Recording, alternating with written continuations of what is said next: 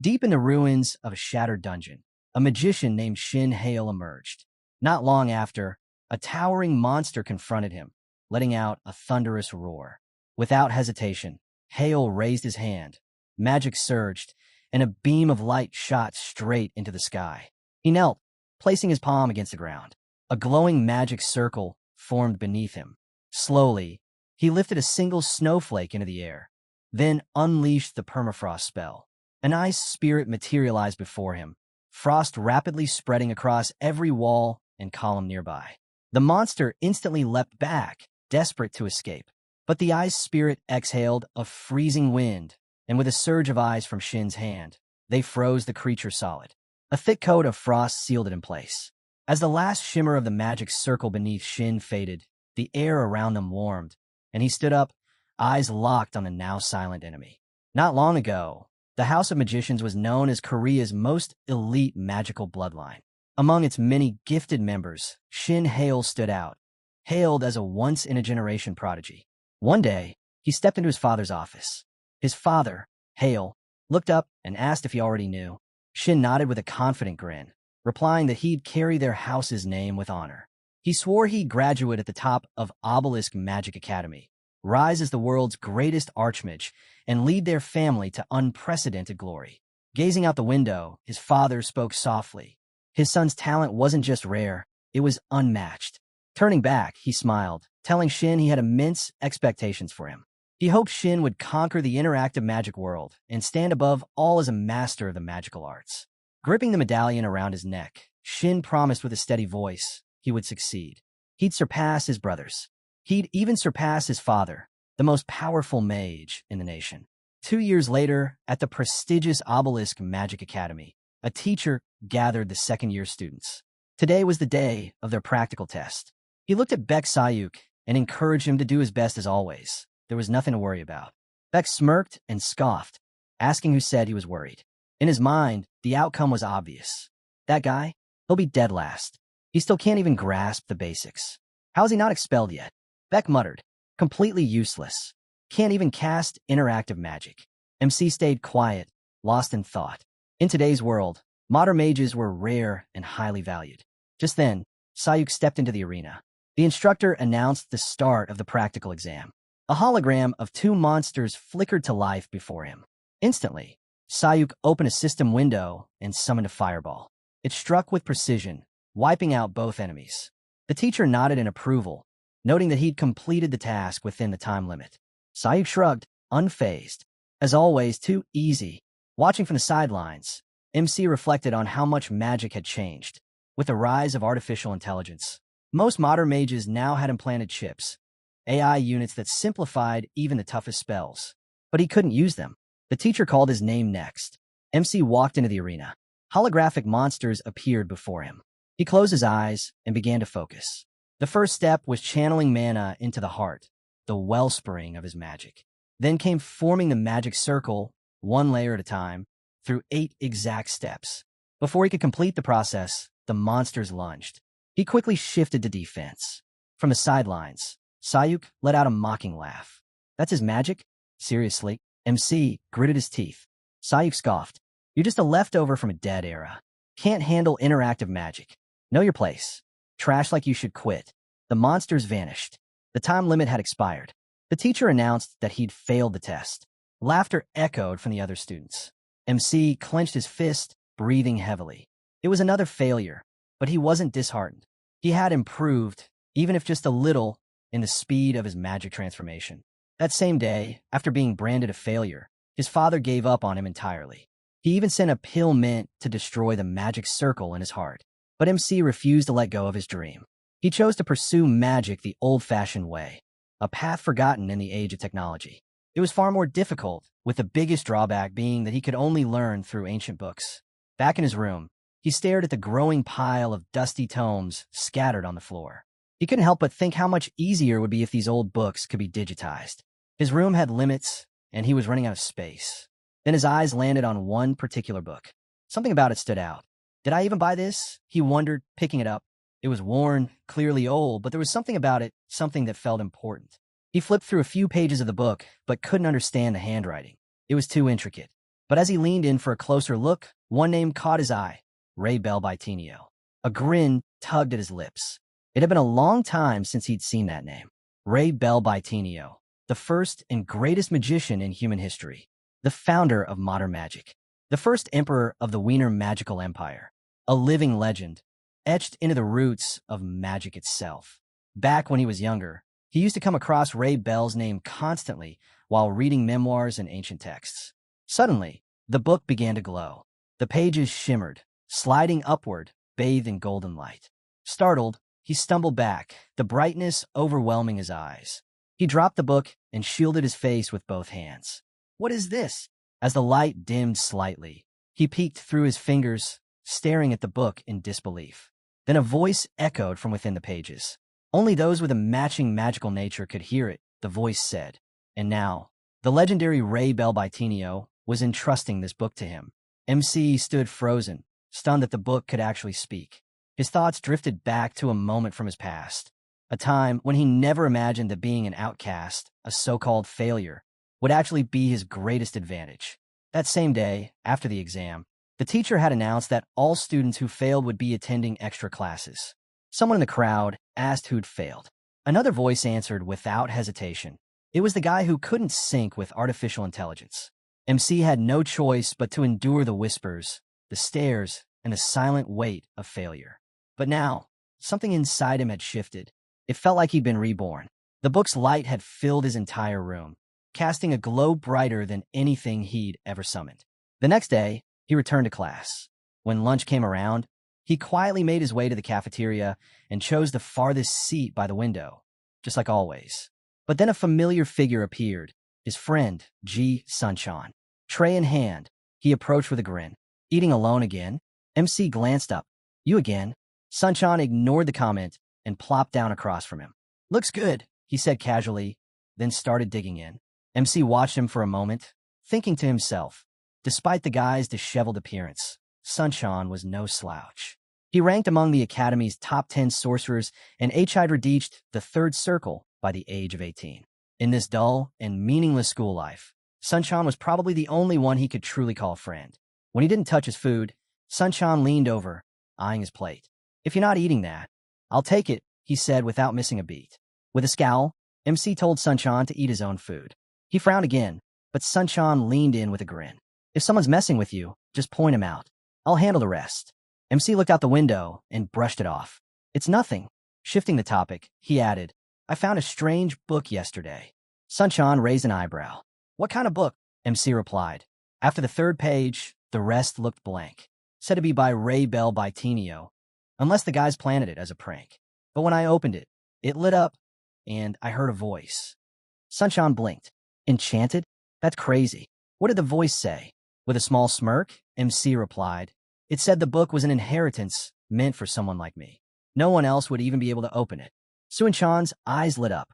"That actually sounds awesome. Maybe I should try opening it." MC's expression turned serious. There was something else written on the last page. He paused, recalling the uneasy feeling from before. It said, to form a magic circle not in the heart, but in the brain. Sunshine immediately sat up. "All right, now that's not funny. A magic circle in the brain? Are they trying to get you killed? Give me the book. I'll check it out myself." After class, they returned to the dorms and headed straight to MC's room. MC handed him the book. "So, it only opens if the person's like the original owner, Ray Belbytenio?" Sunshine asked. MC nodded. "That's what it said. Go ahead and try." Sunshine gave it a shot. He pulled at the cover, pushed it, tried different angles, but nothing worked. The book didn't even budge. With a sigh, he handed it back. "Nope, nothing. It's like it's sealed shut." Scratching his head, Sunshine muttered, "This thing's weird. All right, forget it. I'm heading out. Get some rest, man." He waved and left the room. MC sat down and opened the book again, flipping to a page with strange drawings. He frowned. This page had been blank before. Now, glowing letters began to appear. Ray Bell's voice echoed once more. "So, you're trying to create magic circles in your heart. That's the standard method for most mages." MC narrowed his eyes. "Wait, are you saying that method is wrong?" Suddenly, the book lifted off the ground, glowing brightly. MC took a step back, uneasy. A voice rang out from within. "If you accept my will and are ready to become my disciple, Your first task is to destroy the magic circle in your heart and recreate it in your brain. Only then may you open this book again." The light vanished, and the book dropped to the floor with a thud. MC stared at it, stunned. This is going way too far for a prank. He clenched his fist, mind racing. The idea of creating a magic circle in the brain, it wasn't just absurd. It was deadly. Mana flowing through the brain could cause a complete mental collapse, even death. This is suicide, he thought, struggling to stay calm. He shoved the book aside and collapsed onto his bed, staring at the ceiling. Who in their right mind would go through with this? The next day, he walked into his teacher's office, the book tucked under his arm. The teacher looked up. "Something wrong?" MC handed him the book. "Can you take a look at this?" The man inspected the cover, running a hand over its surface. "An old manuscript? It definitely has that ancient aura about it. What exactly do you want me to do?" "I just want to know if it's sealed with magic or anything," MC said. "It won't open." The teacher raised an eyebrow. "Why do you think that?" "There's been weird talk going around." "Rumors," he replied. The teacher sighed. "You're spending too much time listening to nonsense. Focus on your studies." Still, he agreed to check. Placing his palm on the book, he focused for a moment before pulling away. "There's no trace of magic here," he said. "Let go of the fairy tales and concentrate on your work." MC thanked him and left, disappointed. He'd hoped for something, but not even Sunshine, nor now his teacher, could open the book. But then, as he walked down the hall, a faint smile crept onto his face. That meant it was real. That evening, he returned to his room. He set the book on the floor and sat in front of it, deep in thought. From his drawer, he pulled out a small bag, the pills his father had given him. Just one would erase the magic circle in his heart forever. He held the bag tightly. He could still hear his father's voice telling him to give up practicing magic, to become a great theorist instead. But that wasn't his path. No matter what, he wasn't giving up on magic. He stared down at the 2 pills trembling in his palm. Clenching his wrist tightly, he muttered to himself, "Stop shaking." He was already living life on the sidelines. What was there left to lose? Gritting his teeth, he swallowed both pills. If I die, then so be it. The pain hit instantly. His body jerked, and he tumbled from the chair. The magic circle tethered to his heart was breaking apart, shattering everything he'd built. This was the end of him as a traditional mage. There was no turning back. He was about to cross a forbidden line, pushing mana into the brain. One life ended here, so another could begin. As the mana surged into the folds of his mind, the searing pain in his chest faded, only to be replaced by something far worse. A mind-splitting agony that felt like it would rip his head apart. He convulsed, consciousness slipping, his thoughts spiraling. Is this death?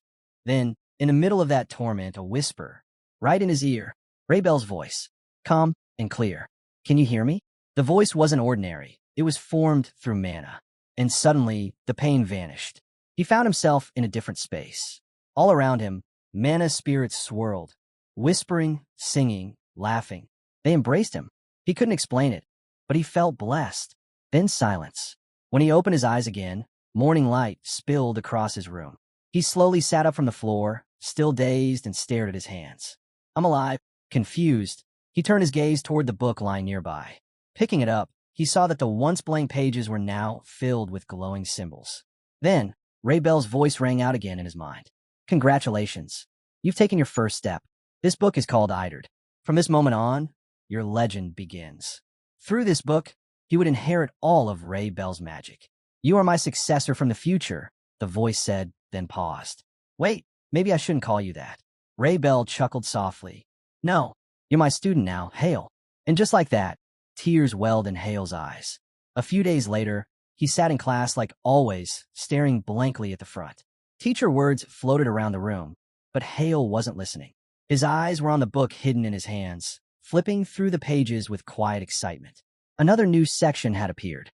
Who would have thought magic could feel like this? Idred was filled with knowledge long forgotten, secrets buried from the world. First, he learned that mana had its own will. That was the real danger. Letting mana into the brain usually led to a violent clash of consciousness, causing permanent damage. That's why it was considered so destructive. But people like them were different. Their mental structure didn't resist mana. Their minds could block out the will of mana, keeping them safe. Hale touched the back of his head thoughtfully. So this is why I couldn't sync with interactive magic. Why I was always rejected by the chip-based system. Just then, Smith's voice cut through his thoughts, grabbing everyone's attention. He addressed the students and reminded the second years about the upcoming midterm exams. But this time, he added something new. A hush fell over the crowd as he continued. Starting this year, anyone who fails the exam will be expelled.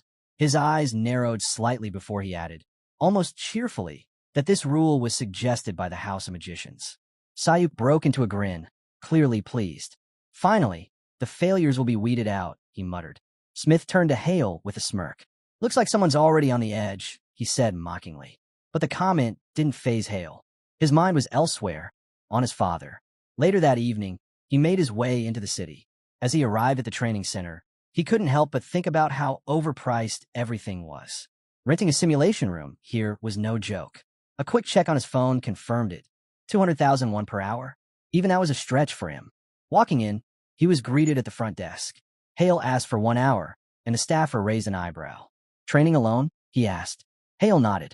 The man handed him a card and told him to head to room 14, offering to show him how the hologram system worked. Hale politely declined. I already know, he said, as Hale disappeared down the hallway. The man watched him go, muttering to himself, Isn't that Shin Hale from the House of Magicians? Born into a powerful family, but can't even use interactive magic.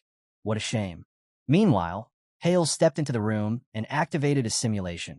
His goal was to take down a pack of wolves. After a quick stretch, he got into position as the wolves materialized, circling him, ready to pounce. He raised his hand. Low-tier beasts or not, 10 at once isn't easy. The Academy's average clear time for this test, 12 minutes and 32 seconds. Now it was time to see what the Eider's technique could do in action. Focusing, he triggered his mana, activating the Circle of Infinity. A wave of magic energy surged before him. The wolves instantly lunged. With a simple motion, a torrent of water burst forth, crashing into them. Seeing the damage he'd done, Hale smiled. This is insane. Was I always this strong? But no, it wasn't the same kind of magic others used. While they relied on circles etched near their hearts, his was different. His circle was in his brain, pushing mana through his entire body. The Infinity Circle was unlocking something buried deep within him. Extending both arms, he summoned another circle. This time, flames erupted outward. His eyes widened in shock. He hadn't expected that. Ray Bell's voice echoed in his mind, telling him not to be surprised. This was just the beginning. He still had a long journey ahead. The Infinity Circle was the foundation of the Baitinio style of magic, allowing him to shape spells just as he pictured them. A vision of his teacher appeared, gently patting him on the head before waving dismissively. This is only the first circle of the Baitinio inner style, the call of the heart. Even so, Hale was thrilled. If he could pull off this level of magic at just the first circle, what more could he achieve? Motivated, he dove back into training. Once he wrapped up, he exited the training center. The receptionist thanked him politely, then made his way to room 14 to tidy up. Curious, he checked the terminal to see how one of the so-called failed geniuses had performed and froze.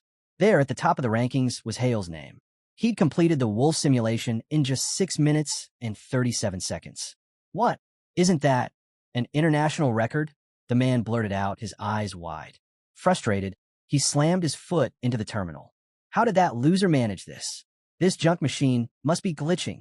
Meanwhile, Hale strolled through the city with a light step, humming to himself. In his mind, a legend was already taking root. Back then, crafting his first circle had been a major challenge. What he read in the book was nothing like the basics he'd studied before.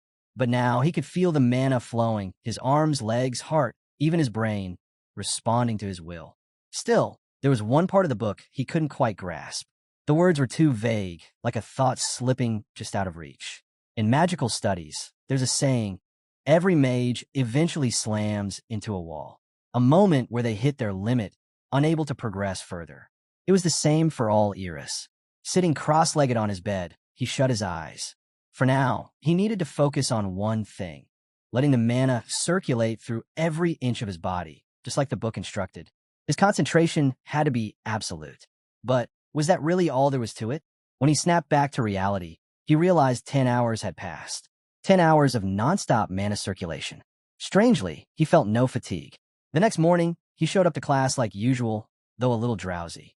Sunshine spotted him, raised his arm, and smacked him hard on the back. You good, man? Hale flinched but didn't respond. All he could think about was maintaining this mana flow every single day. But keeping it going wasn't easy. Still, he was determined to adapt to this circle and master it quickly. After all, when he formed his second mana circle at the age of 12, everyone called him a prodigy. That was the moment his father's expectations began. Right now, he had only one mana circle, and it was in his brain. How could he move beyond that? To grow as a magician, he had to push past the wall of enlightenment. His father once said something to him back when he still believed in him. The ideal is just a set of chains. It's a lie built on human pride, an illusion we convince ourselves is real. That thought stuck with him. As he meditated, remembering those words, something shifted. He could feel it, the mana in his hands, his fingertips, his heart, and his mind. It was moving exactly how he wanted. A flame sparked in his palm. This wasn't perfection. It was imperfection, and in that imperfection, he found something powerful. Freedom. Freedom to imagine, to shape magic with no formulas, no boundaries. Interactive magic may have made spell casting faster, but it forced every spell into a rigid structure. The Vader method, though, it was wild, free-flowing, pure thought. With just his imagination, he formed birds from fire, watching them circle the room. A grin crept across his face. Now, he could mold magic however he pleased. No rules, no limits. He clenched his fist, still smiling. Even though he was using only the first circle and it drained his stamina mercilessly, it didn't matter. What he gained was worth every drop of energy. If he could break through the wall of enlightenment, nothing would stop him. As a new day began, he sat quietly in class. That's when the teacher stepped in and called his name. "You have a visitor. Come with me." He closed his book and followed. "Your father's here to see you," the teacher said as they walked. As they reached the reception room, the teacher knocked. A voice from inside gave them permission to enter. The teacher opened the door. "I brought Hale," he announced. Inside, Shin In-hyuk turned to face his son. Hale greeted him, and with a simple wave of the hand, his father signaled the teacher to leave them alone. Once the door shut, the two sat across from each other. In-hyuk looked at him. "So, you're still attending classes. I take it you didn't accept the pill I sent?" Hale nodded. "That's right. I made some progress in magic lately." His father's expression tightened. "Are you still chasing those pointless dreams?" But Hale met his gaze calm and sure. "I'm going to become the greatest magician of this generation." In-hyuk stared at him in silence for a long moment. Then, with a sigh, he finally spoke. "You've already wasted an entire year. It's time to face the truth." He went on. "No matter how hard you train, even if you achieve something one day, as long as your body can't handle interactive magic, you'll never be a true mage. You still have talent, but stop chasing pointless dreams. Use that talent wisely. Focus on theory. That's the best you can do." But Hale didn't back down. "You told me once I would never give up on magic. I meant it." He rose from the couch. "Living a normal life doesn't suit me, especially not under your shadow." He clenched his fist. "What I want is to lead a house of Maidashin." His father looked at him for a moment before answering. "Becoming a great mage, leading a family of mages, those aren't things you accomplish just because you want them." "I'll prove it," Hale said firmly. "Oh," In-hyuk raised an eyebrow. "And how exactly do you plan to prove it? Barely scraping through exams? Being on the brink of expulsion?" "I'll place in the top 10 on the next test," Hale replied. "If I don't, I'll leave the academy. I'll go study theory, just like you want." Then, with a confident smile, he tapped his chest. "But if I succeed, I want you to acknowledge me as a mage and support me." In-hyuk exhaled deeply and closed his eyes. "Seems like your so-called progress has gone straight to your head." He pulled his cloak over his shoulders, turning to leave. "Just don't let this be all talk." Hale's smile faded. He watched his father walk away in silence. Days passed. Then, one morning, the teacher walked into class and announced that the format for the final exam had been finalized. The room buzzed as students murmured to each other, anxious to know what was coming. "You'll be facing each other one-on-one," the teacher said. "It'll be a tournament-style duel." Hale narrowed his eyes, and Sayuk threw him a smug glance from across the room. The teacher continued. "The matches will take place over 3 days. From the 16th round onward, official observers from the Magic Tower will be present. So give it everything you've got. That's all." Hale clenched his fist, his expression turning serious. "This is it. This is where I prove myself." During the break, the classroom was buzzing. Students huddled in groups, speculating and getting hyped.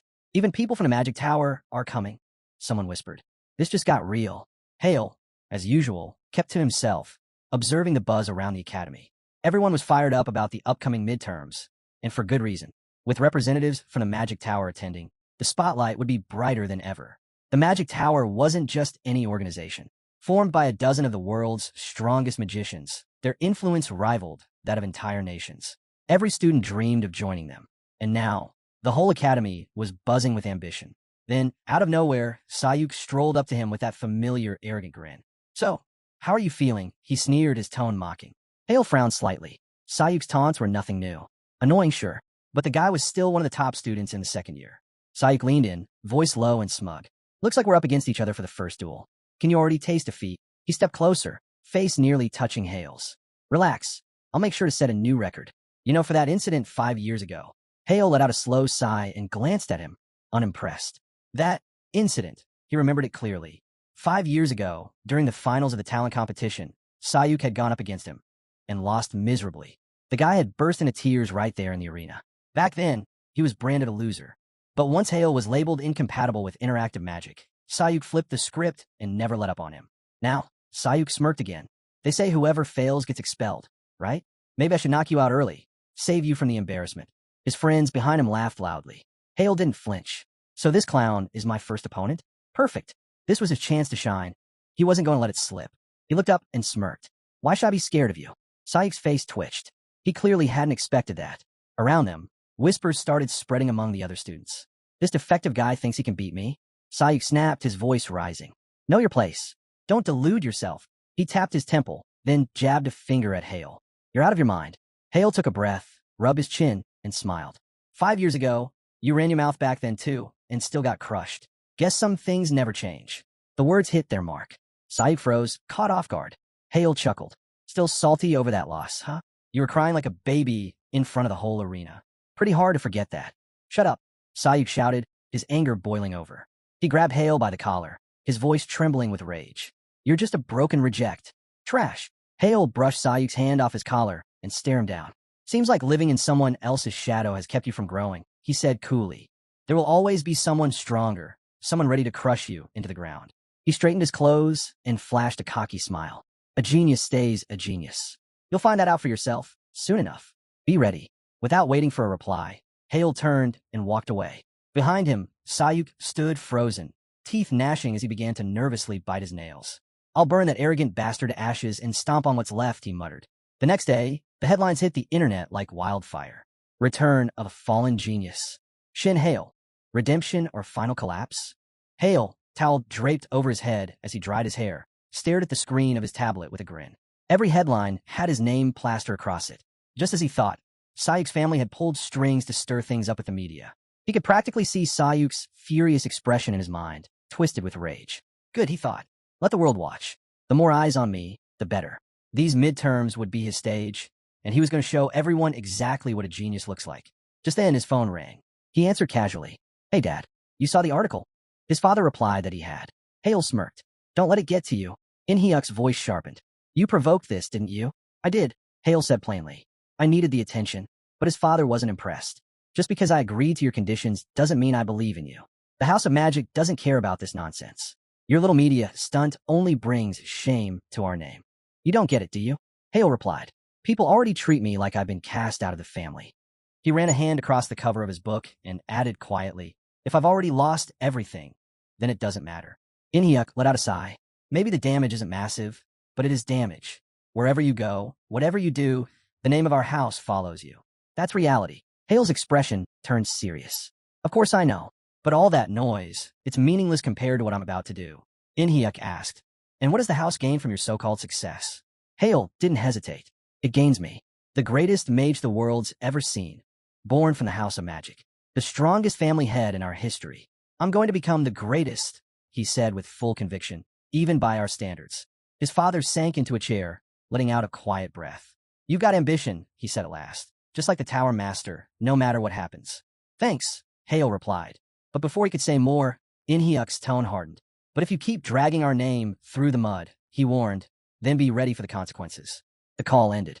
Hale set the phone down on the table, then sat back on the bed. A sly smile formed on his lips. No turning back now. The day of the midterm exam finally arrived. The small stadium buzzed with energy. Spectators and reporters filled the stands, eyes fixed on the arena in the center. Hale stepped out under the open sky, rolling his wrist as he approached the battlefield. Across from him, Sayuk appeared, already wearing a smug grin. "How do you like that article?" he said mockingly. "One day, and boom, your name's everywhere." He chuckled under his breath. "You can't even cast spells right, and yet here you are, putting on a show. It's laughable." Hale smiled back. "The only one who'll be embarrassed here is you." Sayuk blinked, thrown off by the confidence in his voice. "Thanks, though," Hale added, tapping his chest. "You walked straight into my trap. You don't like me? Good. Then this will be a favor for you. I'll finish it quick. Just try not to cry." Sayuk snorted. "You're insane." Unfazed, Hale raised a finger and pointed directly at him. "I only need first circle spells to win this." That caught the crowd's attention. A wave of murmurs rippled through the stands. Meanwhile, Sayuk ground his teeth and bit at his fingernail, eyes twitching. "You dare run your mouth?" The instructor entered the arena, stepping between them. He raised a hand. "The first round of the second-year midterms begins now." The whistle blew. Hale stood firm, a confident grin on his face. Sayuk, already boiling, stepped forward with a snarl. "Die, you broken freak." His eyes lit up with energy, and flames surged from the system window in front of him, fusing into a massive fireball. It screamed toward Hale, but Hale dodged it effortlessly. "So that's his signature. Explosion," he noted. The chip on the back of Sayuk's head glowed, and another spell activated. A third circle one. Explosion again. This time, it hit the center of the arena with force, sending up a column of fire and shaking the ground. The roar echoed, and the stands erupted with camera clicks and gasps. Sayuk grinned. "Guess that's the end of your little act." But then the dust cleared, and there stood Hale, completely untouched. Sayuk's eyes went wide. "What? How? Why are you unharmed?" Panic flickered across his face as he quickly summoned 3 system windows. Without hesitation, he hurled 3 more fireballs straight at Hale. With unwavering focus, Hale raised his hand and calmly conjured a swirling water orb above his palm. In one smooth motion, he waved upward, forming a translucent barrier of water above him just in time to block the incoming fireballs. Sayuk's confidence began to unravel. What's going on? He thought, panic creeping in. His favorite spell, Explosion, had been deflected like it was nothing. While Hale moved gracefully across the arena, enjoying the rhythm of his magic, high above in a VIP chamber, someone watched with quiet intrigue. Kim Kan-jin, the master of the Blue Magic Tower, an 8th circle magician, sat in silence, eyes narrowed as he studied the young mage in the arena. "Strange," he murmured. "It's just first circle magic, yet he's casting it so effortlessly in seconds." A woman standing beside him turned to him with a frown. "I was wondering, why would the tower master himself put off everything just to attend a second-year exam? Did you know something about this kid's magic?" Kim Kan-jin shook his head. "No, I only saw an article, some talk about the return of a so-called genius. I came to see for myself." "So it's just coincidence?" she asked skeptically. "Even so, if word gets out that the Blue Tower Master is here, it's going to stir up a storm." He chuckled. "I'm well aware." As he spoke, he turned to the sound of sliding doors opening behind him. Another figure entered the room. Kim Kan-jin smiled and opened his arms. "You came too." Back in the arena, Hale easily blocked another volley of attacks. He sighed, then deflected the fire spells once more. Sayuk's frustration was boiling over. What the hell is happening? Sayuk thought in disbelief. How is he blocking third circle magic with first circle spells?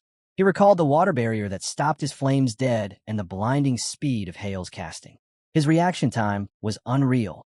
Hale glanced at him and grinned, wondering how I'm so fast. Sayuk flinched. "Shut up," he snapped, eyes wild. "Just die already."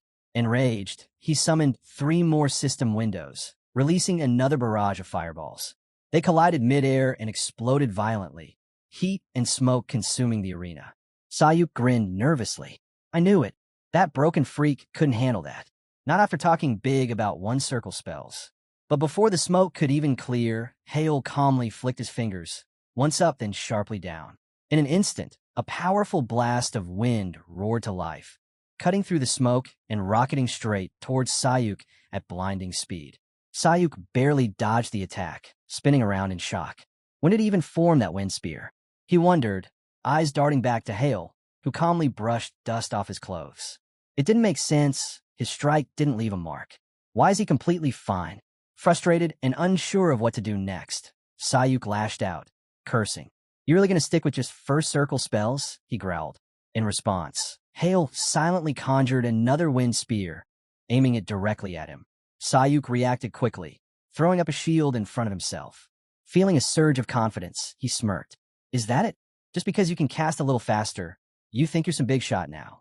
But he hadn't seen the spear forming above. A split second later, it came crashing down, slamming into the ground at his feet and grazing his shoulder. Clutching the wound, he cursed again. When did that thing get behind me? As Hale moved his hand with eerie precision, Sayuk froze. What the hell are you doing now? He barked. From the audience, the VIPs leaned in with curiosity. Hale raised a finger, gathering streams of wind at its tip. You don't get it yet? He said. Let me show you again. The wind formed into a bird, and with a flick, he sent it gliding into the air. The bird circled the arena gracefully, catching Sayuk off guard. That's a wind spear? Since when do spears multiply? It's not supposed to work this way, Hale admitted. But for me, it does. As he finished speaking, 3 more wind birds appeared. Try blocking these, he said casually. All 4 shot forward at once. Sayuk quickly summoned a barrier. 3 of the birds hit it and burst apart. Confident, he grinned. Still just a first circle spell. Easy, but he forgot the 4th. It curved around and slammed into his back. Pain shot through him. One of them changed direction. You can think about the details later, Hale called out. But right now, you can't afford to lose focus. With that, he extended both arms. More birds formed in the air around him. The next wave had begun. Sayuk took several steps back, calculating fast. First, get out of range. You must have a limit. If I stay far enough, these weird attacks can't reach me. A confident smirk spread across his face. MC gave a small nod and said Sayuk had reached a smart conclusion. Bringing his hands together, he stretched them toward the sky. Moments later, a breeze formed above Sayuk. Hidden within it were wind birds. As the current descended, Sayuk grew visibly tense. Then, without warning, one of the birds materialized inches from his face. Kim Kanjin stared, stunned. He's not just fast with his casting. He's merging spells and redirecting them mid-flight. Turning to Inhyuk, he asked, What kind of magic is this? But Hale's father said nothing, eyes locked on his son. As the head of a renowned magician family and an 8th circle wizard, he stayed silent. The woman beside Kim Kanjin chimed in, agreeing. Hale's magic doesn't follow normal rules. It ignores the spell's source code completely. She explained, the source code of a spell is like a blueprint, laying out fixed parameters like radius, speed, limits. For example, the spell Reverse Cutter has a maximum radius of 37.4 meters and travels at 116 kilometers per hour. It can only change its path once after being activated. Go beyond 38 meters, and the spell simply won't hit the target. It's like a rule book. What's written is what works. No exceptions. Because of that, battles between modern wizards are like mental duels. Predicting your opponent and reacting quickly is everything. It's like using fixed skills in a game. Strategy trumps raw power. But Hale? His style completely broke those conventions. Right then, the arena trembled as a wind spear, in the form of a bird, slammed into Sayuk with force, cracking the ground beneath him. Panting, Sayuk sat up and muttered, I can't believe I lost to someone using basic first circle magic. Hale walked up slowly. Thought my spells were weak, didn't you? He said. He crouched across from him, calmly summoned a sphere of water, and held it up. Even a regular pen can be used to kill. Don't you think? Fear crept into Sayuk's face. What is that? First circle water magic, Hale answered simply. Then he guided the stream towards Sayuk's mouth. It filled him, then rose to envelop his entire head. Sayuk began choking. Hale stood up. The Academy's combat uniform has a built-in barrier. The safety zone, he said, looking down at him. But that doesn't help you now, does it? Sayuk collapsed, gasping with his mouth wide open, only to choke as water surged into his lungs. He thrashed, trying to clear it out, while voices from the stands began murmuring, reacting to the brutal scene. After a brief pause, MC turned to the instructor. I think the result's clear enough, he said calmly. Or should I keep going? The instructor immediately blew the whistle. Match over. Shin Hale is the winner. Sayuk was helped to his feet and escorted off the field. Hale followed behind, glancing at his clenched fist. I'd forgotten this feeling, he thought. The feeling of reclaiming who I am as a mage. Incredible. Meanwhile, Kim walked through the hallway, recalling the moment he used his ability to peer into Hale's magic. A supernova? He wondered, his curiosity growing. A wide grin spread across his face, his glowing red eyes narrowing slightly. He needed to know more about Hale. Back at the arena, Sunshine rushed over, beaming with excitement. "That was insane," he cheered, throwing his arms around Hale. "Congrats on the win." Hale looked a little caught off guard. "What kind of training have you been doing behind my back?" Sunshine exclaimed. "That was wild." He flailed his arms, mimicking Hale's moves with exaggerated energy. "You were making wind spears fly like crazy. The way those spells unfolded." Hale chuckled. "You really want to know?" Sunshine leaned in, ear first. Hale leaned closer too, grinning. "It's a secret," he whispered. Later, Hale glanced down at his phone and turned to his friend with a smirk. "Hey, did you see this?" Sunshine looked over. "What is it?" "They interviewed me after the match," Hale replied. "Curious what I said about my magic." The clip played, showing the moment his post-match interview began. The reporter's questions came fast. That instant casting. "How did you do it?" And the way the spear changed direction and shape. "Was it a spell combo?" Hale just smiled at the flood of curiosity. Then, suddenly, Kim Kanjin appeared. "I'll answer that," he said, stepping forward. Hale's eyes widened in surprise. The man introduced himself with a calm confidence. "I saw your match. Very impressive," he said as he stepped closer and gave Hale a light hug.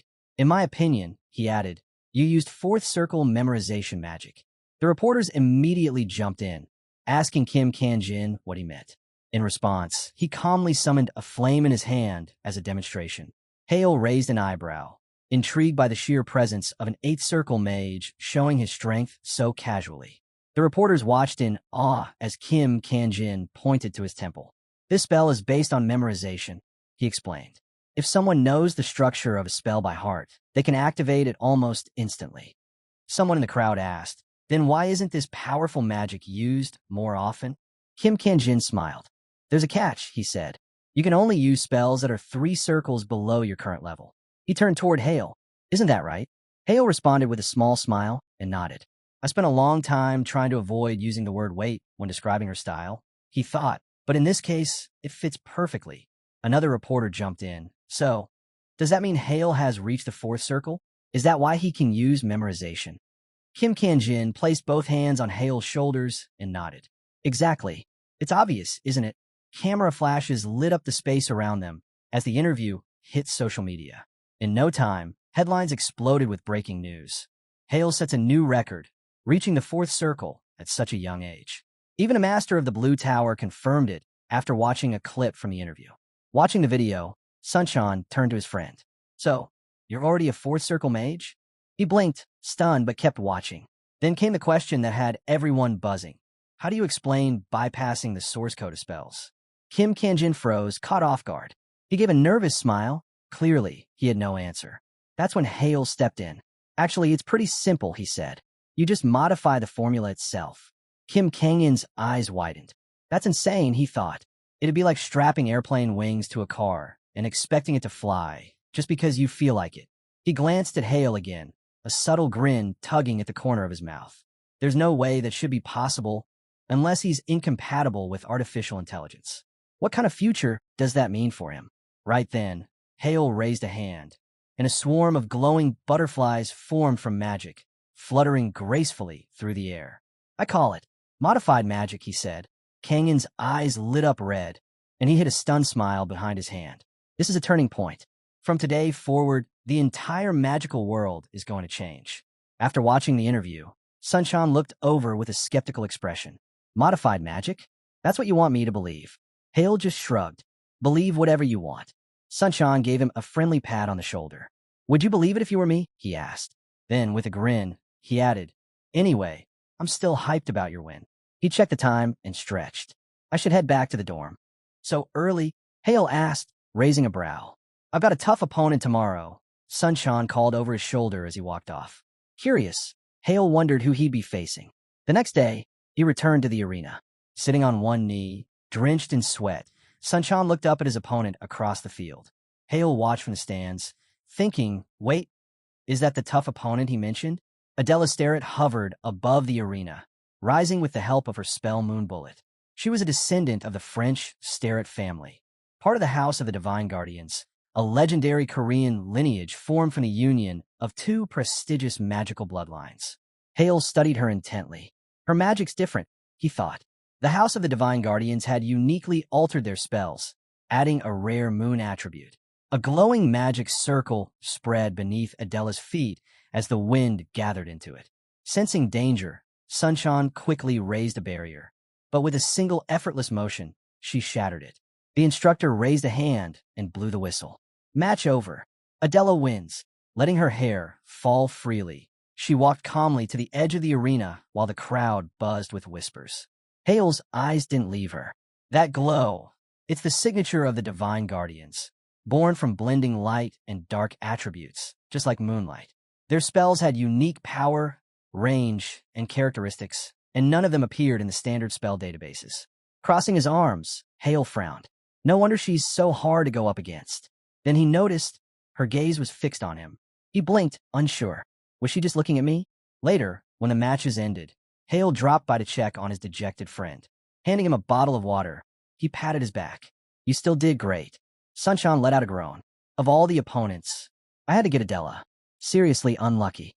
But he managed a small smile. At least I won my second match. Hale nodded in agreement, and Sunshine sighed. So that means your next opponent is her. Before he could even finish the sentence, Adela appeared behind them. Sunshine, she said coolly, you did well. That was a great match. He laughed nervously, scratching the back of his head. Thanks. I learned a lot. Then Adela turned her gaze to Hale, sharp and dismissive. He met her eyes without flinching. So, she said, you think you become a real wizard now. Her voice was cold. I hope you'll help me remember why I even came to this academy. They had history. The House of Magicians and the House of Divine Guardians had deep ties, which meant Hale and Adela had seen each other often at formal gatherings. If their relationship could be summed up in one word, it would be rivals. Adela had even left her studies in France just to enroll at Obelisk and defeat him. But when Hale was labeled incompatible with interactive magic, she cut all contact. In her eyes, he'd become trash. The rival she longed to surpass had simply vanished. Hale gave a smirk. Don't count on me being much of a challenge. Adela turned on her heel. We'll see soon enough, she said and walked off. Sunshine glanced at Hale, clearly uneasy. You okay with this? Hale blinked. What do you mean? Are you seriously asking me that? Sunshine blurted out. Your next opponent is Adela Starrett. That stopped Hale in his tracks. Wait, what? The next day, the stadium buzzed with anticipation. Adela stood on the field, calmly warming up her wrist. The instructor checked his watch. In the stands, a student muttered. Where is he? Maybe he ran off. Guess all that modified magic talk was just for show. Yeah, another chimed in. He knew he couldn't beat Adela. That's why he chickened out. The instructor exhaled and shook his head. Time's up. According to the rules, Adela Starrett wins by default. But just then, wait. Hale's voice rang out across the stadium as he sprinted into the arena, adjusting his uniform.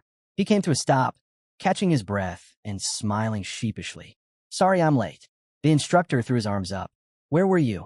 But realizing it didn't matter anymore, he waved dismissively. Forget it. No break for you. You're being punished for showing up late. The instructor gave the signal. Both of you, take your positions. Hale focused, centering himself, while Adela folded her fingers, eyeing him. So, why were you late? With his eyes closed, Hale answered calmly. Nothing special. Then, in one fluid motion, he waved his hand, activating Infinity Circle. Just had a few things to prepare. Adela narrowed her eyes. Prepare? For this fight? Well, he said, opening his eyes and smiling slightly. You're strong. Wouldn't make sense to come in unprepared, right? I promise, it'll be a good match. Adela studied him carefully. Is he saying something changed since yesterday? She could feel it. The Hale standing before her now wasn't the same one from the day before. Could this be his real potential? Hale raised his hand toward her.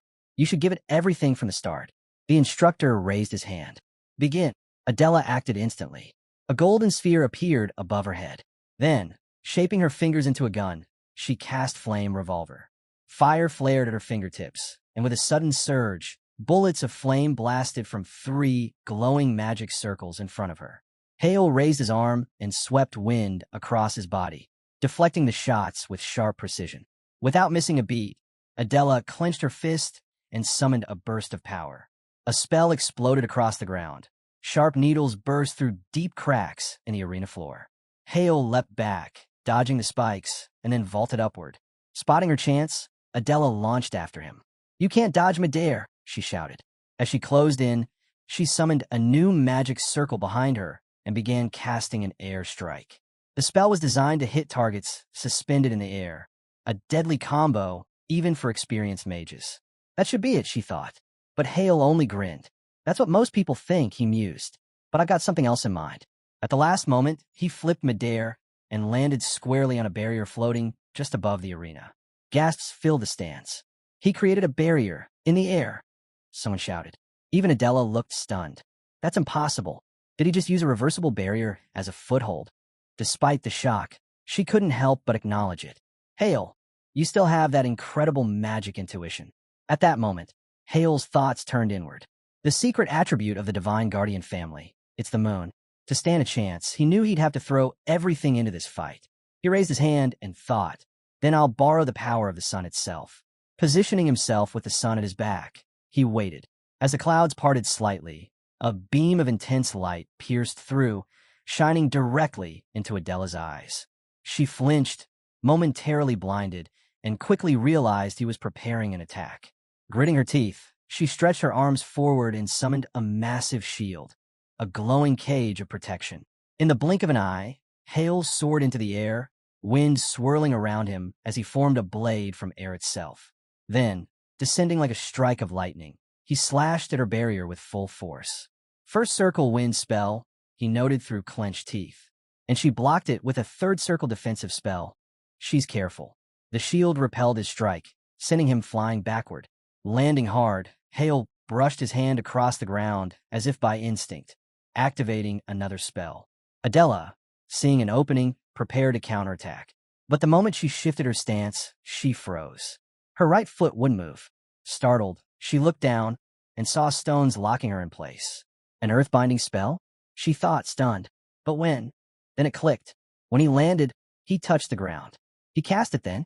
That fast. I couldn't even follow. As she scrambled to raise a shield in front of herself, Hale was already circling to her side, his movements fluid. With a smooth gesture, he conjured a glowing magic sphere above his palm. Adela quickly shattered the stones around her ankle, freeing herself, but she was a second too late. Hale had already summoned 3 more projectiles. They shimmered, shifting into the shapes of dolphins made of pure energy. With a flick of his finger, they shot forward. She threw up another barrier. The dolphins slammed into it, hard but didn't break through. Adela allowed herself a small smile. "Maybe this won't be as hard as I thought." She recalled Kim Kangen's explanation of memorization magic. If Hale really is a fourth circle mage, then he should only be able to use first circle spells. A confident grin spread across her face. "There's no way he can beat me with that level of magic alone." But in her focus, she never noticed the birds drifting behind her, silent, hidden in the sunlight. A wind spear dropped from above, fast and sharp. It slammed into the ground just behind her. Adela was caught completely off guard. She had no idea when he'd managed to cast that spell. Maybe he'd hidden a modified version of the air spear in her blind spot, using the sun to his advantage. The blow was strong enough to knock the wind out of her, sending her crashing to the ground. As her opponent walked toward her, he remarked that it had been so long, she must have forgotten exactly who she was dealing with. He said her name, and she scowled in frustration. Elsewhere, Kim Kangen's assistant was analyzing the battle. He noted how the guy's combat instincts were beyond anything they had anticipated. Every move, from the delayed strike to the well-timed dodge and the simultaneous casting of Earthbind, it all seemed meticulously planned. He dodged in midair, forcing Adela into a reactive strike. Then he used the barrier as a springboard to launch himself higher, positioning his back to the sun, making it harder for her to track his movements. In that blinding moment, he recalled a complex spell from memory and triggered it, summoning wind spears the instant he landed. He used the airflow to divert her attention, while at the same time, he cast Earthbind under the guise of a simple landing. Just as she shifted to avoid the sun's glare, a preset wind spear hit her squarely from behind. After breaking down the sequence of the battle, he turned to Inhyuk with a confident grin, calling himself the strongest first circle mage, a title he'd only recently earned, but one that now seemed fitting. In didn't respond to the remark. Instead, he simply said, "Watch closely." By then, Adela was back on her feet, locking eyes with her opponent. In observed his son and admitted, despite the advantage, he hadn't been able to land a finishing blow. The fight wasn't over yet. Adela hadn't played her trump card. Placing her hand over her chest, Adela praised him. It was impressive, almost nostalgic. But now she was done holding back. From here on, she'd fight for real. Her actions confirmed her words. The MC widened his stance, grounding himself as he sensed her power shift. Everything around her began to glow. He knew immediately. This was moon attribute magic, unique to the Divine Guardian family. A halo formed above Adela, depicting every phase of the moon, while the ground beneath her cracked open. The blinding light made him shield his face. Each moon phase started releasing streams of magic. At that moment, In stood from his seat. Kim Kanjin asked if he was leaving already, but In just replied, "It's over. There's nothing left to see." Suddenly, startled voices erupted from the crowd. Both of them turned toward the stands. The Tower Master's assistant muttered in disbelief, "This can't be." Kim Kanjin let out a nervous chuckle, while Sunchan just gaped, speechless. Adela froze, eyes wide, whispering impossible. Behind Hale, a glowing magic circle flared into existence. He extended his hand, casting Flame Volcano. His opponent gasped, "That's second circle magic." Hale smiled confidently and replied, "Sorry for being late. I needed time to prepare." Adela narrowed her eyes. But memorization only lets you use first circle spells. "Did you jump all the way to the fifth circle?" He gave no answer, just a knowing smile. His thoughts drifted back to the night before. Alone in his dorm, he had stared at the strange book, knowing full well that first circle magic wouldn't cut it against someone like Adela. Not only was her magic superior, even his fighting style didn't match up. Originally, he planned to challenge her only once he'd grown stronger. He flipped through the book's pages, thinking if I can pull this off, I might just stand a chance. The instructions were simple. Pour mana into the formula, and the formula would reveal a new layer of reality. He was intrigued. What did that mean exactly? Steeling himself, he reached for the book, pushing past his hesitation. As his hand neared the page, sparks crackled and golden light surged out. He shielded his eyes, recognizing that glow. It's happening again. The light intensified, engulfing everything, until he vanished from the room completely. When he opened his eyes, he was somewhere else, a small space packed with books from floor to ceiling. He scanned the room, confused. "Where am I?" That's when a voice called out from behind. A girl greeted him. "Welcome to the page of the first trial." She introduced herself as Alpha, the guide of this trial. He didn't understand at first. What trial? But Alpha walked closer and said this was the beginning. Everything hidden within this page would now unfold. Then it hit him. He remembered the magic circle printed in the book and blurted out, "Wait, there's a trial inside the book? This isn't some teleportation spell. This is an actual space inside it." The idea thrilled him. He grinned. Alpha nodded and explained this was a test, to examine his intentions as a chosen receiver. The full details would be given at the start of the challenge. If he passed, the next section, pages 18 to 31, would unlock, revealing the secrets of second circle magic. Hale rubbed his chin, trying to make sense of it all. So, to unlock the next circle of magic, he had to complete this trial. Alpha asked if he was ready to begin. With a confident look, he told her he was more than ready. She gave a slight bow and replied that she understood. Then, lifting into the air, she began to fade, her body breaking into glowing fragments. With a smile, she announced the start of the test as she vanished. Watching her disappear into shimmering particles, Hale was stunned. She looked completely human, but clearly she wasn't. She was some kind of magical construct. Then, a calm male voice echoed through the room, explaining the details of the trial. Hale recognized it instantly. It was his teacher. A glowing crystal appeared in his palm, and the voice identified it as an elemental, a gem filled with unstable, chaotic mana from various natural elements. His task? Bring order to the mana within. Hale stared at the gem, thinking over the challenge. Elemental stones were notoriously difficult to work with. The four basic elements inside were jumbled together, creating pure chaos. Sorting them out wasn't simple. It was like trying to separate grains of sand, salt, sugar, and pepper all mixed into one bowl. This wasn't just about power. It required precision. Only someone well-versed in the mind technique could manage it. But the idea of it fascinated him. The complexity, the challenge, it lit a spark in him. With a grin, he began. Activating the mind technique, Hale peered into the gem. He could see the four mana types swirling inside like a storm. Slowly, carefully, he created channels to separate them. Every ounce of strength and focus went into keeping the flow steady. Bit by bit, the elements started shifting into different parts of the gem, but the effort was overwhelming. The moment his control slipped, a shockwave burst out, flinging him backward into a bookshelf. Gritting his teeth, he realized that even the smallest fluctuation could trigger another blast. He had to be flawless. The mana was so thoroughly tangled that even seeing a path forward felt impossible. But Hale wasn't about to give up. He had an idea. No matter how long it took, he'd see it through. Again and again, he focused, separated, restarted.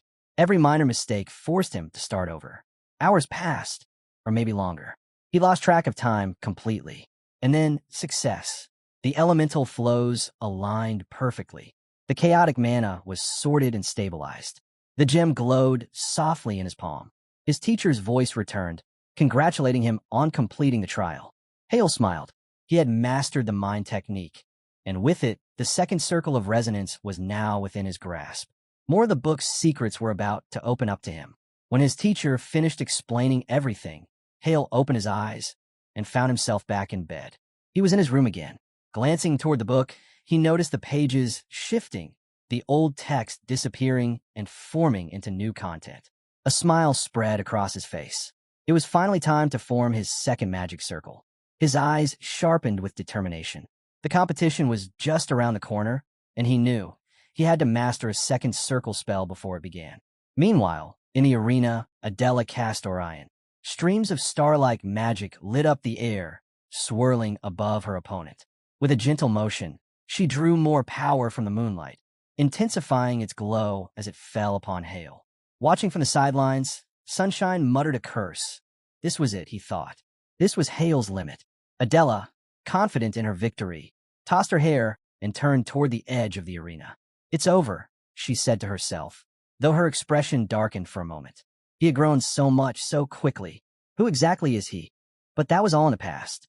The genius she had once pursued no longer existed. She was ready to walk away, until something fell off. She stopped. A strange sound echoed behind her.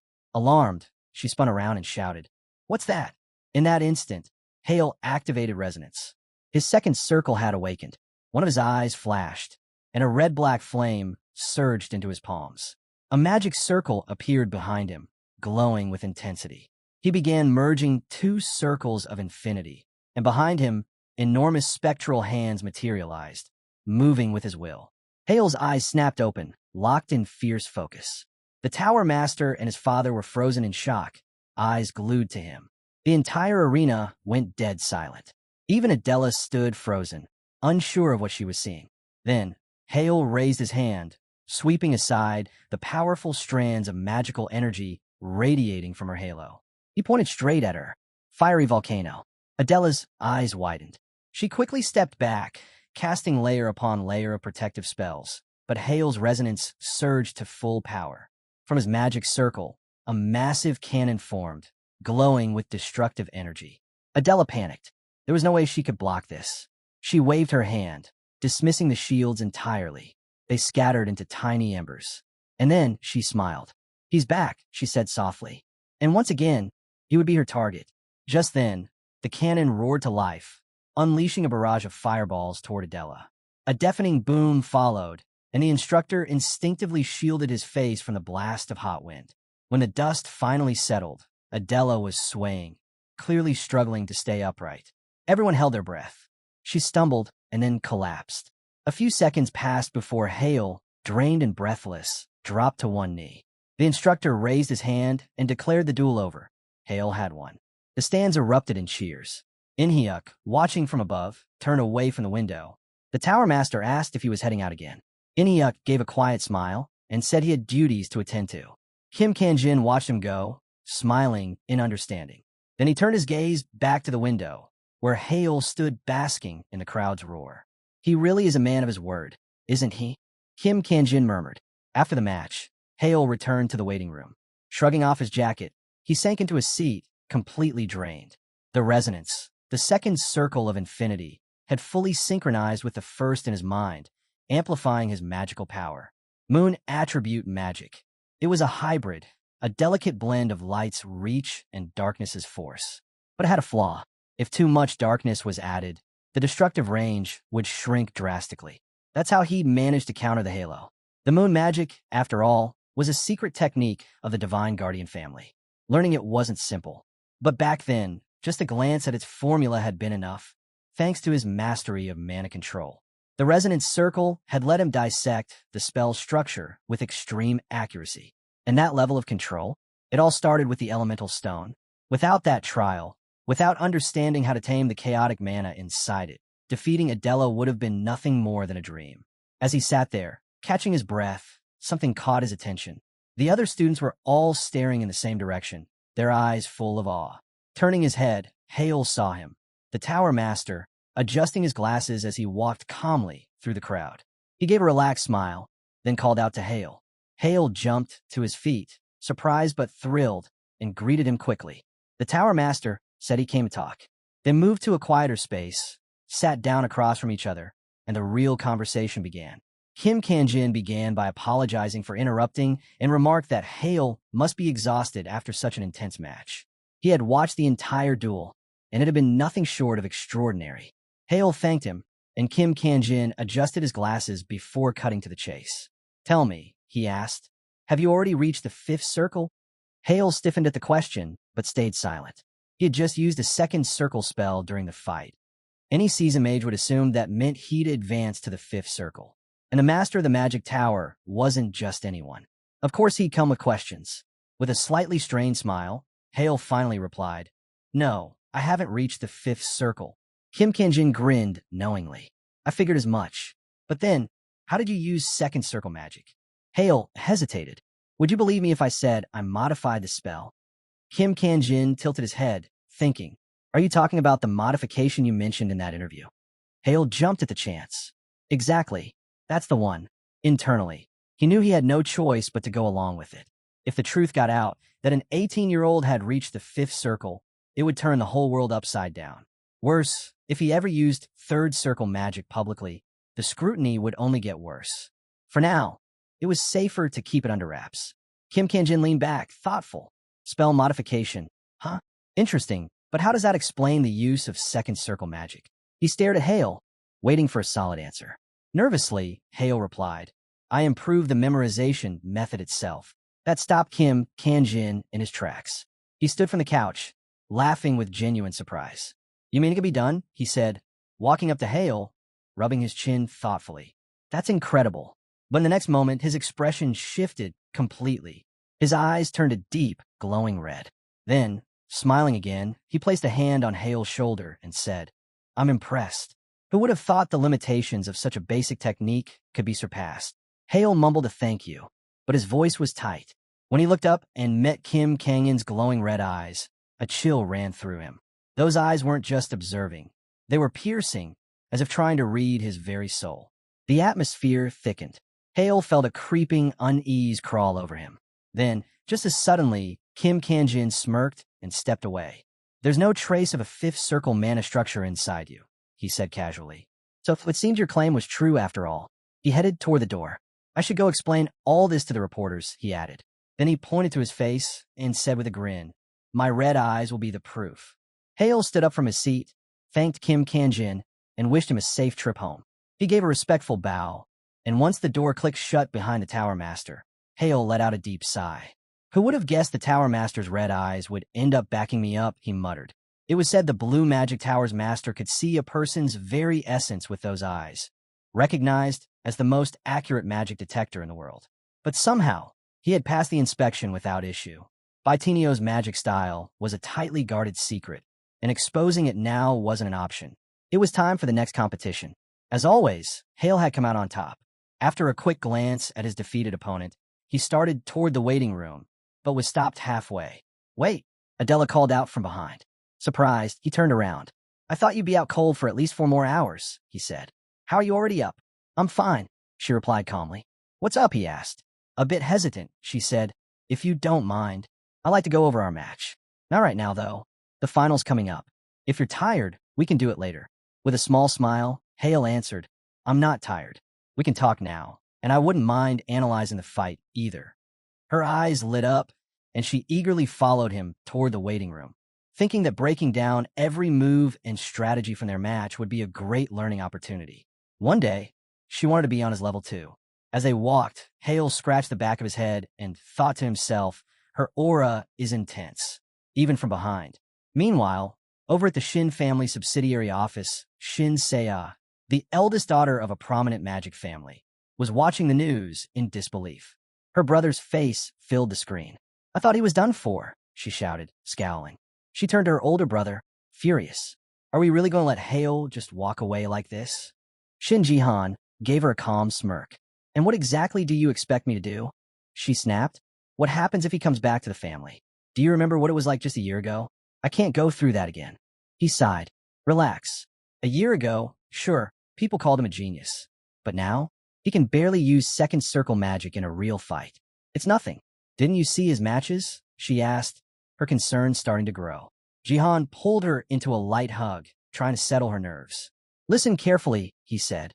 "His opponents, so far, just regular students, barely touched the third circle. Even if he took on a rookie at the fourth circle, they'd still hold their own. But he's got a fatal flaw," he added. "He's completely unfit for interactive magic. Even if he's found a workaround or dug up some old, obscure technique, his level's nowhere near what you'd expect from a real fourth circle mage." Seiya felt a twinge of guilt for not noticing sooner, but she didn't let it show. Calmly, she said she had been thinking the same thing. No matter what he did, he was still just crawling in the dirt. "Trash stays trash," she muttered under her breath, chewing her nail with nervous energy. Then she voiced the real fear gnawing at her. "What if he somehow threatens my position as the heir?" Jihan looked at her, then suddenly crushed his coffee cup with a burst of magic. "Then we'll deal with him."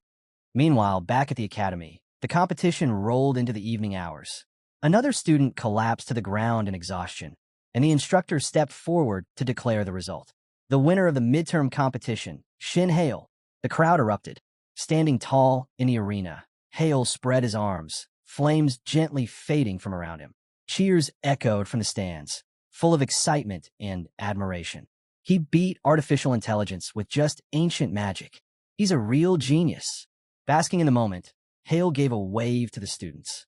But then, someone dashed into the arena, his friend, shouting at the top of his lungs, "You're the best." Reaching him, he grabbed Hale by the shoulders and shook him with joy. "Now everyone knows how strong you really are." Okay, calm down," Hale said with a laugh. Just then, a group of students approached from behind, though their expressions were far less cheerful. One of them muttered, "Without his ancient tricks, he's nothing." Ignoring the tension, their instructor walked up and congratulated Hale with a proud smile. "As your homeroom teacher, I'm proud of you." Sunchan chuckled and said, "Then how about throwing a party to celebrate your star student?" Hale sighed. "Please don't start." But the man waved him off. "Come on, I insist. You deserve it." Sunchan grinned and threw an arm around him, pumping a fist in the air. "All right, everyone, get ready for a party." Just as quickly, Hale slipped away and said awkwardly, "Actually, I can't. I've got an important meeting." Sunchan froze, disappointed. "What? You're ditching your own celebration?" Hale winked. "Sorry, it really is important."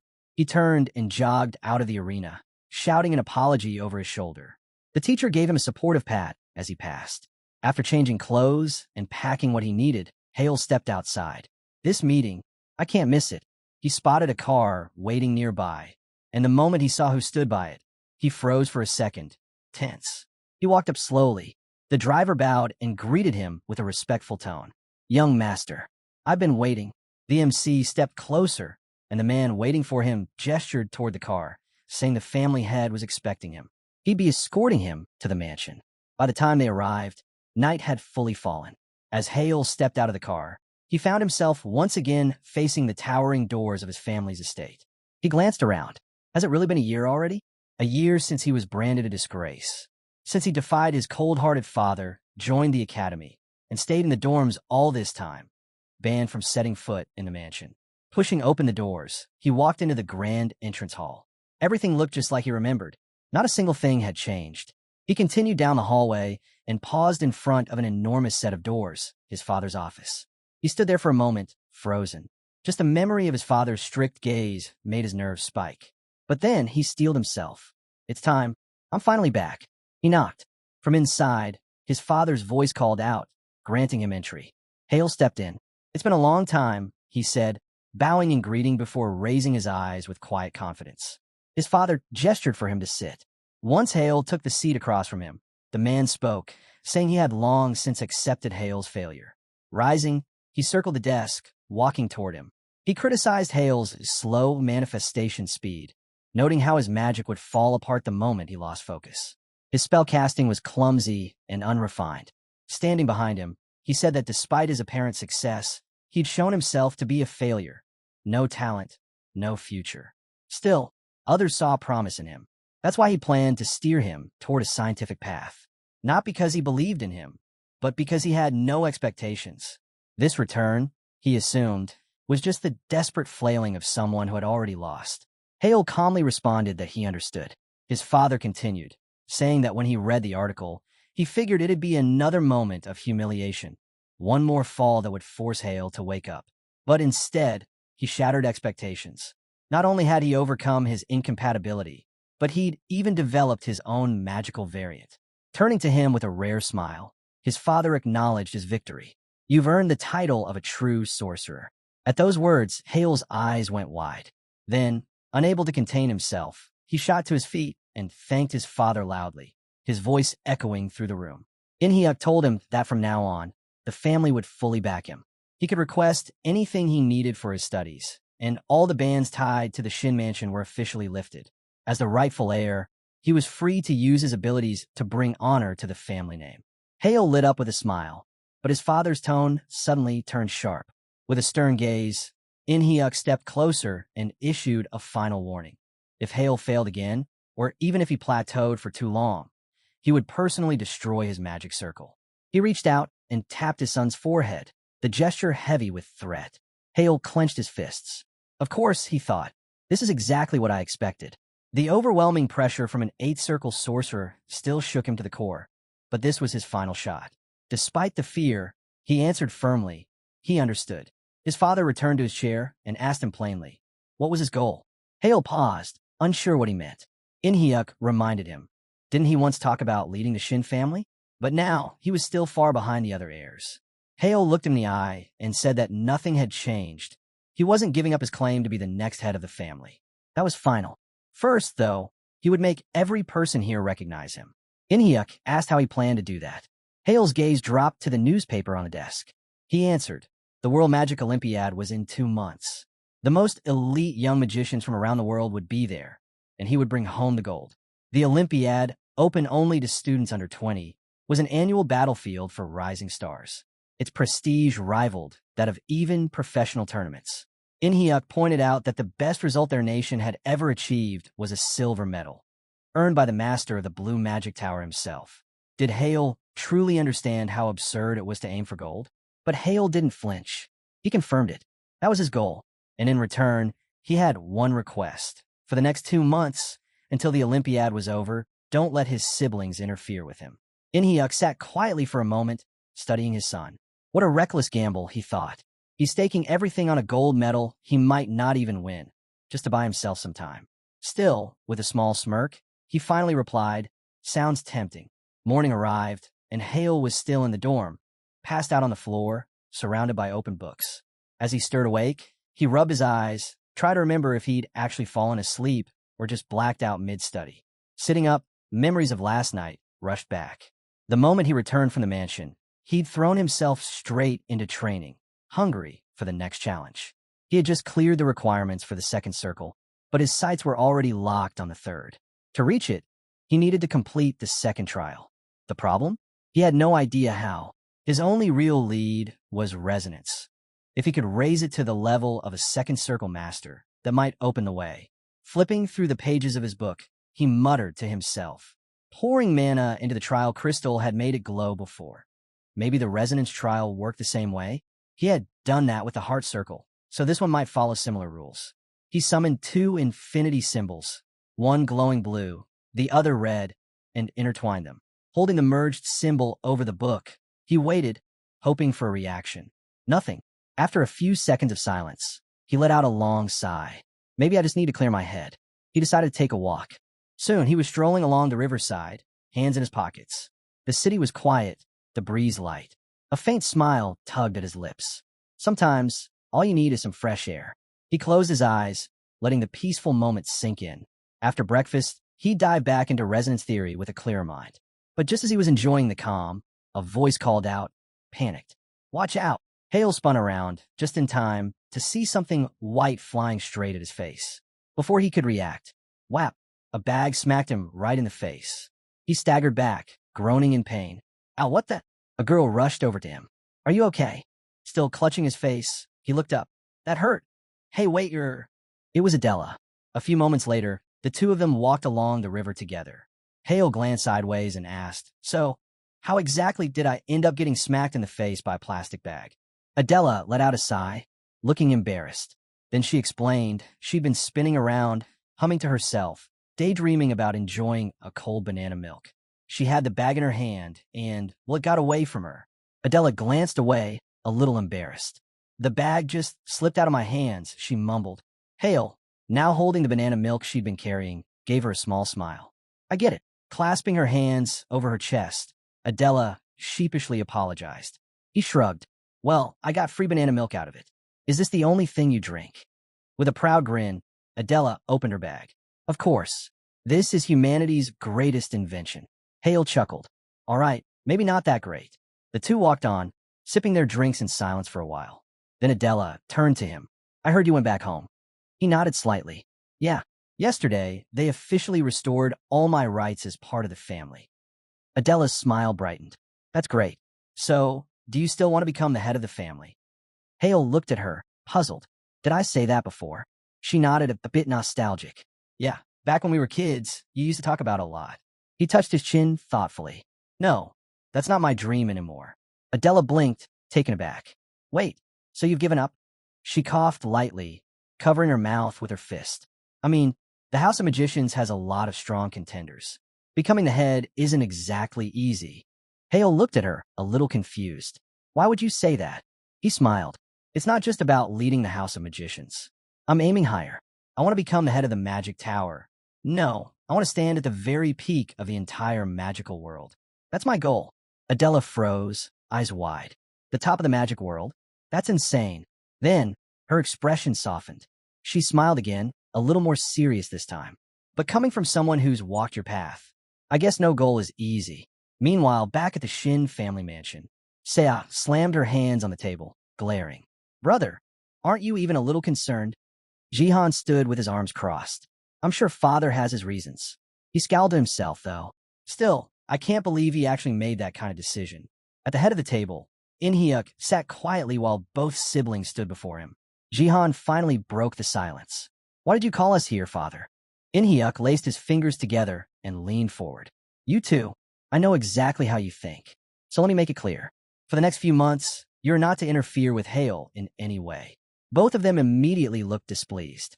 Sea shouted, What? What? Jihan smirked. Is there some special reason for this? In-hyuk's expression darkened as he spoke. You both should know by now, Hale has been officially reinstated as a member of the Mage House. His tone was firm. His standing may be low. He's been away from family matters for over a year. It'll take time for him to readjust. Sea and Jihan listened in silence, both visibly irritated, fists clenched at their sides. In-hyuk narrowed his eyes. You're probably thinking about putting pressure on him, trying to block him from making a move for the head position. Am I right? Jihan didn't respond. Then, with a forced smile, he replied, Understood, father. Anything else? In-hyuk stood and walked over to the window. Without turning around, he said, No, that's all. You two must be tired. Go get some rest. As they stepped out of the office, Sea spun around and shouted, Big brother, why didn't you even say anything? She stared at him, confused, but Jihan just rubbed his face in frustration. What difference would it make? He wouldn't listen. Jihan knew why Minhyuk and Minji hadn't been summoned. They never showed interest in the family head position. That made sense. But Hale? After a year of absence? And now they were supposed to leave him alone, just like that? It didn't add up. Their father must have told him to compensate for lost time somehow. But still, protecting him like this? That kind of leeway was only given to the younger kids under 16 who hadn't received their AI chips yet.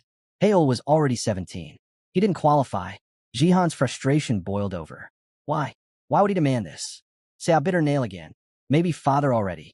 No, Jihan cut her off. Definitely not. Hale hasn't done enough for father to bet on him like that. Say, I yelled. Then what is this all about? Does father see potential in him again, or what? Jihan's mind flashed back to what he heard about the tournament. Maybe he's just curious about that strange magic Hale's developed. Or maybe Hale struck some kind of deal. A deal. Saya echoed, frowning. But what could he even offer? She clutched her head in frustration and screamed. Ugh, this is infuriating. Now I'll have to recall all the people I planted to keep tabs on him. Jihan gave a half-hearted wave. Yeah, probably. Unless you want them gutted by the shadows.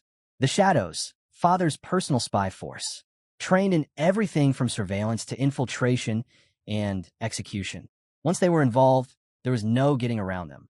As Jihan headed for the door, hands stuffed in his pockets, he casually said, Oh, and I've already pulled back the observers. Sayao blinked. Wait, then what are you planning to do next? Jihan turned to her, a smirk playing on his lips. I'll move first. You rarely get involved directly anyway, and I'm not about to sit idle for 2 months. If Hale had made some kind of deal with her father, that meant things could get messy. He'd need backup, and the Black Magic Tower might be exactly what he needed. Sometime later, at the Obelisk Academy, the classroom buzzed with a midterm energy. The teacher clapped his hands and smiled. All right, everyone passed the midterms. Nice work. Give yourselves a round of applause. A moment later, he looked toward one student in particular. I'm especially proud of the top scorer, Shin Hale. Hale stood from his seat and made his way to the front. The teacher beamed. Among all the students your age, I can confidently say you're the best in the country. Well done. Thank you, Hale replied with a slight nod. The teacher continued. Now that you're in first place, how about holding that spot until the World Olympiad? Ever thought of competing? Hale smiled. That's exactly what I'm aiming for. Murmurs broke out around the classroom. A guy in the back leaned over and whispered, Did you hear that? He learned a few tricks, and now he thinks he's a big deal. 2 months, another scoffed. Let him dream. He'll crash and burn soon enough. Bet he'll be a washed-up nobody in a week. Hale returned to his seat, unfazed. Later, in the hallway, Sunshine stretched with a groan. Finally, it's over. 8 theory classes, pure torture. Hale walked by and gave him a wink. Well, starting tomorrow, it's all practice, right? Sunshine slung his bag over his shoulder. Yeah, but it's going to be just as intense. Hale gave him a friendly jab in the chest. Good. I could use a bit of physical activity. Sunshine dropped to his knees, dramatically folding his hands. Are you sure you're a magician? Hale sighed, looking down at him. Clearly, you're out of shape. Sunshine got back up, face scrunched. You want to talk? Aren't you a magician too? He coughed. Right. Not weak with magic anymore. Hale waved him off. Then stop complaining and work on your weaknesses. Sunshine clenched his fists. Fine. I'll bulk up and beat you one day. Hale chuckled. Is that so? Well, how about we grab some food first, then hit the gym? Sunshine gave him a confused look, brows furrowed. Wait, seriously? What kind of face was that? The protagonist asked. Sunshine took a step back. It's not that I don't want to, he said. I'm just not feeling great today. Hale crossed his arms and cut him off. Spit out. If you're not going to say it straight, then forget it. Sunshine rested his hands on the protagonist's shoulders. Fine, I'll be honest, he said. I don't hate training. I just don't like training with you. That clear enough? Hale frowned. Then why are you even here? Sunshine sighed and lowered his head. Because you're scary. Everyone thinks so. Later, in the Obelisk Academy training hall, the protagonist was lifting a heavy barbell while the others stared in disbelief. His strength stunned the room. Hale, doing squats nearby, was deep in thought. What's up with Sunshine? All he did was try to remind him how important training is. Someone nearby pointed and asked, Who even is that? Is a human really lifting that? Another chimed in, rubbing his chin. Isn't that Shin Hale? Second-year champion. After finishing his set, the protagonist wiped his face with a towel. He reflected to himself. He'd been so focused on mastering the weightless energy style that he'd completely overlooked physical training. Now he felt weak. Taking a sip of water, Hale remembered what Eider once said. The circle of infinity flows through the entire body. Strengthening the body strengthens the circle. They work together. The protagonist stepped onto a treadmill, thinking if he trained both physically and magically, he could build the body he always wanted. Before long, he was headed to the tower for monster training. The pumas circled him, hissing with fiery eyes. As they lunged, Hale summoned a magic circle and sent them soaring into the air. The beasts charged again. He crouched just in time. Focusing his energy, he shouted, "Fiery volcano," and leapt aside as the pumas froze mid-attack. Then they vanished. A voice called out, "Shin Hale. Monster training complete. Result perfect. Highest score." He smiled and thanked the teacher. Later, sitting on a bench, he stared at his hand. Thanks to the infinity circles, he thought, my physical strength's gone up by at least 50%. Once I hit the third circle, he clenched his fist. I'll push the infinity circles as far as they can go.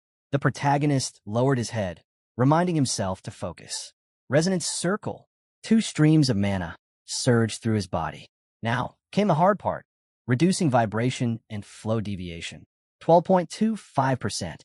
For 0.63%, stabilize. He shifted his focus to the Heart's Call circle. Aligned by 8.9%, steady, energy pulsed through him, flowing evenly. Hale concentrated a bit longer, then finally lifted his head and let out a tired sigh. 99% synced, he thought. Still missing that last percent, no matter what I do. But he had to master the second circle. He clenched his fist, determined. He would make it happen. Sometime later, he was out running, earbuds in, music pumping. As he rounded a corner, a figure blocked his path. The man lunged. Hale dodged instantly. "Who the hell are you?" he asked. A hooded figure in a black mask stepped forward. "Sayuk," Hale said, recognizing him immediately. Sayuk launched another attack, but Hale dodged again. "TC, squirming like a rat," Sayuk muttered. Hale calmly placed his earbuds on the ground. "It's the weekend. Shouldn't you be heading home?" Sayuk sneered. "Oh, it's not that I don't want to. It's that I can't, right?" Hale stood up, smirking. "Let me guess, probation? That why you're stuck here?" Sayuk snapped. "Shut your mouth before I shut it for you." Hale just laughed. "Didn't you used to hide behind your dad's name? Now look at you. Too ashamed to face your own family? Got nowhere to go." Enraged, Sayuk's magic flared. He hurled a wave of fire toward him. "Shut up, you trash," he shouted. Eyes wide, Hale backed up. "Wait, is this idiot really casting magic in public over a few words?" Sayuk leapt at him, yelling again. Hale caught his wrist mid-air, his grip tight. "Wah!" Sayuk froze in fear as Hale kicked up, sending him flying. With one swift move, Hale pinned him down using his legs. "Get off me, you idiot!" Sayuk shouted. Even this mess, it's still a good chance to test myself, Hale thought. Moments later, black cars screeched to a halt. Officers poured out, restraining Sayuk as he yelled, "Let me go. I need to teach that punk a lesson." "Calm down," one officer said. "You can explain later. Come with us." Hale stood nearby, speaking to the inspector. "He tried to hit me with combat magic. There's a security camera right there. It probably caught everything. Hard to believe he actually used magic in public." The inspector nodded. "We'll release the report at the academy tomorrow. It's late. Head back to your room." As the staff forced Sayuk into the car, Hale watched from the side, thinking, just let him keep spiraling. Later, the academy hallways buzzed with students. A new penalty report had been posted on the wall. Beck Sayuk docked 10 points for attempting to use combat magic off campus. Someone nearby muttered, "Did you hear? He really tried to cast combat magic on the street." "Seriously? And he only got 10 points off? That's it. Why didn't they suspend him?" Hale turned away, thinking to himself, just a 10-point deduction. Huh? Not that surprising. The Beck family had deep ties to the academy. They donated a massive amount in the past. Naturally, the school wasn't about to jeopardize that relationship. A slap on the wrist was all he'd ever get. Still, Hale thought as he walked through the corridor, he's probably going to be drowning in lectures at home for a while. Outside, Sayuk stood with his phone pressed tightly to his ear. His father's furious voice echoed so loudly, it could have been on speaker. "You stupid rat. Please, father, forgive me," Sayuk stammered. "I told you to keep your head down until graduation. Was that so hard? No, if our family loses rank because of this, it'll be your fault. Do you understand?" "Yes. I'm sorry." He pulled the phone away, glaring at the screen. The contact read money bag. With a disgusted look, he hissed, "Ugh, freaking leech." Enraged, he hurled the phone at a nearby pillar, clenched his jaw, and growled through his teeth. Shin Hale, he shouted louder. Shin Hale, that damn Shin Hale, that insufferable smug. He kicked the phone across the ground, still fuming. It's all because of him, that worthless trash. Suddenly, a voice sounded behind him, light and calm. My, that heart of yours looks pretty twisted by jealousy. Sayuk froze and turned around. Instructor Smith? Smith stood smiling, arms casually open. It's perfectly fine to love or to hate. Everyone gets to choose. He stepped closer. But Sayuk, don't you want revenge? Sayuk stared at him, unsure. Smith's tone shifted. Then go take it. On Shin Hale. After some time had passed, the protagonist sat quietly in his room, eyes fixed on his phone screen. He figured back, Sayuk must have already faced consequences. Well, that only worked in his favor. Just then, a message from his father popped up. Apparently, a deal had been struck with the Beck family. In return for ignoring the incident, they'd hand over shares equal to 3% of the profits from their magic stone mines. His father added, he's a good kid. If he needs anything, just let him ask. The protagonist figured the Beck family was desperate to secure an official title. That meant maintaining solid ties, not just with the academy, but also with powerful families like theirs. They had no choice but to go to such lengths. After all, the person involved was him, the rightful heir of the House of Magicians. No doubt they'd do whatever it took to bury the issue. And 3% of those mining profits was no small offering. It was a clear example of how much weight an official title carried. A title symbolized status and recognition. The Divine Guardian family held the title of mystical, and the Wei family bore the title of mysterious. Titles set families apart. As for Beck Sayuk, he'd now been disowned by his own family over the recent events. With his current abilities, he posed no real threat. The protagonist closed the message, picked up a book, and said to himself, since that's dealt with, it's time to stop playing Santa and handing out favors. Time to get back to work on the residence project. Later on, security personnel in suits began appearing around the academy. The protagonist, Hale, glanced around and thought, looks like they've stepped up security after everything that happened. Suddenly, someone called out to him, Shin Hale. He turned to see Instructor Smith approaching. Smith gave a slight smirk. Ah, yes. He studied Hale's calm expression, then said, I noticed something. You don't seem to like me very much. Hale smiled. Yeah, that's not at all. Smith gave a knowing smile. It's okay. I get it. I was tough on you, but it was always for your own good. Don't take it the wrong way, all right? Hale furrowed his brow, a bit confused. Okay, he replied, thinking, why is he bringing this up now? Then Smith asked, what do you say we start fresh? He extended his hand. Hale hesitated. I don't think that's necessary. Thanks, though. Suddenly, a dark energy surged around him. He stiffened, thoughts racing. What is this strange sensation? Instructor Smith, though a bit late, finally spoke up. He congratulated Hale on taking first place in the midterm exams, extending his hand with a smile. He wished him continued success. Hale clenched his jaw, a flicker of confusion in his mind. Smith was clearly radiating mana. He narrowed his eyes, sensing the heavy, sinister energy pouring off the man. Could it be? Is this really happening? That ominous feeling. This isn't normal. Is he connected to the Black Magic Tower? Hale froze, eyes widening.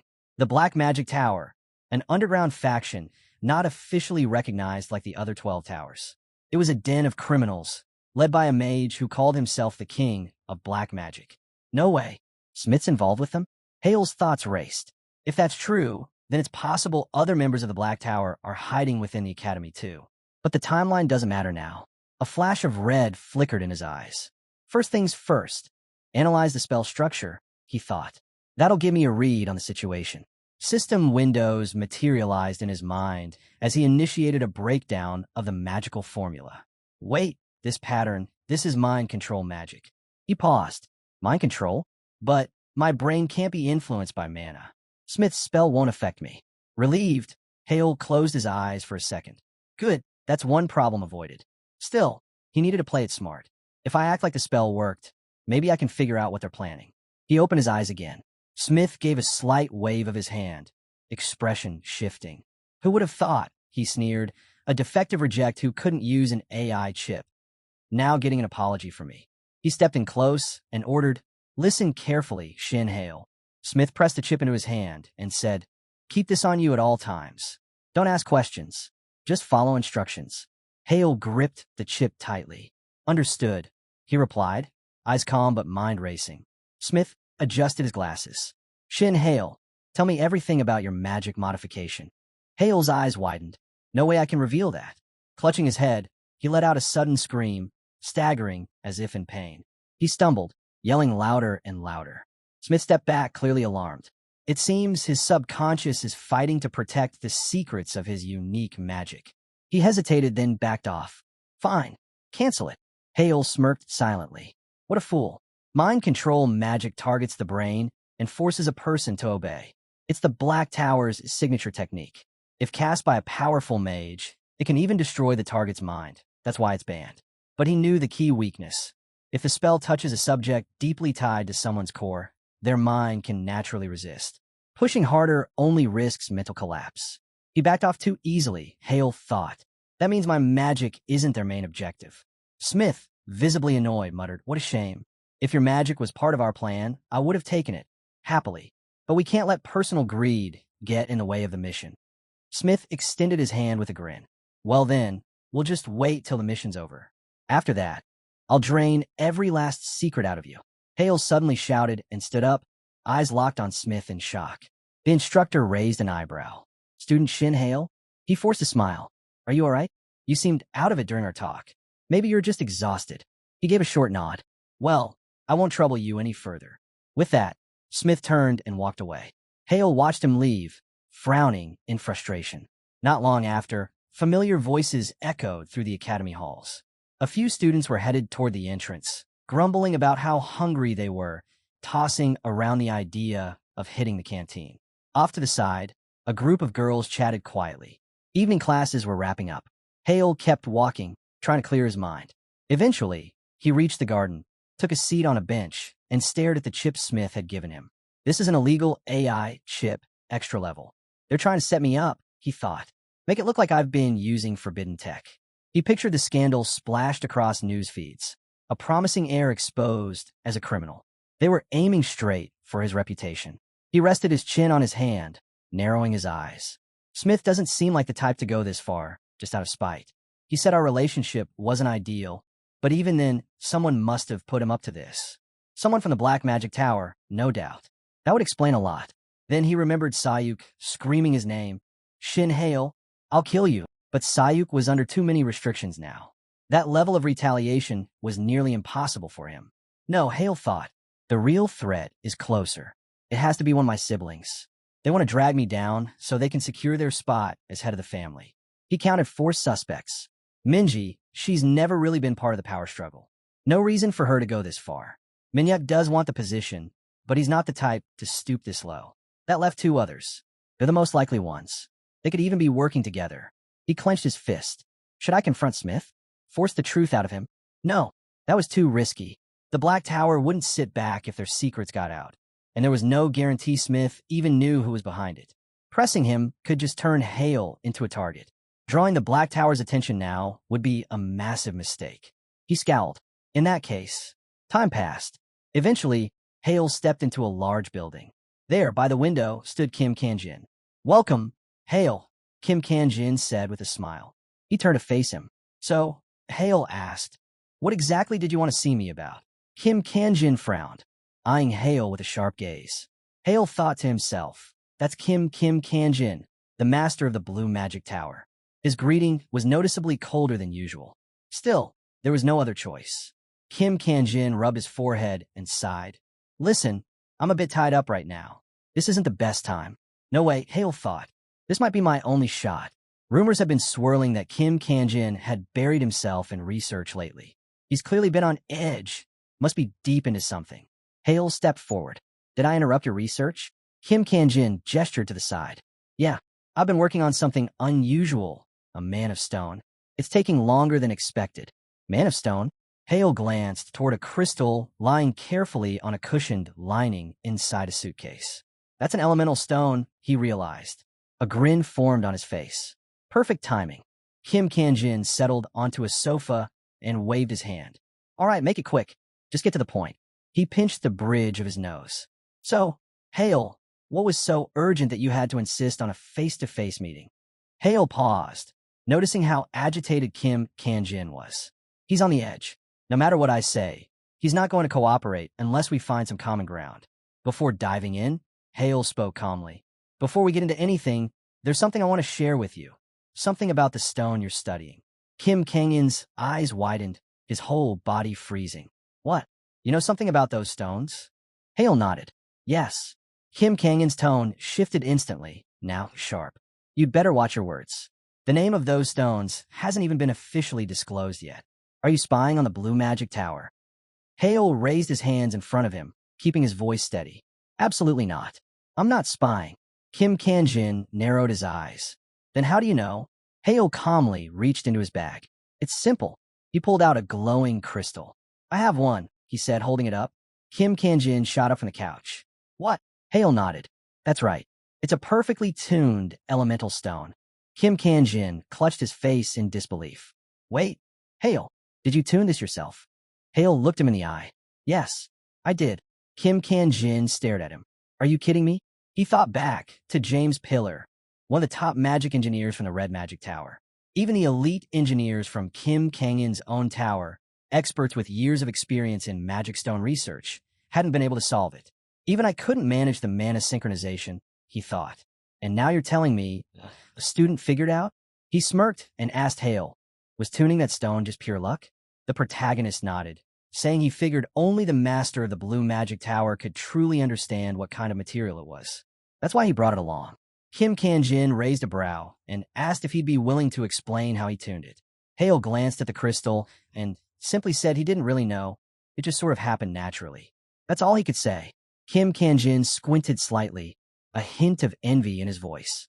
So he got the stone by luck, and tuned it by luck too? Seems like fortune's favorite. Hale just laughed it off. Kim Kanjin leaned on the table. All right, he said. Every magician has the right to keep his own secrets. He shut his eyes, raised his hands, and added, I won't press any further. Hale thanked him. Kim Kanjin then pointed to the crystal. Mind if I take a closer look? The protagonist gave a nod. Go ahead. Slipping on his gloves, Kim Kanjin examined the stone. This is perfectly attuned, a mana stone aligned with all four elements. He handed it back to Hale. So you brought this for? Hale confirmed. He brought it to craft an artifact. Kim Kanjin removed his gloves and thought for a moment. An artifact, huh? What kind? Something to wear? Jewelry? A weapon maybe? The protagonist replied, anything that could enhance elemental magic would do. Kim Kanjin nodded. Got it. But stones of this level need equally rare materials. It's going to cost you. A lot. You sure you're ready for that? Then, with a dramatic wave of his hands, he exclaimed, Forgive me. He's a proud heir of a mage's house. After all, he joked about sending the bill straight to Hale's father. But Hale shook his head and put a finger to his lips. Let's keep this for my family, he said seriously. Kim Kanjin chuckled. Ah, so that's how it is. You're a crafty one.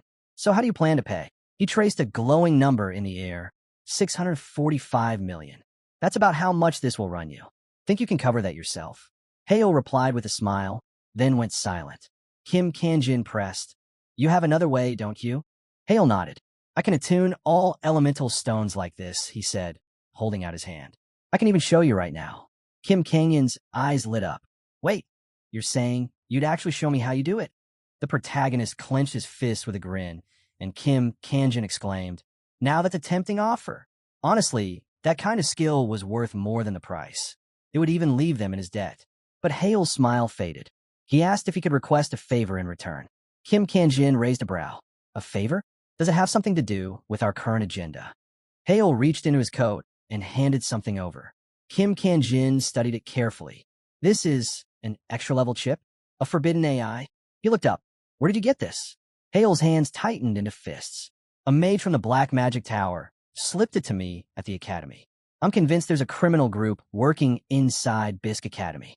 He looked straight at Kim Kanjin. Please, help me take him down. Later, after everything was discussed, Hale stepped out of the car, leaned toward the window, and said, Thanks for the ride. Take care. Kim's secretary gave a nod. See you around. As she drove off, Hale watched her go for a moment before heading upstairs. He dropped onto his bed with a sigh. I'm exhausted. Still, he couldn't help but smile. Who would have thought Kim Kanjin was researching elemental stones? Thanks to that, he He was getting his hands on an artifact that even his own father wouldn't know existed. His thoughts drifted to Sayuk, furious, shouting he'd never forgive Hale. Originally, Hale planned to use the 3% share he'd received from the Beck family as a bargaining chip.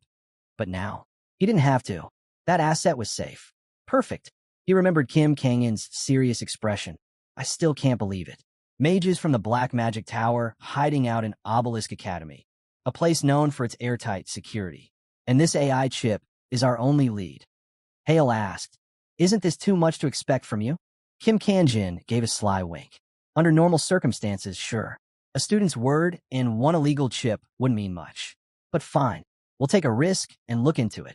Sometime later, Hale walked through the corridor, speaking into his phone. Is he there yet? A voice asked. Yeah, Hale replied. The rest is up to you, just like we planned. He stepped into the elevator. Kim Kangin's voice came through next, reassuring him. If your info checks out, the Blue Tower won't make any mistakes. Understood, Hale answered. I trust you. I'll wait for your call. The elevator doors opened, and he stepped into a grand hall. He smiled. I'm here, everyone. Seated at the table were his family members. Minji, the second daughter of the House of Magicians, beamed. Oh my God, it's been forever, Hale. The protagonist smiled and said, it's been a while. You haven't changed a bit. Minji raised an eyebrow. Is that supposed to be a compliment? Of course it is, Hale replied. She reached up and tousled his hair. You've grown up. At this rate, you'll be taller than Inyek soon. Just then, Shin Inyek, the second son, grinned. Come on, Minji. He's still got some growing to do. He patted Hale's shoulder. Welcome back. I know it's silly, but I'm really glad you're here. Hale smiled. Thanks, brother. He thought to himself. Inyek hadn't changed at all. Still straightforward and sincere. Minji frowned. Brother, you always say things like that without thinking. Inyek looked confused. What? What did I say this time? Hale turned away, pretending not to notice the tension. It's been a while since we've all been together. Just then, Shin Jihan, the eldest son, chuckled. Look at you, acting all grown up. You don't look so uptight anymore. Seiya, the first daughter, gave a cool greeting. Long time no see, youngest. Hale smiled politely, but thought to himself. She might be smiling, but deep down she'd tear him apart without hesitation. If there's a villain at this table, it's definitely her. Jihan raised his glass. Come on, sit. Let's eat and talk. I'm dying to know. Why'd you call us all here, little brother? Hale took a seat and replied casually. No real reason. Just felt like seeing everyone again after all this time. Seiya, clearly irritated, asked, That's it? You drag us all here for that? We're not exactly free, you know. Hale smiled slyly, narrowing his eyes. Let's be honest. Even if I didn't call this meeting, you and Jihan would have arranged one yourselves eventually. Am I wrong? Seiya slammed her hands on the table. Watch your tone when you speak to your elders. She pointed a finger at him. Enough games. Just say it. What are you scheming, you little brat? Hale blinked. What are you talking about? She shouted again. Cut the act. You're planning to fight for the head of the family, aren't you? He grinned. But what if I said I wasn't? Would you believe me? Never. Seiya snapped. Then why bother asking? He replied coolly. Seiya's face turned red with rage. You little rascal. Jihan gave a light smile and said, Yeah, you're right. You shouldn't have asked. Actions speak louder than words. But hey, Hale, did he come up with some kind of magic? Modified magic, right? Isn't he going to explain it to the family? The protagonist looked at him, slightly surprised. Smart move, getting him to reveal his technique. This is a subtle way of testing if he's fit to become the next family head. That's actually clever, he thought. But they can't back him into a corner. Putting on a helpless look, he said, Brother, sister, that magic is my only card. I don't mesh well with AI like the rest of you. I can't just hand over the one thing keeping me afloat. This has nothing to do with the competition. Minji's eyes welled up. Then, there's nothing we can do. This really is all he has. Jihan and Seiya looked at each other, confused, clearly not expecting that response. Minji gently wiped a tear from the protagonist's eye, and he felt deeply thankful that she understood. Inyek let out a laugh, raised his glass, and said, Well then, forget the competition talk. It's pointless. Let's just hear how he's been lately. Minji nodded in agreement. Yeah, I want to hear what brother's been up to. Jihan glanced down at his glass, then crossed his arms and shifted his gaze towards Seiya. Meanwhile, the rest of the siblings laughed and talked amongst themselves. Just then, the clock chimed. Hale thought to himself, that should be enough time. Out of nowhere, Everyone's phones buzzed at once with a notification. Minji looked at her screen, shocked. Wait, what is this? Inyuk frowned. An emergency alert? Seiya yelled. Right now? Seriously? Jihan's expression darkened, but he didn't say a word. The breaking news alert flashed across their screens. A connection had been confirmed between certain Obelisk Academy instructors and the Black Magic Tower. Lang Smith, second son of the well-known Smith family in France, had been arrested. The report cited confirmation from Kim Kangyan's secretary, Zhang Sua, a six-circle sorceress from the Blue Magic Tower. The protagonist glanced at Jihan's face. Busted, he thought. So it's him. Shin Jihan. Later, Hale was walking down a quiet street, talking through his earbuds. Kim Kangyan's voice came through. Just like you predicted, it's all gone down. Hale looked at his phone screen, where an article was open. The headline read, at 10:31 p.m., Zhang Sua, six-circle sorceress and secretary to Kim Kangyan, apprehended Lang Smith tampering with the training facilities at Obelisk Academy. Lang had secretly altered the equipment used for the upcoming survival test. If Zhang Sua hadn't noticed in time, the scale of destruction that could have followed was unimaginable. The Korean government, the Korean Magic Association, and the International Magic Association all released statements condemning the Black Tower and promising zero tolerance from this point on. Kim Kangyan asked, but how did he figure out Lang Smith would mess with the test preparations? Hale adjusted his earpiece and answered calmly, it was the only logical outcome, given the clues I had. He recalled the events in his mind. Since someone had infiltrated the academy, it had to be with a goal in mind. When he lined up the timeline, it all made sense. The mind control spell had been triggered right before the survival exam, which was set for Friday. If someone wanted to sabotage the exam, the most efficient way would be to tamper with the equipment. And since all the gear gets inspected the day before, the perfect window to strike would be Thursday night, tonight. That's why Hale had asked the Blue Magic Tower to keep an eye on the equipment room. Meanwhile, he had gone to meet his brothers and sisters. Around the same time, the Black Magic Tower's representative should have been apprehended. And sure enough, Instructor Smith was caught. The protagonist imagined Smith's pathetic expression plastered across news headlines. He also discovered it was Jihan who had been secretly liaising with the Black Tower. By keeping his involvement in the shadows, he got the intel he needed without putting himself at risk. The plan had gone off without a hitch. As he strolled down the street, he thought, the only problem is I only have indirect proof linking my brother and Smith. Nothing solid yet, but he'd get to the bottom of it. Just then, Kim spoke up. Hale, you tried to stop it, but it ended up working in their favor. The Blue Magic Tower's fame is through the roof now. It's like they had everything figured out from start. I'll return the favor somehow, Hale replied with a chuckle. Kim grinned at his sincerity and said, that's what I like about you. Hale removed the earpiece and said, yeah, tell them thanks. That's it then, he thought. Suddenly, an explosion erupted behind him, and the shockwave flung him backward. He let out a terrified scream. What the hell? A dark figure emerged from the smoke, muttering, Shin Hale. Shin Hale. Sayuk stepped forward, voice cold and sharp. Die, you filthy insect. Just die. The protagonist stared, stunned. Beck, he thought. Without warning, Beck hurled a wave of magic at him. So fast, Hale barely had time to react, clenching his jaw as he summoned his energy. He cast Resonance, followed by a water shield. But the pressure of the attack was overwhelming. This shield won't hold. Gripping one hand with the other, he layered in a static water shield. The two energy forces collided, and the impact triggered a violent explosion. Hale was thrown to the side, glancing at his burned palm. I didn't dodge all of it, he thought grimly. Sayuk burst from the smoke, laughing maniacally. Feel it. The gap between us, he yelled, eyes wild. You pathetic, broken failure. Had enough of playing hero. Sitting on the ground, Hale muttered with frustration. Beck Sayuk. He eyed the crazed attacker carefully. Something's off. Bloodshot eyes, reddened skin. It wasn't normal. It looked like he had taken Berserker, an illegal enhancer that forces the magic circle into overdrive at the cost of bursting blood vessels.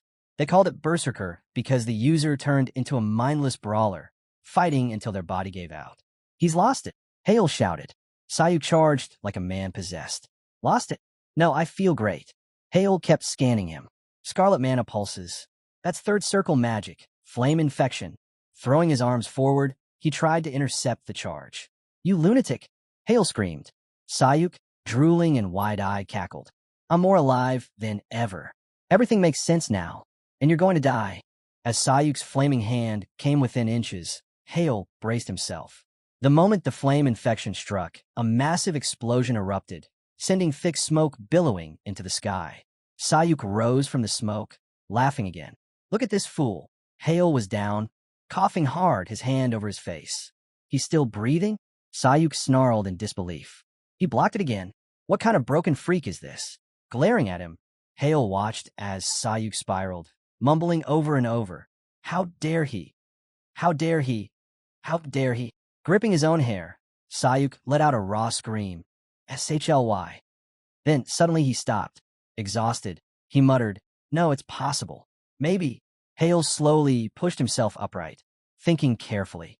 He's emotionally unstable. Definitely a berserker. But something wasn't right. Even with that drug, there's no way it should boost his magic that much. Should I test it? Noticing Hale's stare, Sayuk narrowed his eyes. What are you looking at? Raising his hand, Hale shouted, Air spear. Streams of energy surged towards Sayuk, but right before impact, they twisted and turned into flames. Sayuk froze, staring in shock. What? What kind of magic is this? The protagonist muttered. He dodged the spears, sure, but he'd better stay alert. Without wasting a second, he closed in and activated his magic.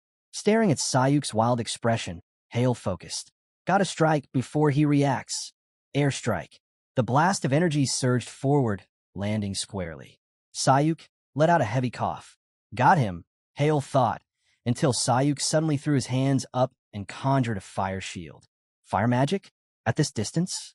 Hale braced himself. Sayuk launched a fire pellet, shouting, Die. The flames surged out fast and intense. Fire pellets were devastating at close range. Within 7.74 meters, they could melt through almost anything. But outside that range, easier to dodge. As the flames roared toward him, Hale made a quick leap, dodging just in time. Exhaling sharply, he thought, Does he hate me that much? Did he really install an illegal over-enhancement chip? Sayuk snarled, swinging an arm wildly. What extra chip? Don't spout garbage. Hale closed his eyes briefly. He doesn't remember? Then I was right, Sayuk bellowed. I don't need tricks to crush garbage like you. And there it was, a small, purple chip embedded at the back of Sayuk's neck, digging into the skin. Stop babbling, Sayuk screamed. Just die already. Hale ducked aside again, explaining, An enhanced chip like that doesn't just strengthen the body, it also reconfigures spell formulas. That's why it's banned. Too much damage, too much range. Charging like a madman, Sayuk shouted. Why should I care? Shut up, idiot. Hale stepped back, murmuring, How ironic. My latest research has been all about how mana circle structures affect magic formulas. That's why I can sense these unnatural boosts. It suddenly clicked. Was this dumb luck? Or fate? Either way, I'm seeing it all now, thanks to this illegal chip and the Berserker combo.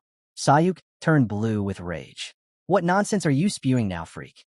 Hale raised his hand and said calmly, I'm not thanking you, but I am wondering if I can end this before sunrise. He activated his magic again. Resonance. I'm going to push even higher.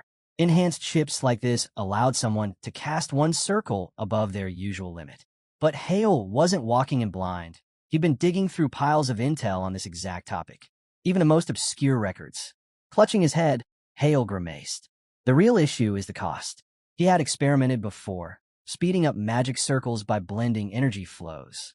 It worked, but at a steep price. Mind and body couldn't handle the strain for long.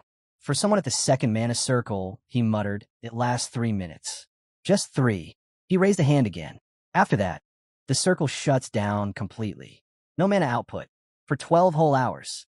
He tightened his stance. So before using something like this, you'd better be damn sure it's worth it. Sayuk kept gathering energy, muttering something under his breath. What's he babbling about now? Idiot, he growled, shaking from fear. The protagonist shut his eyes. 3 minutes, that's all I need, he whispered. He crouched low, palms flat against the ground. In an instant, massive energy spikes shot up from the earth, piercing through Sayuk's body. Screaming in agony, Sayuk shouted, Is this third circle magic? How can an idiot like you already control third circle spells? The protagonist scratched his head with a finger. How do I even begin to explain it? Sayuk staggered back, rage boiling over. Just die already, he roared. Arms spread wide. The protagonist replied calmly. I've realized something. I suck at spells, and my curses are even worse. Real textbook stuff. He cast a water shield, just as Sayuk hurled blazing fire magic at him. Sayuk laughed maniacally. You fool. You're gonna try to block it again? You messed up last time. Burn. Suddenly, a massive energy vortex exploded into view. Sayuk's eyes widened. What? What the hell is that? The protagonist traced the energy flow with a hand. You should have thought this through. Anyone in your shoes would have realized this shield's not like the last one. Just like those earth spikes, different level entirely. Your flames won't even scratch me now. Sayuk charged. Shin hail, he shouted, repeating the name again as he rushed forward, laughing. So you powered up, huh? Must have juiced yourself again. No way you're winning without doping. The protagonist kept his eyes closed. It's over, he said flatly. You brought this on yourself. No mercy. He cast darkness, blindness. Sayuk panicked. What the hell is this? Swallowed in pitch-black void, he stumbled. The protagonist's voice echoed. If you hadn't been so fixated on killing, none of this would have happened. Sayuk clenched his fists, shouting wildly. Stop running. Shin hail. Face me, you coward. Attack already.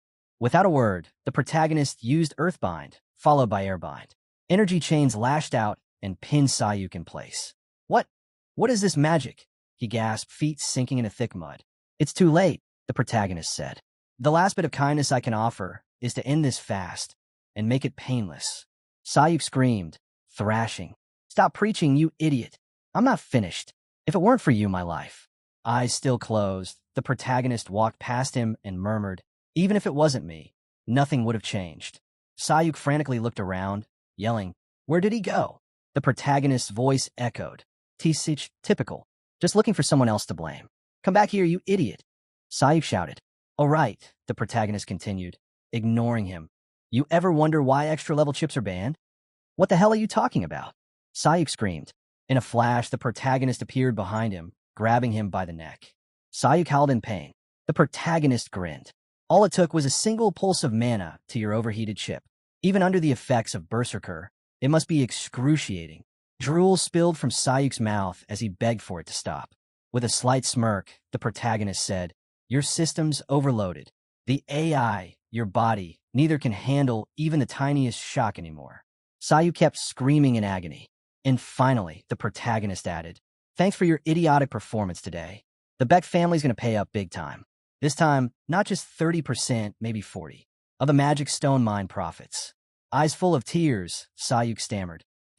Goodbye, Beck Sayuk, the protagonist said calmly. And thanks again. You just became my walking gold mine. He placed his palm over the chip. With a burst of dark energy, Sayuk was erased. In reality, his body collapsed to the ground, smoke rising off it. The protagonist picked up a phone from the floor and made a call. Father, it's Tail. Inhyuk answered groggily. Why are you calling this late? Looking off into the distance, Tail replied. You saw everything, didn't you? No need to act like you didn't. The empty streets were unnaturally quiet. Not even a single student in sight. No cops, either, even after all that noise near the dorms. From the top floor of a skyscraper, Inhyuk replied, maybe the students just went into hiding. And just because I could stop the police doesn't mean I actually did. Tail chuckled. True, plenty of people can stop the police, but only you would watch the whole thing play out. Anyone else would have stepped in, either to stop the fight or stab me in the back. And thanks to our little deal, he added, the others can't interfere anyway. Inhyuk laughed. Yeah, that does sound like me. Tail glanced toward a cluster of green bushes, just as a man in a black mask stepped out. Inhyuk's voice came through the phone again. I assigned Sukhyun to watch over you. A moment later, Tail began walking away from the scene. So tell me, Inhyuk asked, if you knew we were watching, why even call? Hale smirked. Just wanted to brag. I hit third circle. Inhyuk frowned. Strange. I don't recall you pulling off any major feats lately. Don't tell me you've been hiding your third circle magic this whole time.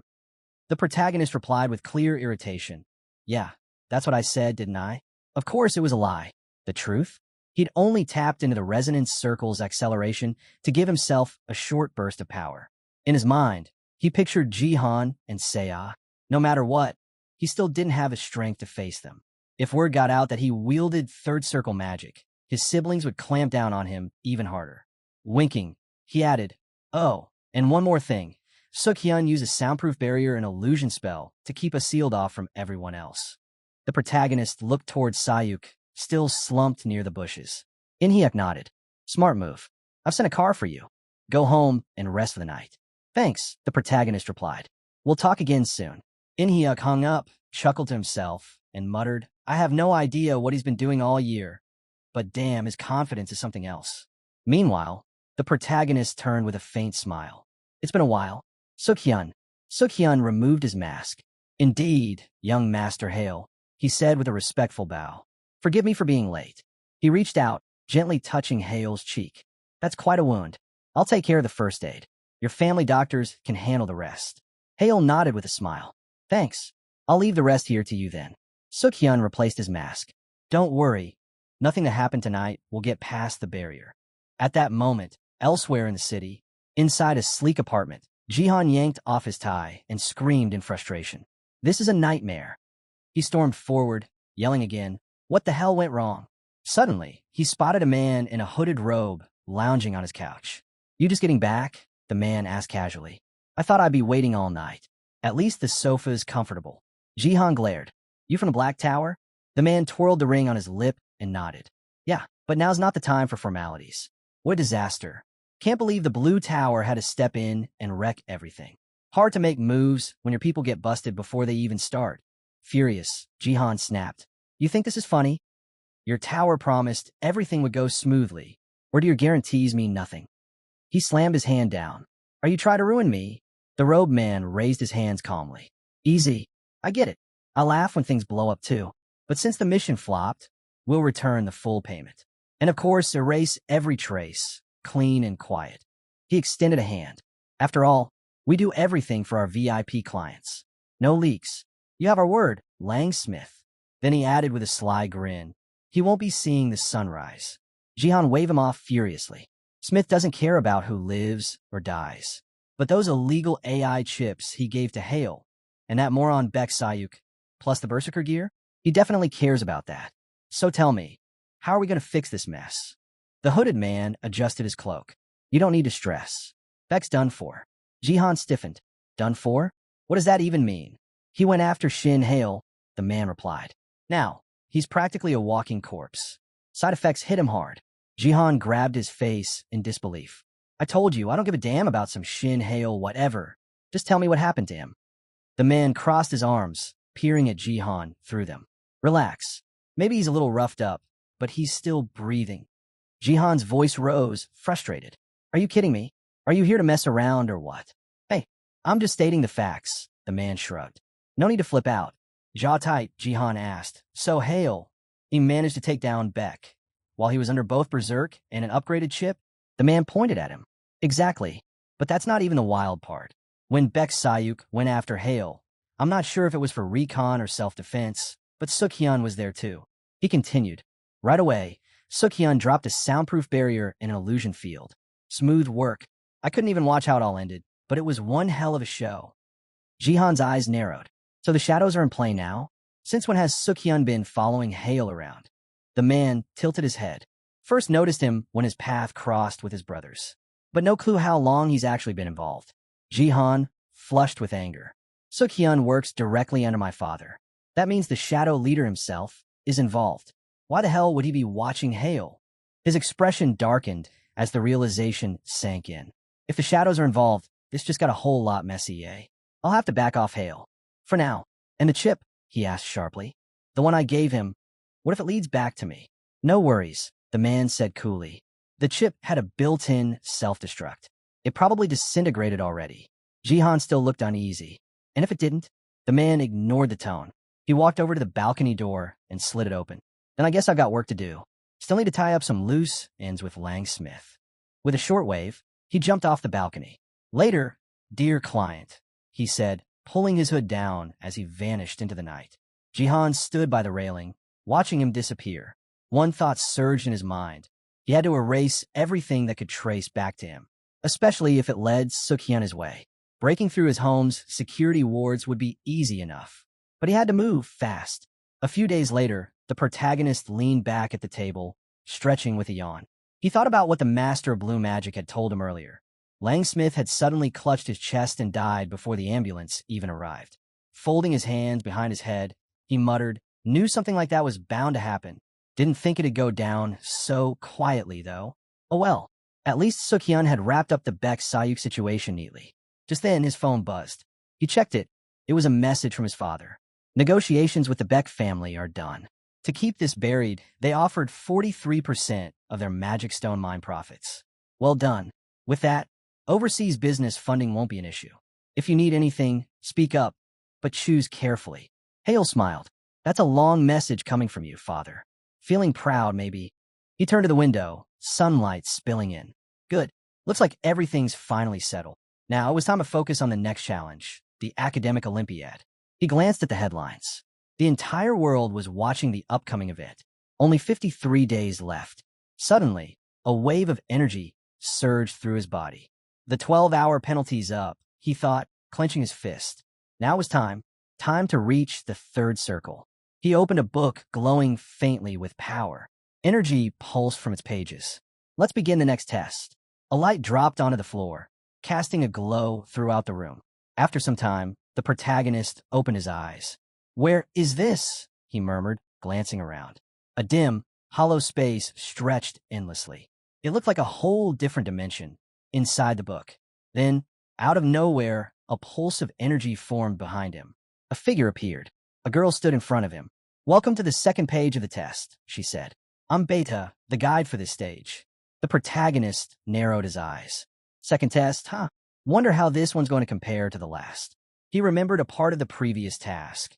Alpha, the guide of the first page, had ordered him to establish the final sequence of the elemental stones. Beta raised her hand. "This part of the test evaluates your control over your current mana circles. The rest of the details will be revealed once the trial begins. If you pass," she added, "pages 31 to 81 will unlock. They hold the knowledge of the third mana circle." The protagonist's eyes lit up. "Let's go." He grinned. "Page 81, huh? I thought they'd hand over maybe 15 pages total. This is way better."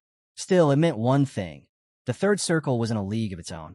The Circle of Heart's Call and the Circle of Resonance were already strong. But this new one? It had to be something far beyond that. A mix of excitement and nervousness swirled inside him. Beta placed her hand over her chest. "Your test begins now." She vanished into thin air. A voice echoed through the space. "Student, it's time to reveal the second trial." Hale looked up and said, "That voice, it's the teacher." The teacher's voice echoed. Now, a series of magic circles will appear in front of him, hundreds in a row. He must activate every single one. The protagonist raised his hand and activated the first seal. Raybell commented, "If he can sync his resonance circle with each one, they'll trigger on their own." Hale reached out again and shouted in confusion. Why did it suddenly change? The teacher explained, "Each circle refreshes every 3 seconds. If he doesn't activate it in time, he starts over.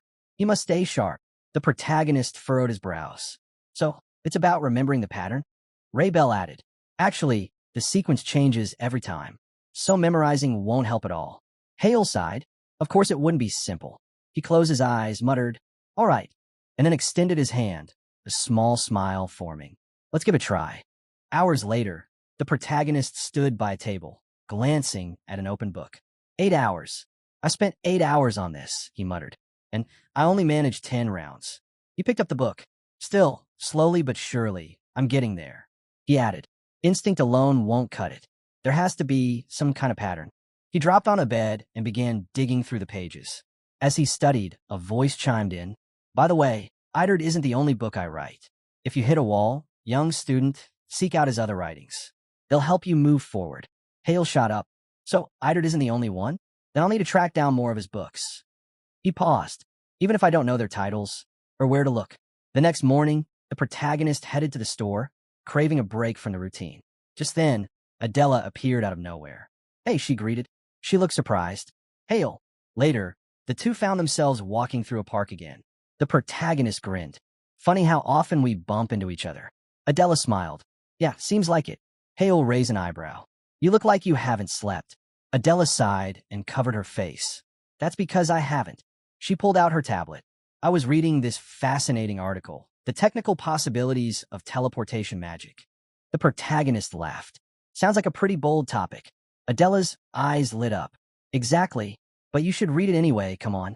As Hale sat down and started reading, he thought to himself, where did all these seals even come from? Adela sat beside him, sipping banana milk. Her bag still held a few more packs. The protagonist handed the tablet back to her. Interesting, he said.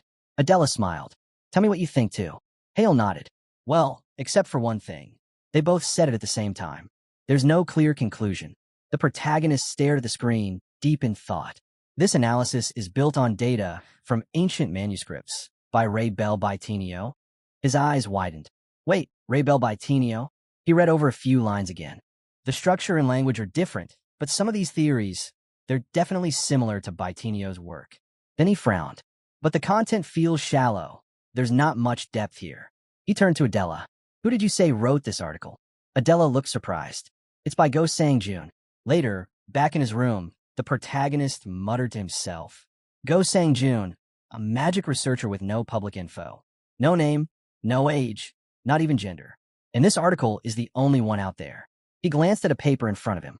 Maybe the backlash scared them off. Then he picked up his phone, smiled faintly, and placed a call. Hello, he said into the receiver. This is Hale, a student, technically, but that title doesn't really suit me. In the Blue Magic Tower, Kim Kanjin picked up his ringing phone. Hello, it's Shin Hale, the voice came through. Kim Kanjin sighed. What is it now? I've been up all night researching. Hale chuckled. I found something that could benefit both of us. Kim Kangin's eyes lit up. Hale continued. But I'll need your help to track someone down. Not long after, at Obelisk Academy, Hale was training in a hall. He swung his arms, unleashing a burst of energy. Sunshine stood across from him, raising protective barriers. The blast broke through. Sunshine staggered and yelled, You maniac! Hale grinned. What? That was just the first magic circle. What's the big deal? Sunshine flipped backward to recover, glaring. You're asking what's the big deal? That was just the first circle. He clenched his jaw, still shaken. Hale smiled again and glanced at Sunshine, who now surrounded himself with 4 defense barriers. See, Hale teased. They held up just fine, didn't they? Sunshine growled. I nearly died. He jabbed a finger toward Hale.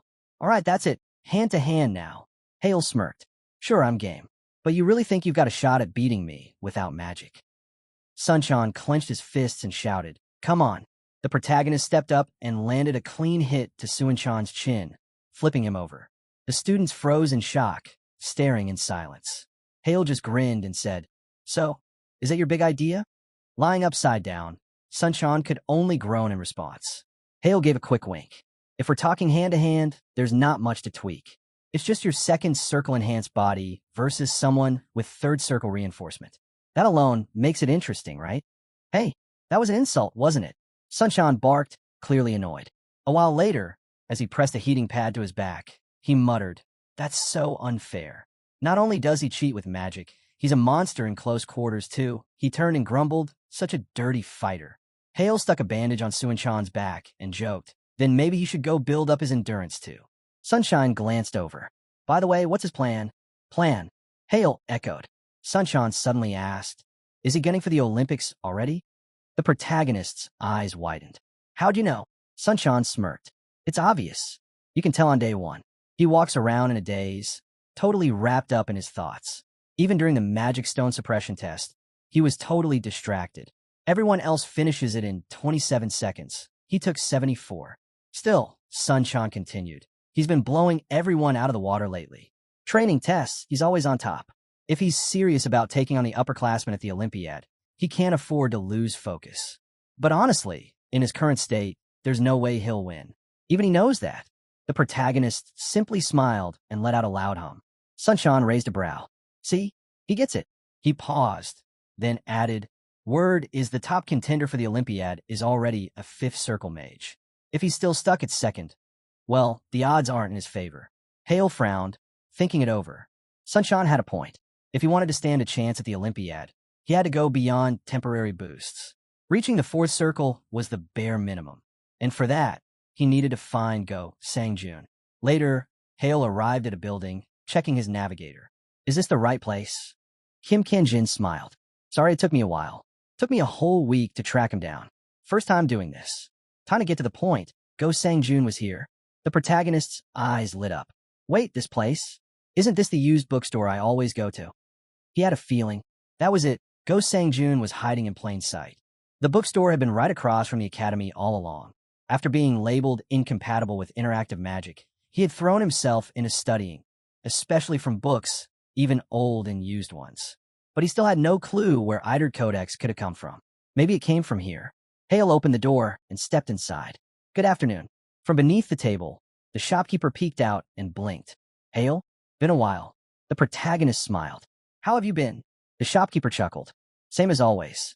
Though I did hear you finally figured out how to use magic properly. You look a lot better now. Hale gave a small smile. Thank you, sir. The man waved it off. No need to thank me. I just sell books. But it's thanks to those books that I've come this far. The protagonist replied sincerely.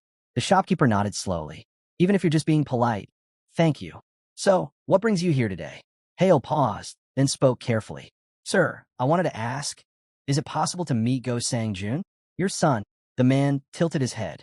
Why are you asking about Sang-jun? No. How do you even know about him? Hale placed a hand over his heart.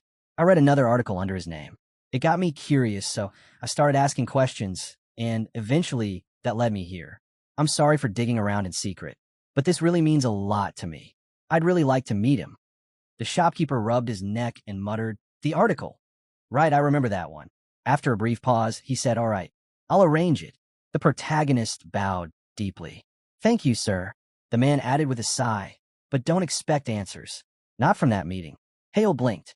Huh, what do you mean? Instead of replying, the shopkeeper simply opened a side door. Come with me. He's this way. They walked down a narrow hallway. Stopping in front of a closed door, the shopkeeper turned. He's in here. Hale's eyes widened. Go Sang-jun. Inside, a long-haired man lay motionless on a bed, hooked to a breathing apparatus. This is him, Hale said in disbelief. The shopkeeper pulled over a chair and nodded. Yes, my son, Go Sang-jun. After a moment of silence, the protagonist hesitantly asked, May I ask what happened? The shopkeeper gave a heavy nod. Of course. Sang-jun broke a taboo. He folded his hands together and added, A rule all mages are warned never to cross. Hale leaned in. A taboo? What kind? The man crossed his arms and closed his eyes. He ran a mana circle directly through his brain. He paused. That's a forbidden technique in the world of magic. The protagonist's eyes shot open. He pushed mana straight through his brain. Tried to replicate that. He clenched his fists and muttered. But why? Why would he do something like that? The salesman gave a serious look. For the sake of his research. He had a choice. Either prove his theory or abandon it midway. So the only way to make it work was to send mana directly into the brain, the protagonist realized. The salesman turned toward his son. I had to stop him. I couldn't let him go any further. So that's how he got into the Vintner magic style. Through a different path entirely, the protagonist thought. The salesman's voice dropped. Still, I doubt I could really answer any of your questions. Sang-jun would have gladly explained his work himself. He paused, then looked down. Forgive me. I shouldn't have brought it up. It's still a heavy weight for me. He placed a hand on the protagonist's shoulder. It's all right. No need to dwell on it. I saw firsthand how obsessed he was with his research. Every day, combing through ancient magical texts reminded me so much of Sang-jun. As the sky outside began to glow with the colors of sunset, Hale finally asked, Sir, if it's not too much, may I read the materials your son used for his research? The man looked at him closely. You really want to see Sang-jun's notes? I do, Hale said, sincere. They're just gathering dust, right? I like to learn from them, put them to use. The clerk held up 2 fingers. All right, but I have 2 conditions. Hale's eyes widened. First, the clerk said, if you're planning to continue Sang-jun's research on teleportation magic, I want you to credit me as a co-author. Hale smiled. Of course. I'll make sure of it. The clerk nodded. Good. Second, whatever you do, never try channeling mana directly into your brain. Hale shouted, Got it. I promise. The clerk led him into a room. This is where he worked. The books he used are here. He gestured around. These are probably the ones you'll need most. Hale's eyes scanned the bookshelf. Something about one of the spines caught his attention. That design, it looked familiar. He stepped closer, pulled the book out, and it slipped from his hands. His eyes widened in shock. He crouched down, staring at the cover. Is this Eiderd? He wondered, picking it up carefully. Sir, he said, holding the book up. The clerk glanced over, and for a moment, it was as if he saw his son standing there. That one, he asked. Sang-jun always kept it close, like there was something special in it. Go ahead, take it. There might be something important inside. Hale opened the book and nodded gratefully. Just as I thought, this awful handwriting again. The same as Idard's. They were written by the same person. He suddenly blurted out, Sir, can I bring this to read? Will you allow it? The clerk smiled warmly. Of course. Take whatever you need. Hale clutched the book to his chest. Thank you, really. Then he asked thoughtfully, have you seen other books with this same handwriting? The clerk rubbed his chin. I'm not sure. Suddenly, Hale yelled. What about the red hardcovers? The fancy ones. The clerk blinked. Red hardcovers? No, nothing like that. Looks like those aren't common around here. Then how did Sang-jun get his hands on one? Hale wondered, staring back down at the book. All right, thanks anyway. Come to think of it, how did a dread end up in his collection? Later, Hale sat on his bed, surrounded by the books. He sighed. I searched every corner of Sang-jun's library, and this was the only one that looked like Idard's. He picked up the book, smiled faintly. Even finding one is still something. Then, suddenly, energy crackled around the books. They began glowing, merging. Hale's eyes widened in disbelief. What's going on? In a burst of light, cakes, confetti, and roses erupted from the book. A voice rang out. I hereby bequeath this book to the rightful owner of Idard. Hale gasped. Not again. The voice continued. This book is named MIM. Hale froze. That's my teacher's voice. He felt himself being pulled in, transported again to the book dimension. The voice echoed once more. Enjoy the contents with all your heart, my student. A tiny energy bear climbed out of the book as the world around Hale shifted. He now stood in a room draped with green vines crawling across the walls. Looking around, he asked, Where am I? Suddenly, a girl poked his neck from behind. Wow, you made it. Welcome to Book Mimir. Hale turned, confused. Who are you? The girl pointed to herself. Me? I'm Mimir. She flung her arms out dramatically. And I'm in charge of measuring the Mimir well. She reached out her hand with a smile. Nice to meet you, successor. Hale stood up and asked, The Mimir well? Mimir nodded. That's the name of this library. Ray Bell Bitinio created it just for his successors, those who walk the path of the teacher. Hale glanced around. It's a bit small for a library. Mimir tapped her cheek with a finger. That's because your progress is still modest. The Mimir, well, grows along with your level. Judging by the current size, you haven't even passed the second page test yet. Hale sighed. Yeah, that's true. Mimir tilted her head thoughtfully. Then, would it be okay if I speak casually with you? Hale blinked, surprised. She flicked his nose playfully. We'll be seeing each other a lot, and formality would just make things awkward. Let's keep it casual, okay. He chuckled. All right, sounds good. Mimir grinned. Great. Oh, and by the way, successor, you're not bad at all. You've already reached the second circle. Hale frowned. What's so special about finding you quickly? She extended her hand, narrowing her eyes slightly. It means you're capable of jumping straight to the fifth circle. His eyes went wide. Fifth circle? Seriously? Raising her hand, Mimir summoned a book off the shelf with magic. It floated down gently into her hands, and she passed it to him. Read this. You'll understand. He took the book and asked, Is this the full resonance theory? In here, you'll find everything that was left out of the Idard, Mimir replied. Like the contents of that book you're holding. Then, why didn't they just include it all in the Idard? Hale asked. Good question, Mimir said. The Idard is already packed with tons of content and tests for every stage of the successor's journey.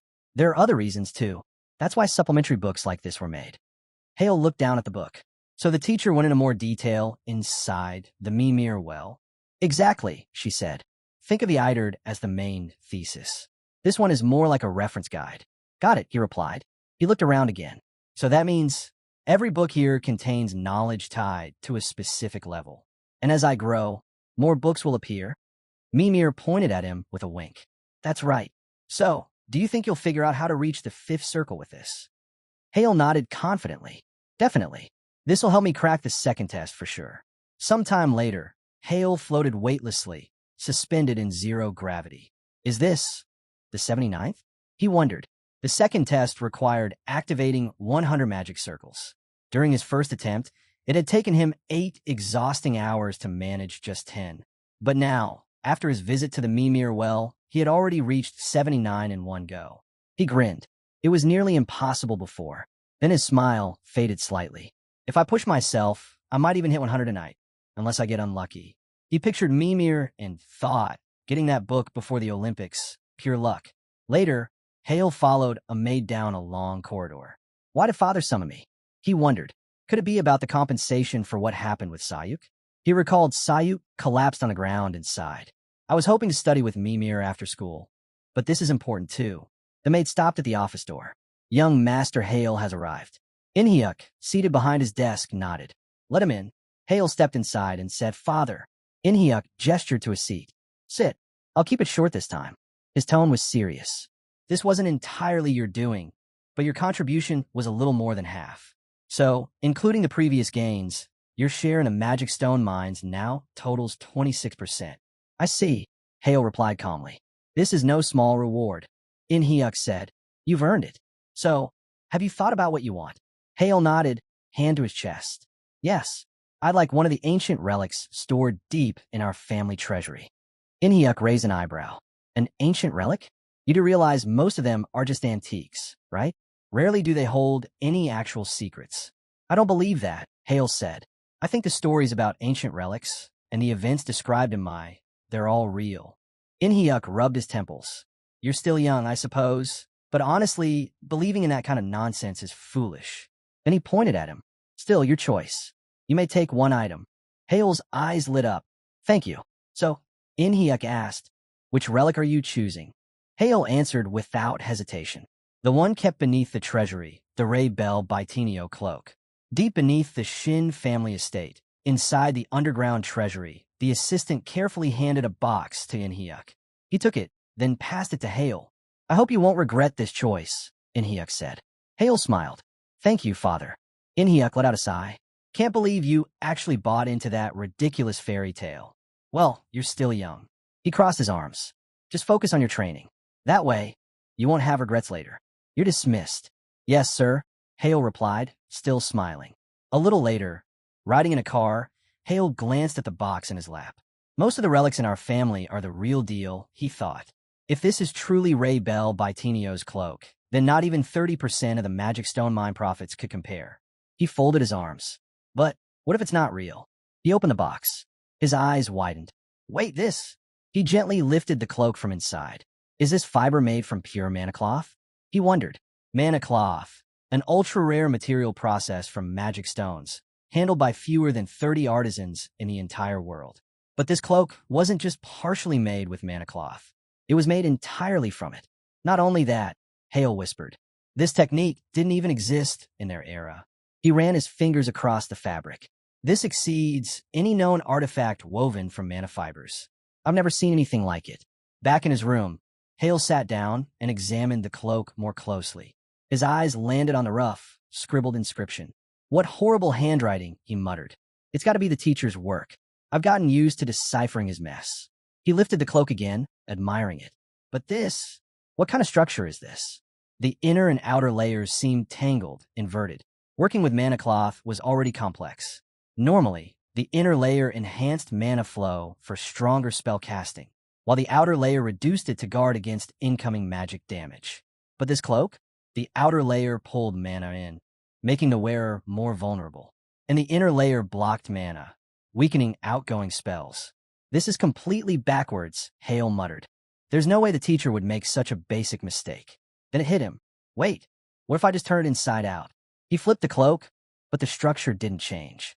Even reversed, the inner and outer layers kept their original functions. Hale's expression tightened. This was done on purpose, but why? Is this really an ancient relic? He leaned back, staring at it in silence. No wonder father had it buried in storage. Not long after, Hale returned to Mimir's library. Mimir, he called out. She turned to him with a bright smile. Oh, successor, how have you been? He held out the cloak. Her eyes widened as she rushed over. Wait, is that Raoul's cloak? You actually found it. That's incredible. Yes, Hale replied. But there's something strange about it. Mimir took the cloak into her hands, inspecting it closely. Strange how? She studied it for a moment, then suddenly screamed, making Hale jump back. Holding up 2 fingers, she asked, You're still at the second circle, right? Yeah, Hale replied, confused. Why? Mimir sighed. That explains it. Of course you wouldn't know yet. Okay, enough with the riddles, Hale said. How am I supposed to use this thing? She held up crossed fingers. Forgive me, successor, but I can't explain it yet. What? Why not? Mimir returned the cloak to his hands and crossed her arms. There's a specific kind of magic found only in the Wait Inner style. Her eyes widened. Wait Inner has special magic? Hale asked. Suddenly, she grabbed her head and let out a panicked scream. I shouldn't even be talking about this. Clearly shaken, she took a breath and stretched out her hand. All right, I'll say just one thing. There's a special form of magic in the Wait Inner style. It's called true magic, Hale repeated. Mimir stood tall, placing her hands on her waist. It's not like the magic you're used to. True magic is real. What does that mean? You're saying I haven't been using real magic all this time? She nodded. Sadly, yes. Then she tapped her lips. But I'm not allowed to explain more about true magic until you reach a certain point. Hale rubbed his chin. So there's some kind of restriction? Exactly, she said. This cloak is an artifact. It's designed to help you use true magic. So, you're really not going to tell me anything more? He asked, disappointed. Mimir smiled. You catch on fast, successor. Hale opened the cloak again, studying it. All right, then. What level do I need to reach to learn about this artifact? She held up 5 fingers. The 5th circle, or more accurately, complete mastery of the 5th circle. That's when you unlock the 5th page of the trials. From there, the Wait Inner style's 5th circle magic will truly begin to shine. After some time, Hale began reattempting the 2nd page of the book. 98, 9, 10, 100, he shouted. He had finally done it. A voice echoed. Congratulations on passing. Hale glanced around. That voice, it's the teacher. The teacher continued. Completing the 2nd trial must have drained you. You've worked hard. Now it's time to teach you how to weave the 3rd magic circle. Clenching his fist, Hale muttered, the 3rd circle. The teacher explained, the 3rd tier of the Wakener's internal style is called the Circle of Interaction. Hale's eyes widened. Circle of Interaction? Later, he closed the book, reflecting quietly. He had passed the 2nd trial. Staring at the cover, he thought, now, to craft the 3rd magic circle. He stood up with a grin. If it weren't for the cloak in Mimir's well, I'd still be stuck on that 2nd test. The night before, in Mimir's well, Mimir extended her hand and spoke, or better yet, mastering the 5th circle to unlock the 5th page of the trials. From this point on, the Wakener's 5th circle magic shines even brighter. Holding the cloak in his hands, Hale said, no choice. Until I master the 5th circle, I'll have to set this aside. Mimir interrupted. Wait, successor, what are you thinking? You can't just toss something this precious into storage. Hale asked, but how am I even supposed to use it? The inner and outer layers are all mixed up. It'll just get in the way. Snatching it back, Mimir shouted, oh my god, give it here. She smiled. This cloak traps your mana, keeping it from leaking out. It lets you hit mana overabundance. Hale's eyes went wide. With mana overflow, your circle of infinity spins faster, she explained. That means your brain will absorb more mana, and your mental fatigue will fade quicker. Same goes for physical exhaustion. Hale took the cloak back. So, wearing this will cut down how much I need to sleep? Mimir reached for it again and yelled, oh my god, are you insane? She covered her face, squealing. With this on, you might never need sleep again. Hale blinked. Wait, what do you mean, never? Mimir answered, exactly that. Wear it for just 5 hours a day, and you'll hit your peak in no time. And that's just one of the side effects. Sharing this with the successor was probably a smart move, right? The protagonist smiled confidently. I'll reach the 5th circle soon, no matter what. Mimir nodded, but added firmly, just remember, this only works for the successor. For anyone else, it's poison. No one else can wear it. Hale replied, of course. I get it. With a tool like this, the rest of the test should be a breeze. 2 days later, Hale sat cross-legged on the floor beside his bed, still wrapped in the cloak. He stared ahead, deep in thought. He was so close, but something still didn't click. He muttered to himself, I think I'm almost there. I just need to understand the circle of interaction. The 3rd circle of the Wakener's inner style, interaction. It allowed him to influence the spell formation process of others. But to tap into another's mana, perfect synchronization was key. Closing his eyes, Hale thought, so that's why syncing all those circles was important, to learn how to affect someone else's magic. He let out an excited laugh. This is actually kind of amazing. I never thought of it this way. He hadn't expected the second trial to pave the way for creating the third circle. Opening the book again, he read, "To weave the third circle, the circle of heart's call and resonance must align in perfect harmony and connect with the surrounding mana. By continuing to resonate, the third circle will form." Clenching his fist, Hale said, "All right, this time, I'll get it." He took a deep breath. Absorb the mana in the air. Sink it all. With all this extra mana, it's like building a house, one brick at a time. Sitting in the lotus position, he closed his eyes. Mana flowed through him, settling into place. Every bit he absorbed seemed to carry a voice. In his mind, he felt like he was floating weightlessly, and he heard them. A playground. It's small, but it's warm. We want to stay, play here. The mana didn't want to leave. They wanted to stay together. Hale, drifting in this meditative state, thought, I've come this far, but this is just the halfway point. I need to maintain the resonance. The voices continued. We need a bigger space to play. We'll hold hands, form a circle. We'll dance, sing, become one. He visualized the mana like little figures, holding hands, forming a ring of energy. But suddenly, Hale winced. Too hot. If the mana deviation exceeded even 1%, his body couldn't hold it. He could only accept energy within that narrow threshold. He needed to reduce that margin, even down to 1/100%, using the third circle to gently, almost invisibly, bring it under control. Time passed. Eventually, Hale opened his eyes, sweat dripping from his brow. He slowly got up. It's done. Stretching out his hand, he shouted, Circle 1, Heart's Call. Circle 2, Resonance. Then, with a clenched fist, he declared, Circle 3, Interaction. Hale grinned to himself. He had finally grasped the third circle, interaction. Now he had to get stronger fast and push toward mastering the fifth. Sometime later, he was stretched out on a thick tree branch, birds casually perched on his head and leg. A combat survival test, he mused. It was a large-scale trial held on the rugged grounds of Gangwon Province, a wide, open training zone filled with rocky terrain. The test ran for 32 hours straight. Each participant carried a special artifact for evaluation. The task was simple: survive within a gradually shrinking zone for the entire duration. Hale glanced at his watch. All right, time to move. But there was a catch. Survival didn't just mean fending off monsters. Other students would come for you too. And earning points? That meant fighting. The birds scattered from his body just as Gahak suddenly appeared below the tree, sending a surge of energy at him. Die! Gahak shouted. Hale sprang up, dodging the blast. He moved behind Gahak in a blink and launched a counterattack. Gahak sneered. You're fast, but you can't escape.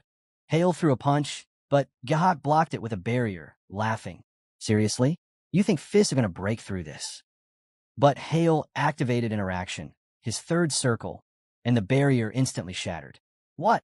Gahak gasped. With a quick earth push, Hale hurled him backward. Gahak clenched his jaw, furious. That weak earth spell broke my barrier. Hale stared him down. And who's the real fool here? You try to sneak attack and still shouted like an amateur. He balled his fist, realizing this is the power of interaction. He'd targeted the core of the second circle's barrier, weakening it just enough so even a basic first circle spell could break through. A voice echoed across the area. Student Kong Gahak, eliminated. Hale adjusted his watch. That guy practically set himself up. No wonder it worked. The voice came again. Shin Hale earns 10 points. Hale smiled. Nice way to start. Later, as he walked through the forest, his mind lingered on the new circle. He could feel himself getting addicted to it. At this rate, I'll be able to use it against even third circle magic soon, he thought. Suddenly, he heard footsteps behind him. He turned on instinct and fired a fireball into the trees. Then his eyes focused ahead. Bloody Claw wolves? They had already surrounded him. Hale scanned his surroundings. The wolves were drawing in fast. They must have been drawn here by the noise from that last fight, he thought. He started loosening up his limbs. If I were just another student, I might complain about getting attacked non-stop. Maybe even cry about it, he said casually. But I'm aiming for the top. There's no room for excuses. This pace. I welcome it. The wolves howled and charged. Hale's energy surged as he roared back. Come on, then. Let's see what you can do. Meanwhile, the instructors were seated in front of a wall of monitors, tracking every movement. A female staff member pointed out, Adela Starrett, Ji Sunchan, Kim Kong-soo, Ma, Jae Hak. Those students are standing out. At this rate, they're all looking like top 10 material. A male instructor chuckled. Yeah, but surviving to the end is the real challenge. She turned toward another instructor. No one doubts Shin anymore, right? Instructor Go Chong-su smiled. That's for sure. The boy added loudly. He's nothing like that so-called amateur who was nearly expelled. She raised a brow. Expelled? Really? He's been at the top of training with a huge lead. Still is, in fact. It's crazy how well he understands the behavior of those blood claws, another instructor noted. He didn't attack right away. He waited for them to gather the whole pack. Use that tactic to rack up more points, someone else added. If he keeps this up, the Olympics might be within reach, one of them said with a grin. Back in the field, Hale wiped sweat from his brow and looked at the fallen wolves around him. Must be around 60 points now, he said, surveying the scene. Then the ground began to tremble. What, an earthquake, he muttered. No, the ground's moving. He leapt toward a cluster of crystals, jaw tight. This is it. Something massive stirred. A colossal beast emerged, its bulk rivaling an elephant, its shell glimmering with emeralds. An emerald turtle? Hale thought, eyes wide. Pushing himself to his feet, he smirked. Where did a rare monster like this come from? Craving a real challenge, our boy couldn't hide his excitement when he spotted the rare emerald turtle. Without hesitation, he leapt from his back to the ground, wondering if this was the biggest opponent he'd ever faced. Still, like every monster before it, he was ready to take it down. We jumped to the training field at Obelisk Academy. The evaluation panel watches closely as Hale goes head-to-head with the massive beast. Ji Sunchan quickly catches on. Hale isn't retreating out of fear. He's moving strategically, possibly looking for a chance to team up with others. They all know this part of the training field doubles as a rare monster zone. Another panelist points out that even with Hale's reputation as a prodigy, taking this fight solo is beyond bold. It's flat-out dangerous. Blocking his path is the Emerald Turtle, a massive, reptilian creature from the Great Seas Class 4 category. It's known for impenetrable defenses and is especially lethal to magic users. Now, it stands between Hale and any chance of escape. The turtle slams a colossal claw down, trying to crush him, but Hale dodges cleanly and lands back into formation. He thinks fast. If he manages to bring this thing down, the points he'll rack up would be insane. His eyes dart to the tail. It's fast, way faster than expected. He throws up a barrier spell, but it shatters instantly. A voice from the panel remarks that while barrier dodging is clever, it's nowhere near enough. Even a magician at the sixth circle would struggle against something like this. Then, Hale makes his move. He releases Volcane Flame, setting the battlefield ablaze and cloaking everything in a dense black fog. Watching from the shadows, he hopes this is the end of it. But the monster bellows and shakes off the attack like it was nothing. Hale freezes. His spell didn't even scratch it. Now, he's thinking about survival. Even a fifth circle magician wouldn't stand a chance solo. Then it hits him. What if the turtle's aggression is because it's guarding something? A mana storage core? Maybe? His curiosity flares. Time to find out, he murmurs. He surges mana into his legs and takes off, racing in tight loops around the turtle. The beast stays locked on him, tracking every step. One hit would break him completely, so he keeps dodging, pushing his speed to the limit. At one point, the turtle hammers the ground so hard that shards of emerald fly loose, and nearby trees are tossed like they weigh nothing. Hale knows he can't keep running. It's now or never. As the turtle charges again, he throws up a broader, reinforced barrier. This time, it holds, but only just. The force behind the beast is crushing, and he knows it won't last. He quickly casts Resonance to sharpen his footwork. This one's up close, he mutters. After this, his legs will be useless for a bit, but that's a risk he's willing to take. He channels wind magic and dashes head-on toward the beast. Suddenly, we flash back. Young Hale flipping through a picture book. A memory clicks. The Emerald Turtle's double charge puts strain on his joints. After a full-force slam, it's momentarily paralyzed. This is the opening. He vaults into the air. Now's my chance. With that, he summons an enormous ice sphere, far larger than anyone watching could have expected. The panel watching from the academy is stunned, silent at the scale of his spell. Without missing a beat, Hale activates interference magic and releases a magic arrow straight into the sphere. It slices through the emeralds and punches right into the turtle's body. The beast topples unmoving. Breathing hard, sweat dripping, Hale checks his system watch. A new notification blinks. You have earned 1,000 points. He tightens his fist. Nice. Cut to the mansion of the magic god. where Hyan and Mr. Shin have been watching the fight unfold. Mr. Shin comments, "Sure, the Emerald Turtle's weak to ice, but still, how'd he do that with just 3 spheres?" Hyan replies, "No clue." But his judgment was on point. When food and survival are on the line, instincts kick in. Mr. Shin nods, impressed. "I didn't teach him that." Then Hyan asks, "Sir, why is your son so daring?" Thinking of Hale's siblings, he adds, "Compared to Jihan and Xia Checks, this feels reckless." Mr. Shin responds, "Every move he makes is planned."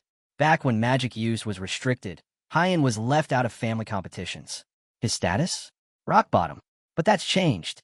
In just 2 months, he's not only grown stronger, he asked for protection from his siblings just to buy time, and now he's making noise to rise fast.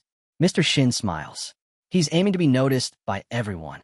With those 2 months of safety behind him, he must believe Jihan and the others can't touch him anymore. Back at the field, Hale sits by a fire, roasting turtle meat.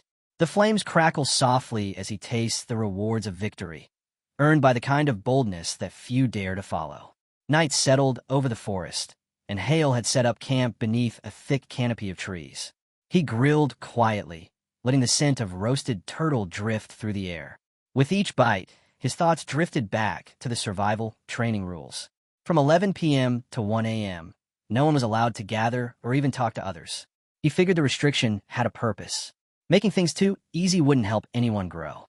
In some countries, outdoor training programs were even stricter than this. Maybe it was time the academy caught up. Still, at least they were allowed to bring magical tools this time around. Thanks to that, he was able to recover faster than usual. That alone was a blessing. With his belly full, he leaned back and let the calm wash over him. But then, he heard rustling. He turned his head, alert. Out from the bushes stepped none other than Sunshine and Adela. The 3 of them locked eyes, equally surprised. A little later, the trio sat around the fire, the scent of roasting beef now filling the space. Curious, Hale asked how the 2 of them ended up together. Adela explained casually that they'd been at it until just after 11. Sunshine jumped in to clarify. "We weren't fighting. She was beating me. Completely one-sided."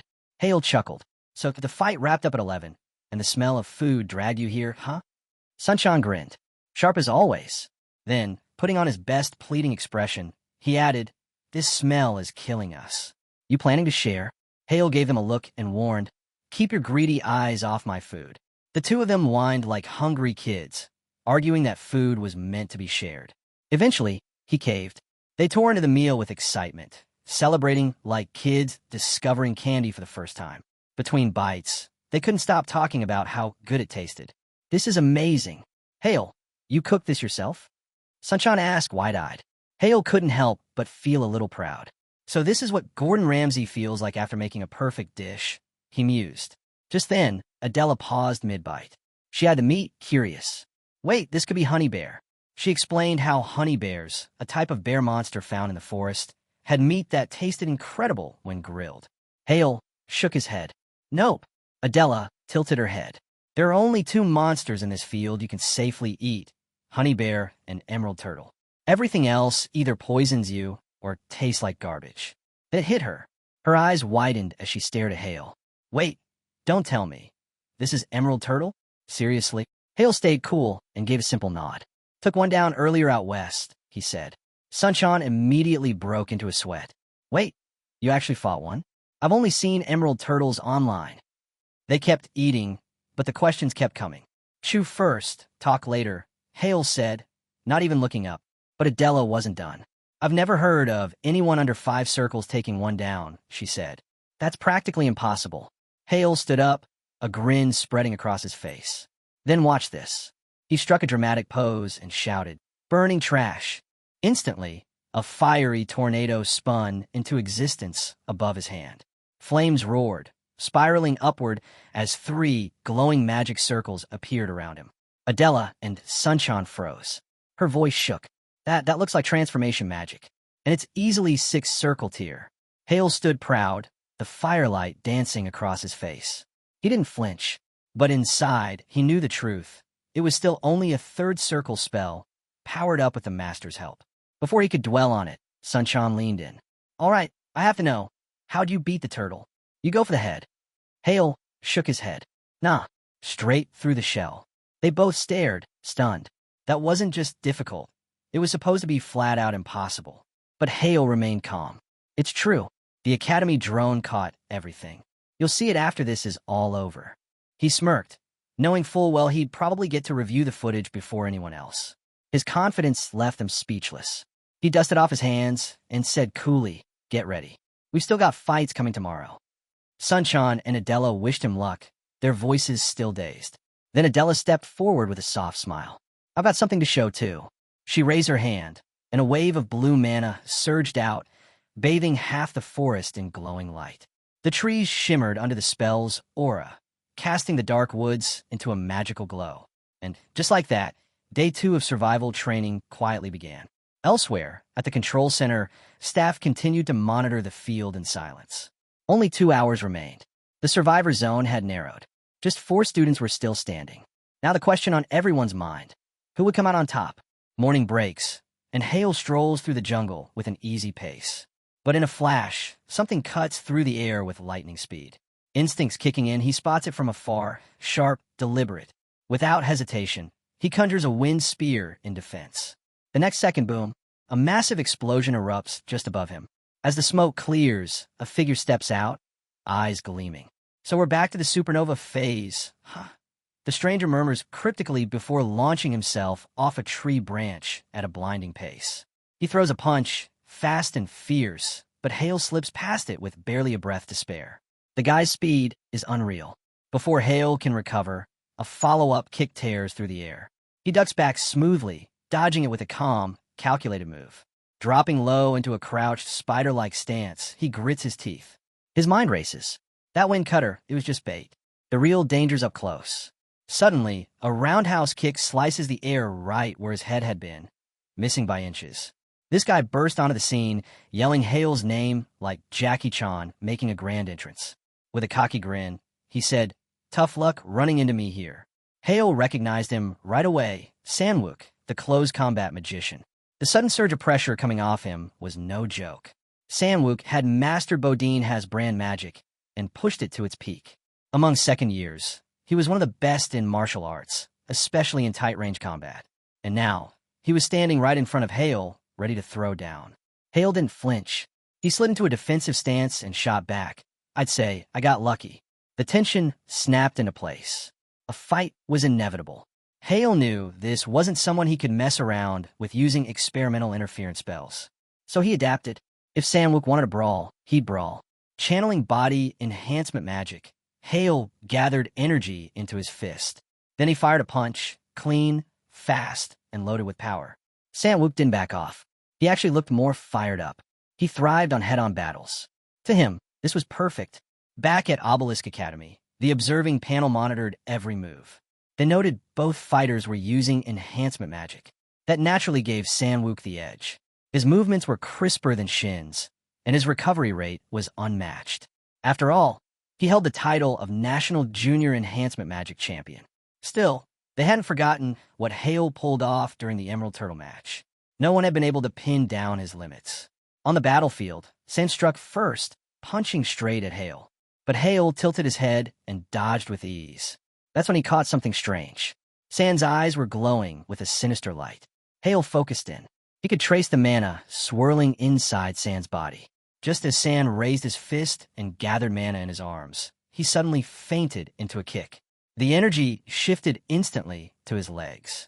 Hale reacted quickly, throwing up a shield just in time. The kick landed. The impact nearly shattered the barrier. But Hale didn't stop there. He flipped the shield's energy and blasted it outward. It worked. Sin staggered back, clearly stunned. He'd never seen anyone weaponize a barrier like that before. A thought crept into his mind. Could this really be that legendary magician everyone thought had vanished? Sin wipes the sweat from his brow, breath heavy, heart racing, but a grin still playing on his lips. The fight was just getting good. He resets his stance. But Hale doesn't wait. He charges forward and hammers a fist straight at San's face. San braces. The blow lands, blood trailing from his lips, but he doesn't flinch. "I don't lose in close combat," he growls through clenched teeth. Hale keeps the pressure on. He channels a burst of mana into his fist and aims it at San's chest. Sin crosses his arms to take the hit. The impact booms through the arena. But Sin doesn't just take it. He counters right after. The sudden move stuns the onlookers. Even the panel's caught off guard. Hale steps back, eyes narrowing. That kind of response wasn't what he expected. The technique might have lacked finesse, but got the job done. And Hale knew, if he'd added fire magic to that punch, San's arms might have been wrecked. They clashed again. Hale threw another punch, but this time he pivoted mid-swing. Sin had guarded his chest, but Hale twisted, aimed higher, and grinned. Your armpits wide open. The punch connected. San's body trembled. A sharp pain stabbed through his ribs. They might be cracked, but he didn't fall. I'm a fighter, he said, standing tall.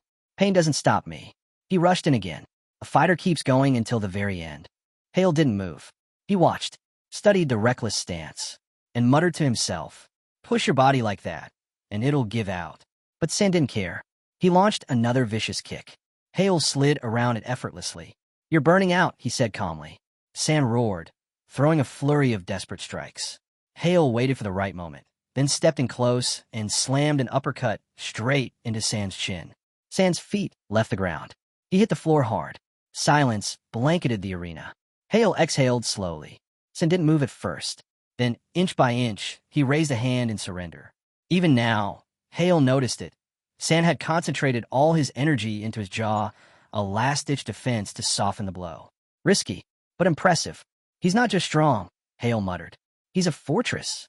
A system alert flashed in front of him. 100 points earned. That sealed it. Sin wasn't just another challenger. The night grew darker. Tension rose. The crowd around them thinned. Only 3 contestants remained. Or so Hale thought. He blinked, checked the numbers again. Now just 2. That's when Adela stepped into view, her voice soft and words light. Good morning, she said with a smile. Lovely night, isn't it? Night has fallen, and the survival match is down to its final moments. Deep in the dense green forest, the circle closes in. Only 2 contestants remain. One of them, our protagonist, stands quietly, eyes locked ahead. His last opponent, Adela. Elsewhere, inside a towering building, a giant screen displays his face in real time. Watching closely are Jihan and Sia. No way, Sia breathes out, chewing her nails. How did he end up making it to the final round of a nationally broadcast academy test? Her frustration boils over. And we can't lay a finger on him. He's slipping further out of control. Panic creeps in. If this keeps up, Hale's going to rise again. He might even become a candidate for succession. No, I won't let that happen. Never. Jihan listens silently. She whirls toward him. Say something. He took down the emerald turtle by himself. On live broadcast. Not just online. Father definitely saw it. The whole family did. She slams her hand against the door, trembling with fury. Jihan finally speaks, voice low and measured. Sia. She turns to him, eyes wild. Calm down, he says again, but she's unraveling. Calm down? You expect me to calm down right now. She tries to vent more anger, but then Jihan's tone shifts. He repeats himself, firmer this time. I said calm down. Sia flinches. Her voice lowers, hands slowly dropping. Okay, I get it, she whispers. I won't say anything else. I don't want to be punished. At that word, punished, Jihan stands and steps toward her. The air grows tense. He speaks softly, but it only makes her shiver. Why would I ever punish my own sister? A faint smile plays on his lips. Shin's always been like this, always grabbing the spotlight. We're family, but if he keeps shaking the foundation, I won't just stand by. The feed shifts back to the battlefield. The ring has nearly closed in. Smoke billows in the distance. Adela has already fired a moonlight bullet. This time, you won't catch me off guard, she calls out. I've studied every one of your battles, over and over. Before, Hale had used the sunlight to his advantage. But now, bathed in moonlight, the tides have changed. Adela steps forward, a magic circle glowing beneath her feet. This ends now. I won't even give you a window to strike back. Surrounded by roaring red flames, Adela hurls massive blue spears toward Hale. The sheer power of the barrage hits him like a wave. One of the spears grazes his arm, drawing blood. It becomes clear. This is no ordinary moonlight bullet. It's a full-scale attack, far more intense than what she used in the midterm evaluation. Dodging them all is out of the question. With calm confidence, Adela speaks. Magic users who rely on control and technique are weak against raw, long-range attacks. She forms another attack with a sharp gesture. This is your weakness. I'll surpass your skill, your effort, everything. The spears explode on impact, creating a massive burst of energy. Hale braces himself, shocked by how quickly she's pressing the attack. But beneath the chaos, he's already deployed a barrier, steadying himself. Weakness or not, this is just brute force with a magic circle. Off to the side, Hale watches intently, wondering how the boy plans to respond. After all, not just anyone can afford to drain their resources like this in such a relentless assault. The boy strengthens his barrier, preparing for the next wave of spears. As expected of the Rhinold heir, his speed suddenly picks up. He mutters, barely audible. "Since when did you reach the fourth circle, Adela?" He'd been studying her technique closely. Hidden behind the smoke, he silently summons an ice needle. Adela feels it instantly. As expected, you noticed right away. A moment later, she adds with a sly grin, "I reached the fourth circle 4 days ago. And that's not all." The ice needle speeds toward her, but Adela doesn't flinch. She closes her eyes as it cuts through the air, aiming directly for her. With a cool, controlled tone, she says, "I won't fall for such obvious tricks again." With a swift, decisive motion, she unleashes a blast of thunderlight, shattering the ice needle midair. Hale is taken aback. She's using the heart's eye. It's not just the fourth circle. Adela has mastered the heart's eye, a secret mystic art passed down from her prestigious French bloodline. The heart's eye is an action-type mystic eye, like Kim's ruby eye or the Blue Tower Master's mystic vision.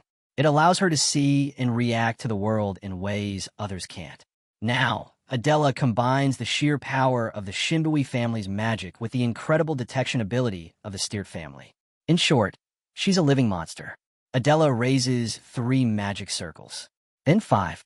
"I'm not dumb enough to hold back against you," she declares. "When do you plan to reveal the spell you used to take down the Emerald Turtle?" The spears tear through the air once again, relentless and sharp. The boy intercepts them with ease, casually replying, "Ah, I was just about to show it." In that instant, he catches it, Adela's mystic eye and the inner workings of her moonlight bullets. Mana from light, dark, and water attributes fused together, cast 12 times in tandem. The structure is no accident. It's based on a shielding Paraline formula, with the energy tightly focused through the inverted helix of the Fredania equation. The outcome? Interference. The spears twist midair, their paths warping unnaturally. Adela stares in disbelief. They curved off course? "What did you do?" He stands tall now, no longer on the defensive, a calm confidence radiating from him. With a sly grin, he strikes a relaxed pose. "Well, from your point of view, what do you think I did?" He tilts his head slightly. "Were you able to see it with that heart's eye of yours?" Meanwhile, the scene shifted to the Mystic Council mansion, where 2 men, Shin Inhyuk and Wai Sankiol, watched the battle unfold from afar. Still processing what he'd seen, Sankiol turned to Inhyuk, baffled. "What kind of spell lets you twist another attack's path like that?" Inhyuk shook his head.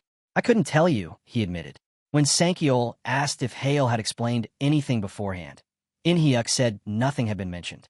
That answer visibly surprised Sankiol. He didn't say a word? That's not like him. Inhyuk sighed, eyes fixed on the ongoing duel. "He's changed this past year," he said quietly. "Keeps more to himself now." Sankiol slowly nodded, finally seeing the shift in Hale's demeanor for himself. "I guess it's true. Sometimes you need to leave home to grow." He reflected on the midterm evaluations and confessed, "Back then, I honestly thought he just got lucky. Felt bad even thinking it, but I figured he'd peak early and disappear." Inhyuk gave a small nod of agreement. Hale was always a little out of place. That's what made him different. Back in the fight, Hale and Adela continued exchanging powerful blows, but the conversation didn't stop. Hale admitted that his previous win-over hadn't come from superior strength. It was all strategy. He knew that once people studied his tactics, they'd catch on, and his edge would fade. In the council mansion, Inhyuk agreed, noting Adela's sharp, analytical mind. Sankiol, watching with pride, added that his daughter was one of the best when it came to dissecting and adapting in battle. But in that moment, even he had to admit, he'd clearly underestimated Hale. Their clash reached its peak, energy flaring wildly as neither held back. Blow after blow lit up the battlefield, each refusing to yield an inch. From the sidelines, Adela's father spoke with rare softness, his gaze steady on the fight. He admitted that, in truth, he was grateful to Hale. He recalled the days when his daughter had lost her drive, when nothing seemed to ignite that spark in her. But now, her eyes were alive again, burning with purpose. He was sincerely thankful that Hale's return had helped rekindle that fire in her. In-hyuk nodded in quiet agreement. "That's something worth being thankful for," he said. Then, the arena echoed with a loud announcement. The battle survival round was officially over. All participants were to stop immediately. Hale slowly rose to his feet, his uniform soaked through with sweat. He stood there, chest heaving, staring across the field at Adela. She wiped her forehead with a sleeve, breathing just as hard. "If I had even a few more seconds," Hale said, flashing a crooked grin, "you'd be the one lying down." Adela scoffed, flicking back strands of damp hair. "Get real. I had you beat, and we both know it. So does everyone watching." Their eyes locked again, the air between them heavy with unresolved tension. But before it could go any further, a loud voice snapped through the charged silence. "All right, enough already. Both of you, get over here."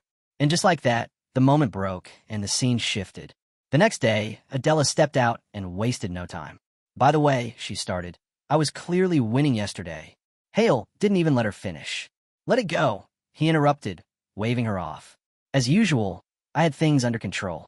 She scowled, mentally replaying the match. What fight was he even watching? She wondered in frustration. Out loud, she shot back, "I was this close to cracking your technique. Just 5 more minutes, and it would have been over." Hale shrugged casually. "And in 5 more minutes, your mind would have burned out. You'd have collapsed right there." Neither was willing to concede, and the rivalry was far from over. While the two were still caught up in their back and forth, Soon-chan, who'd been crouched nearby, suddenly cut in with a flat voice. "If you're going to keep arguing, take it somewhere else. Fighting in my room is a nightmare to clean up." Immediately, both Hale and Adela shot back in unison. 26th eliminated. As if that alone ended any debate. Soon-chan stood up with a defeated sigh. "This is my room, you know," he whined. "I just wanted to watch the battle survival replay with you guys. I even got pizza fries and drinks ready, and now you're killing the vibe." He flopped down dramatically, eyes glistening like he was about to cry. Hale didn't miss a beat. "You're blocking the screen. Move." Then he added, completely serious, "We're watching from the very beginning, every second of it, even if it's 14 hours long." As the footage rolled, the hours slipped by. Eventually, Soon-chan dozed off, curled up in the corner, while Hale and Adela stayed locked in, still watching with full focus. At one point, Soon-chan mumbled something in his sleep. "She really is an analysis monster." Hale glanced over at Adela, who was now quietly laughing to herself. "What's so funny?" he asked. Instead of answering right away, she gently picked up a blanket and tucked it around Soon-chan. "Watching all 14 hours of this actually turned out to be kind of fun," she said, still smiling. Hale shifted in his seat, shooting her a sideways look. "Honestly, I figured you'd get bored halfway through and bail." She didn't respond immediately. Instead, she adjusted the blanket a little more, her smile lingering. "You've got some really good friends, Hale." Her words settled over the room like a warm breeze, softening the atmosphere. For a brief moment, the usual edge between them faded. The night felt calm. Sometime later, the mood turned more reflective. She looked down, her expression shadowed with regret. "You guys almost seem too good to be real," she said quietly. "One of you even became a real friend." The hero tilted his head, puzzled. "Why do you sound so down all of a sudden?" She hesitated, then admitted, "I spent a whole year pretending I didn't know the truth. I kept my distance, clinging to something I didn't even understand. Looking back, I think I made the wrong call. I'm sorry." He didn't even blink. "You don't have to apologize," he said firmly. "I saw the signs, and I still chose to stay away. That was on me." Then he added with a faint grin, "Truth is, I kept my distance from that guy too at first." Out of nowhere, Soon-chan suddenly sat upright. "Wait, was that for real?" he asked, blinking like he just snapped out of a dream. She turned to him, startled. "You were awake this whole time?" The hero smirked without looking away. "Yeah, he's been awake for a while now." His tone shifted then, more grounded, more certain. "I've gone back to who I was a year ago," he said, "but this time I got power in my hands. Real power. And comrades I can count on." Both of them stared at him, caught off guard. He took a step forward, his expression unreadable. "There's something I want to show you." As he rose to his feet, a strange magic began to radiate from him. It started at his core and spread outwards, waves of vivid blue energy rippling through the air. It looked like streaks of pure light bursting in all directions, painting the space with brilliance. She gasped. This is it. Sunshin's eyes went wide. No way. That's not possible. But the hero didn't stop. With one hand raised, he walked forward, the magic flowing from his palm and expanding until the entire space around them glowed with overwhelming light. Bright, blinding, and impossibly beautiful. That's right, the hero said, and their expressions froze in disbelief.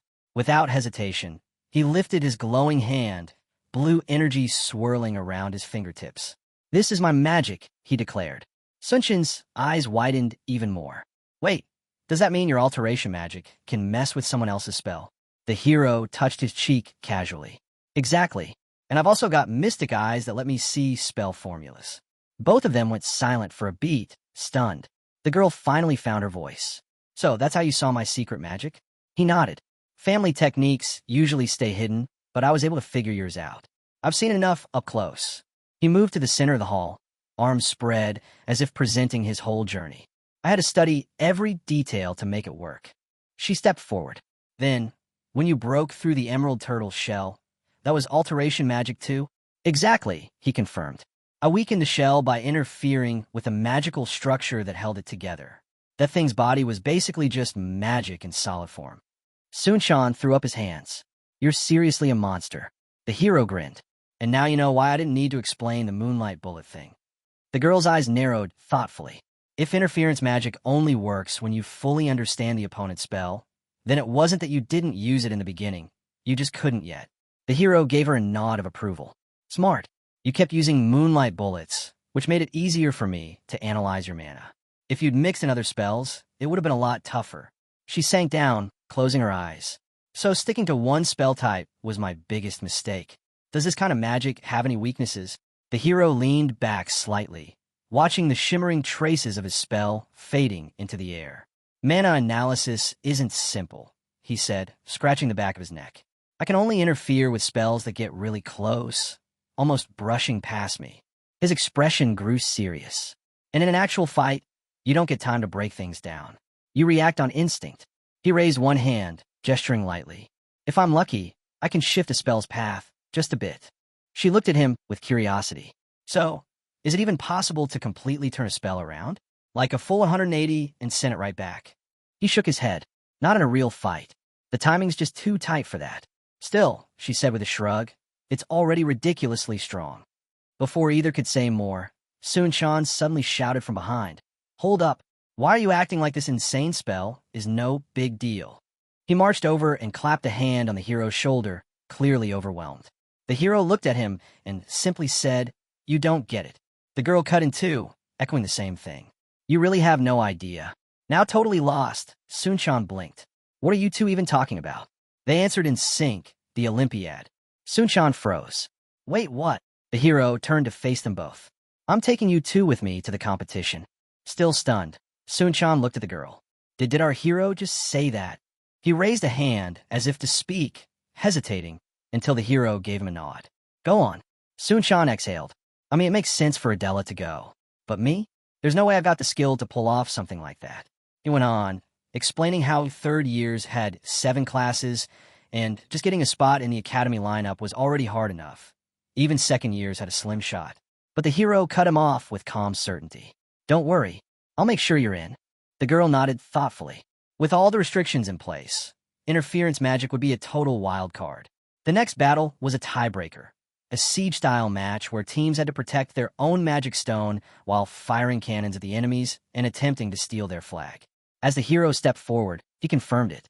In that kind of match, my magic is practically cheating. The girl raised an eyebrow. Do you have any abilities you're not telling us about? He paused for a beat, then replied, Of course I do. The scene shifted to a quiet library. The hero stood before a book, one hand resting on its cover. As energy flowed into it, he thought to himself, It's ready. A magical space opened, and he stepped inside. Waiting there was Mimir, who looked up and greeted him. You're late, she teased. Don't tell me you didn't come in first. He smirked. Obviously I did. The emerald turtle points were just misleading. Then, with a spark in his eyes, he reminded her, Don't forget, I've still got a gold medal to win at the Olympiad. She paused, thinking back. Wait, Did you actually tell them everything? About the Olympiad? And your interference magic too? He nodded. Yeah, I did. She gave him a disapproving look. You said you'd wait until you'd fully mastered it before saying anything.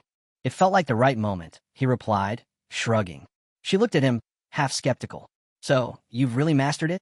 He didn't say anything, just gave a small, confident nod. Her eyes widened. That's amazing. With the same calm confidence, he turned to her. Then let's get to work. Find me everything on the realm of destruction and something called Third Circle Bastard Destruction. It's time I stepped into that. Suddenly, his phone buzzed. He picked it up. It was the Tower Lord on the line. I saw the footage, he said, voice sharp with interest. You took down the Emerald Land Turtle alone. The hero replied modestly. I got lucky. The Tower Lord didn't buy it. You were holding your own against Adela, and she's reached the fourth circle. And I saw what happened during that moonlight spell, how it veered off course. At first, I thought it was a mana distortion, but it wasn't, was it? The hero hesitated, then said politely, I'm sorry. I can't explain that. There was a beat of silence. Then the Tower Lord chuckled softly. Fair enough. A mage has the right to guard his own secrets. That answer caught the hero off guard for a moment. But before he could say anything else, the Tower Lord continued. I'll figure out eventually. Still, well done. Then his tone shifted. By the way, the elemental mannerite artifact you asked for? It's ready. He paused, then said, now it's time to get serious. The hero blinked in surprise, asking if maybe everyone was just getting a little too carried away and suggesting they take it down a notch. But the Tower Lord laughed it off, saying that everyone at the tower was a craftsman through and through, unable to resist the excitement of a fresh mana stone. The hero thought to himself that, just as he figured, these people were probably working themselves to the bone purely out of love for their craft. On the other end of the call, the Tower Lord told him not to worry about the aircraft and cheerfully thanked him, saying he was looking forward to what was coming. But just as the call was about to end, he suddenly stopped. The hero raised a brow. He had a favor to ask. The Tower Lord asked if this had something to do with the Langsmith incident and possible compensation. The hero shook his head, explaining that it would all come down to how the Tower Master wanted to see it. The Tower Lord seemed intrigued, curious about what kind of pitch he was about to hear this time, and told him to go ahead. The hero laid it out. He wanted the Artifact Craftsman room from the Blue Magic Tower assigned as the engineering team for the national squad at this year's Olympics. That's when Mimir cut in, stunned, asking if he really intended to go up against a Fifth Circle mage. The hero admitted that it was a condition set by the Blue Tower Master and, with a hint of regret, confessed that maybe he hadn't thought it all the way through. The Tower Lord echoed the request, asking if he truly wanted their artisans to act as the official engineers for the Olympiad. The hero confirmed it. At first, the Tower Lord flatly refused. The hero stood frozen, thinking maybe he really had asked for too much. But then, the Tower Lord continued. If Hale could win a one-on-one match against a Fifth Circle mage, then they'd talk. That caught the hero off guard. He softly repeated the condition. The Tower Lord reminded him that 2 of the foreign competitors this year were Fifth Circle mages. He made it clear he wasn't questioning Hale's skills, but explained that deploying their tower's craftsmen was an enormous financial burden, too big a decision to make based on pride alone. The hero stared at his phone, absorbing the weight of what had just been laid out. The Tower Lord ended by saying he needed clear proof that Hale could actually take gold at the Olympiad. Mimir wanted to know what the plan was, saying that from her point of view, taking down a Fifth Circle mage as the grand successor sounded nearly impossible. The hero responded that he'd secured a 10-day grace period. She asked if he was planning to come up with a counter in that short time and finish the match with it. He told her that with a proper countermeasure, pulling off a win wasn't completely out of reach. Still, Mimir cautioned him. Mastering anything in just 10 days wouldn't be easy. She asked if it was really worth going this far, just for the Blue Magic Tower support. Without hesitation, the hero said yes. Without them, nothing else would matter. He explained that the only people in the country who could fine-tune and modify Olympiad-approved artifacts were at the Blue Magic Tower. Mimir remarked that the place must be on another level. The hero thought about how there was a solid 10% performance gap between standard artifacts and those made by the Blue Tower. More critically, they were currently the only ones who could handle element mana light artifacts. Mimir then asked if that performance difference really had a big impact on tournament outcomes. When he confirmed it did, she agreed they definitely needed the Blue Tower's backing. She quickly changed the topic, asking when they were heading to the 3rd trial page, urging him to hurry. The hero said he wanted to read through all the books she'd prepared before diving in. She smiled, saying that was the perfect attitude. Before he left, she told him to pass along a message when he reached the third trial room. Just a simple, "She's doing fine." Curious, he asked if she knew someone there, but she grinned and said it was a secret. It wouldn't be fun if he found out now.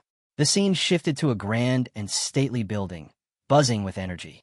An announcement echoed through the air, welcoming esteemed guests to the Motto Shurna Group's grand celebration and inviting everyone to enjoy themselves. In the crowd, someone pointed out the obvious, that the president had arrived, and at this point he was all but confirmed as the next head of the Motto Shurna family. The president responded with a smile, brushing off the praise and saying he was just lucky that everything he had was thanks to the people around him. He added that the future of the Motto Shurna Group looked nothing short of brilliant. Of course, and to top it all off, the youngest master had started making waves again, only adding fuel to the crowd's excitement. The president looked on, eyes burning with rage.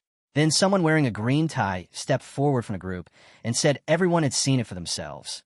Who would have thought Hale could defeat the Emerald Turtle solo? He laughed, saying once a genius, always a genius, and asked if anyone there could honestly deny it. Right then, another man raised his glass of red wine and joined in, bringing up Hale's fight against Adela, who had already advanced to the fourth circle. He explained that Hale managed to hold his own against the secret moon element magic, a technique passed down in the Divine Guard family. It was no small feat, he said after watching that match. No one in their right mind could call Hale an AI fluke anymore. If his face had been hidden, people would have assumed it was a battle between veteran adult mages. He said he couldn't wait to see Hale at the Olympiad, and someone nearby echoed the same. Rumor had it, even the family head was extremely satisfied with Hale's recent achievements. Just then, someone yelled Hale's name above the noise, and the president's expression darkened as he quietly slipped out of the spotlight. Inwardly, he fumed. If things kept going this way, his little brother might actually be named heir. The room was getting too loud, people showing off fire magic like it was some kind of stage act. He hated all of it.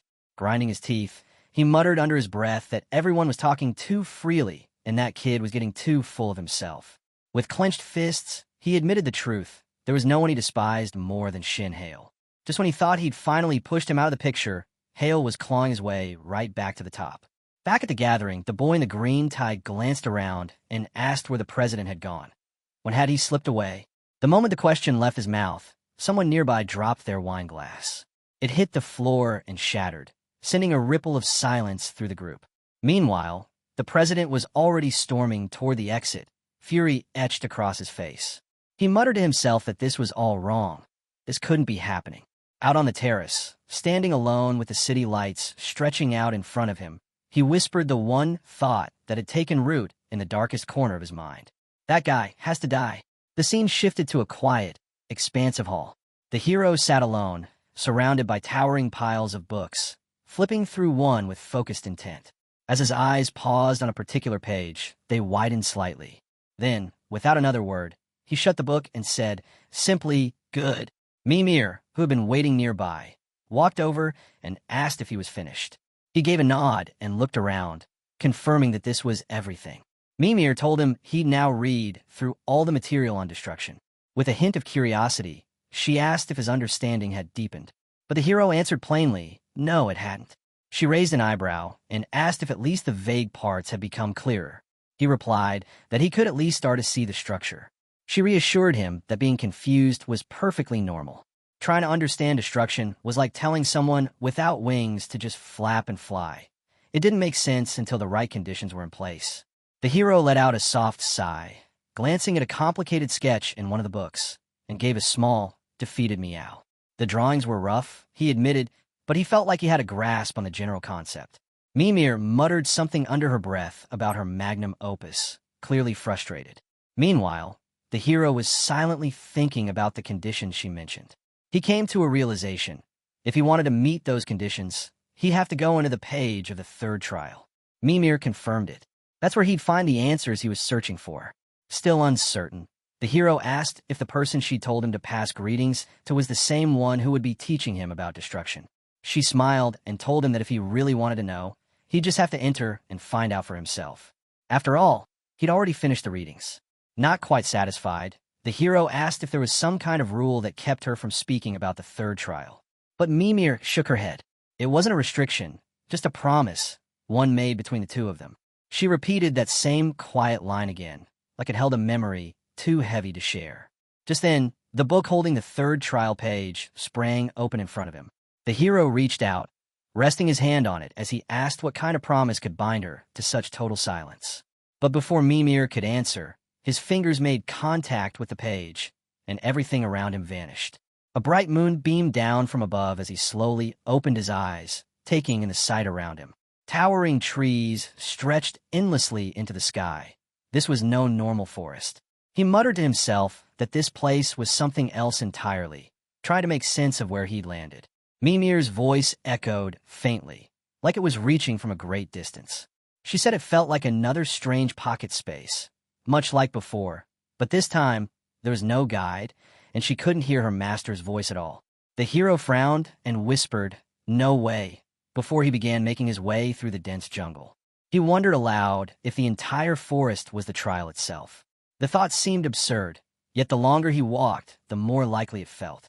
He shook his head, remarking that master magic really did go beyond anything imaginable. He'd been walking and walking, yet there was still no end in sight. Eventually, he reached a river and stopped, trying to guess what kind of challenge this trial could be. But before he could figure out, the ground trembled beneath his feet. At first, it felt like an earthquake, but then he noticed something different. It wasn't the earth. It was a presence. Something was watching him. His eyes snapped toward a towering shape between the trees. A reptile, but not just any reptile, one so massive it seemed unreal. He stared in disbelief. It was right there in front of him, yet he hadn't noticed it until now. The creature took a step forward, and the ground shook with each thunderous movement. The hero instinctively backed up, only to slip and fall into the lake behind him. He resurfaced with a loud splash, gasping for air, eyes locked on the beast closing in. Its slit-pupiled eyes gleamed beneath the moonlight. Thick, armored scales lined its body, and its claws and fangs shimmered like blades forged for war. It looked like a nightmare come to life. There was no mistaking it. A rank-exempt, disaster-class drake, standing right in front of him. Mana flared beneath him as the hero struggled to lift himself into the air, just barely hovering above the water's surface. He whispered under his breath that he always thought creatures like this were just legends. But now, face to face with one, he realized this was his trial. The objective was to defeat it. The idea alone was laughable. Every breath the drake took distorted the air, warping the mana around him like ripples in a storm. Suspended above the lake, the hero could only acknowledge one thing. This monster wasn't just powerful. It existed in a realm entirely above anything he'd ever faced. To the drake, he wasn't a threat. He wasn't even a person. Just raw mana, ripe for the taking. A prize. A meal. He clenched his fists and forced himself upright.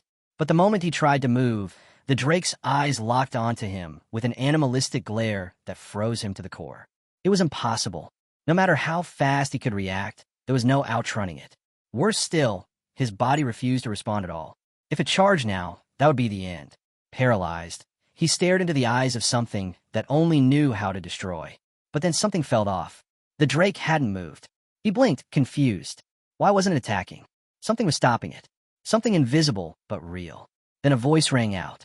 The sound of heels, lightly tapping against the forest floor, cut through the tension. A figure emerged, confident, poised, her every step graceful and deliberate. She approached without fear, eyes fixed on the hero. Even when faced with a creature far beyond your limits, she said, "You didn't let despair take over." Your will was unwavering, like steel. Calm in the face of overwhelming power, she added, and with a small, deliberate wave of her hand, told him he had passed.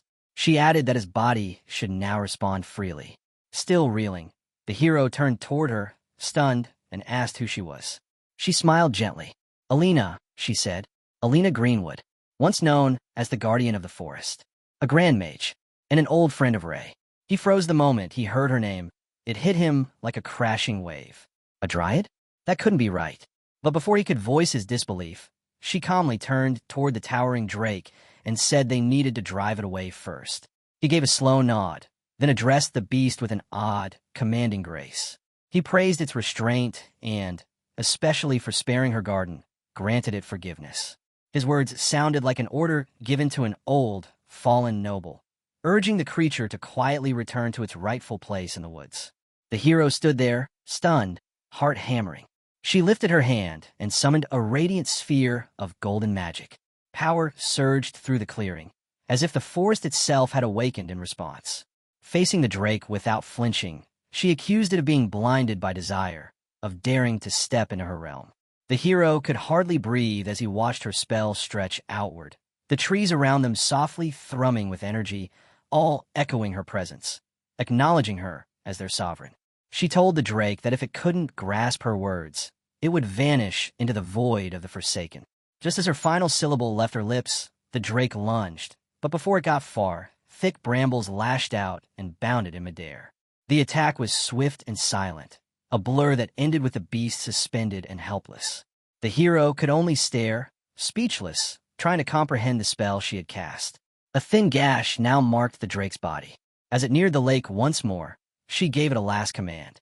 "One warning," she said. "Leave." The drake paused, then slowly slinked back into the woods. The hero remained frozen, realizing the creature's wounds were already gone. It was truly a disaster-class being, and yet she had faced it as if it were nothing. Who was she? She turned to him and asked if he was all right. He gave a quick nod and muttered a shaky thanks. But before he could say more, she gently cut him off, saying he must be in shock. With that, she motioned for him to follow and began walking into the forest. Eventually, they came upon a quiet little home nestled beneath the towering trees. The scene shifted again.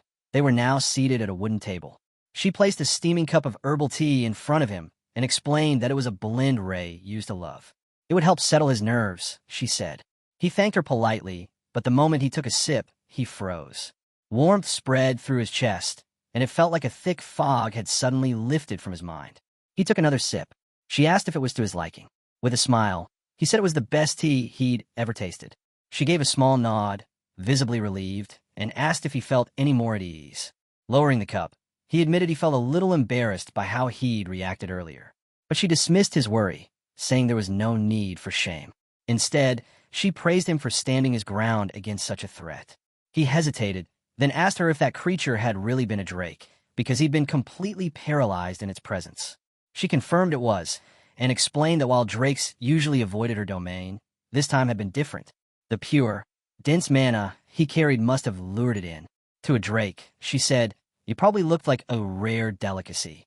Tapping her chin thoughtfully, she asked if he had any more questions.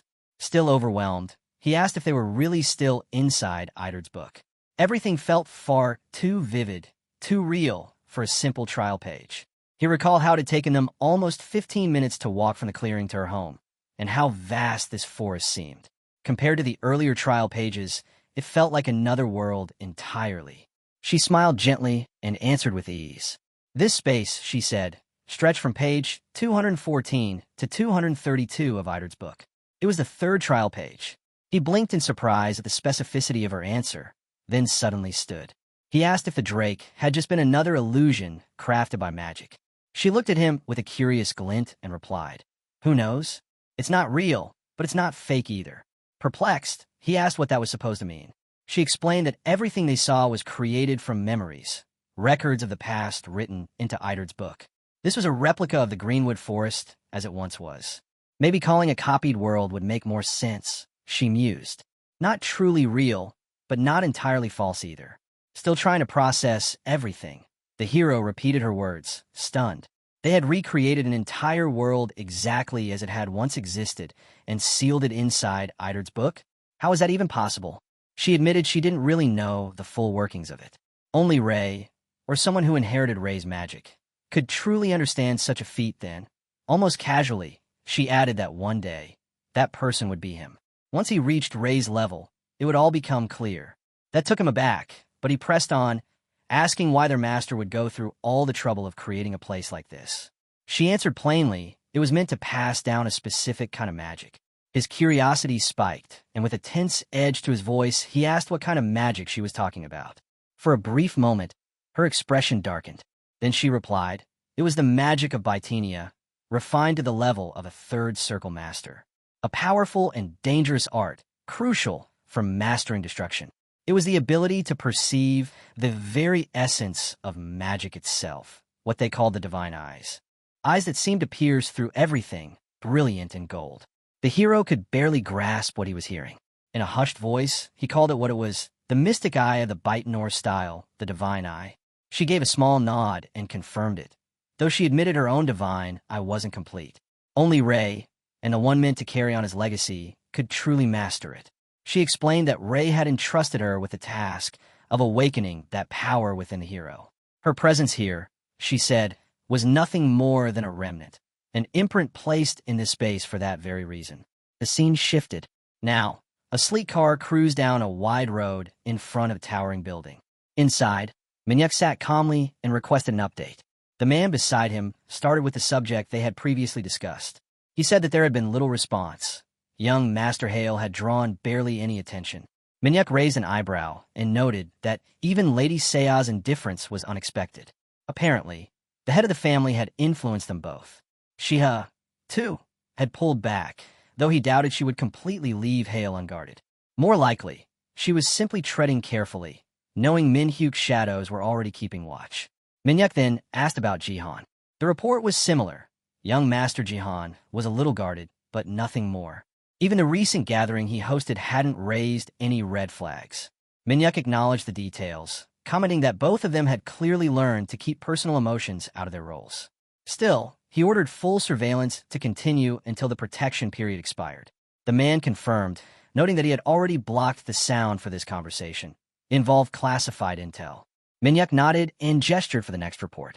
This one concerned possible ties between certain family members and the Black Magic Tower. So far, they had investigated 32 individuals, including several elders who were openly displeased about Hale's return and senior executives from related companies.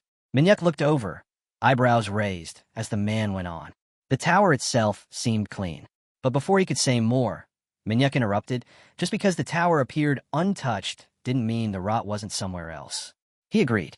Out of the 32, 5 had backgrounds that stood out, too suspicious to ignore. If this had gone on any longer, it could have drawn attention from the hyenas. Manhwa narrowed his eyes and said he'd take care of those individuals himself. The scene shifted once more, returning to the hero and Elena. She stood, arms outstretched, and announced that they would now begin his training in the divine eye. The hero didn't flinch. He told her to push him as hard as she could. She smiled, clearly amused, and said that as Nakariai's heir, he really was cut from the same cloth. She instructed him to close his eyes, and when he did so without hesitation, she praised him. Then she began slowly channeling mana into his body, careful and precise, as she started to explain the foundation of the divine eye. Normally, she said, access to knowledge about the divine eye only came after one reached the 4th circle. For most, the only way to learn about it was by digging through scattered scrolls and ancient books. Hearing that, the hero repeated the words 4th circle to himself. He thought about it. Neither Idard's tome nor Mimir's tome had ever mentioned anything about the divine eye. So it was true. The knowledge was locked away until a mage hit that level. He then asked if the other book she referred to as Mimir's tome. She looked genuinely surprised and asked if he knew about it. He replied with confidence. Of course he did. He even added that he'd received a message from Mimir himself. That moment came back to him vividly.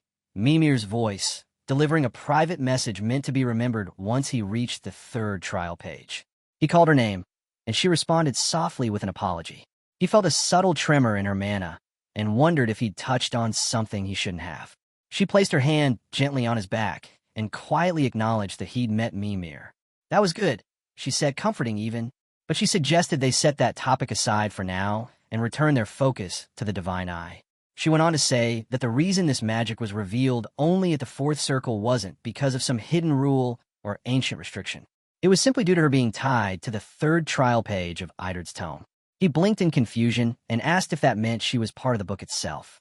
Elena nodded with a smile. Ray had placed her there and tasked her with explaining everything. She chuckled, adding that there were limits to how much information could be packed into the tome, and Ray had a way of pushing people to their edge. The hero thought back to something Mimir had said. How just the creation of the trial page and the successor verification spell had required so much power that they couldn't contain everything in one book. That was why Idard's tome only held the essentials, and the rest had been compiled separately. into Mimir's tome. As Elena's magic settled, she finally stepped back and, with quiet certainty, told him it was time. "Open your eyes," she said. The hero did so slowly and instantly sensed something had changed. His eyes darted around, unsettled. Elena's mana was now fully entwined with his infinity circle.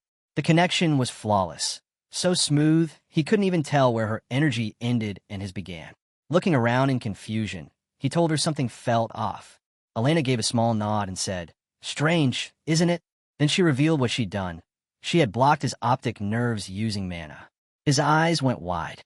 "You cut off my vision?" he asked, stunned. She remained calm. "This was just the beginning," she explained. "The divine, I wasn't part of the five senses he relied on. It was something else entirely, a sixth sense. To awaken it, all his other senses needed to be erased." She placed a firm hand on his shoulder and continued. "Soon, touch, smell, and taste would vanish too. Even sound would fade until nothing remained." He stood frozen as it all started to happen. The feeling in his fingers disappeared. The scent of the forest was gone. No more warmth, no more sound, only silence and stillness. He whispered in disbelief, "It's real. Everything's gone." Elena gave him a gentle smile, and in a solemn voice, heavy with meaning, she said, "Welcome to the world of death." She stood in silence, simply watching as the stillness around her thickened. The very air felt heavy with thought. Meanwhile, the hero was adrift in a world stripped of every sense.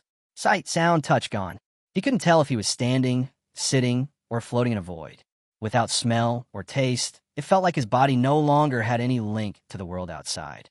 A chilling question crept in. Was his body even working anymore? Or worse, was he still alive? The fear that rose inside him wasn't just panic. It was something far deeper. This wasn't blindness, nor darkness. It was absolute nothingness, an overwhelming solitude that drowned everything in silence and absence. He muttered that this felt like hell. And Elena, watching quietly, agreed. But she reminded him it was still just training. He remembered then what she'd once told him, that the sixth sense, the ability to perceive mana, was completely separate from the five physical senses. That thought sparked something in him. Maybe, even here, in this void, he could still see mana. With that hope, he shut his eyes, not physically, but in his mind, and focused. He let go of everything else and tried to grasp the flow of mana, pouring all of his concentration into that single purpose. As the scene shifted, focus returned to Elena. She now looked down at his still form on the ground. Silently, she reflected on what he was enduring. Losing all senses, sight, sound, feeling, was more than disorienting. It was mentally shattering. Most couldn't last even a minute before panic set in. By the second minute, their thoughts turned toward death. By the third, many would rather end it than continue. That was the harsh truth of the sensory sealing spell, and she knew it better than anyone. Originally, she had only planned to let him feel it for a few moments before releasing him, just enough to understand it. But now, she stood there, watching as he endured it far longer than expected. She remembered her own path, how she had to train slowly, step by painful step, to adapt to this very spell. But him, he had already passed the 3-minute mark, and he was still holding on. It was more than she had hoped for. Suddenly, his voice broke the silence. He spoke clearly, saying the forest was resonating with her mana. The moment she heard that, she knew they could proceed as planned. Elena was astonished. 20 full minutes had passed, yet his breathing remained steady, and his mana circle was perfectly stable. He was focused, composed. Truly, this was the one chosen by Idard's library. Deep down, Ray must have known he could endure the seal. When he called her name and asked her to lift it, she gave a small nod and released the spell. He inhaled sharply, gasping, saying he could finally breathe again. She looked at him, worry flickering in her gaze, and asked how he had moved so easily, how he'd survived something so terrifying. He admitted it had been horrifying every second of it, but he had forced himself to believe he was safe. Over and over, he repeated it in his mind, using that belief to smother his fear and concentrate on seeing mana. Elena frowned slightly. The kind of fear, she said, couldn't be overcome just by telling yourself it's not real. He nodded in agreement. He had almost given up. Even though he knew it was only training, his body refused to respond until it accepted that truth. The darkness felt endless, the despair unbearable. But just as his focus began to crack, a memory rose. He remembered a day from a year ago, the moment he discovered he wasn't compatible with AI magic, when his family rejected him and his own father cast him aside. That day, he lost everything. That had been real despair. Compared to that, this was nothing. He held on to that thought, and it carried him through. Outside the room, near the trees, Elena whispered softly that the sensory seal really was better. He nodded. Just another trial, he said, on the path forward. She looked at him, ready to ask how far he'd come to reach this point. But before she could, he smiled and said he was all right now. The past was behind him. His voice was lighter, even a little excited, as he spoke about carving his own path, one that belonged only to him. Elena's eyes filled with tears. She couldn't help it. Her thoughts drifted to Ray. But when the hero called her name and thanked her, she quickly wiped them away. He told her that in the sealed darkness, he had felt her mana.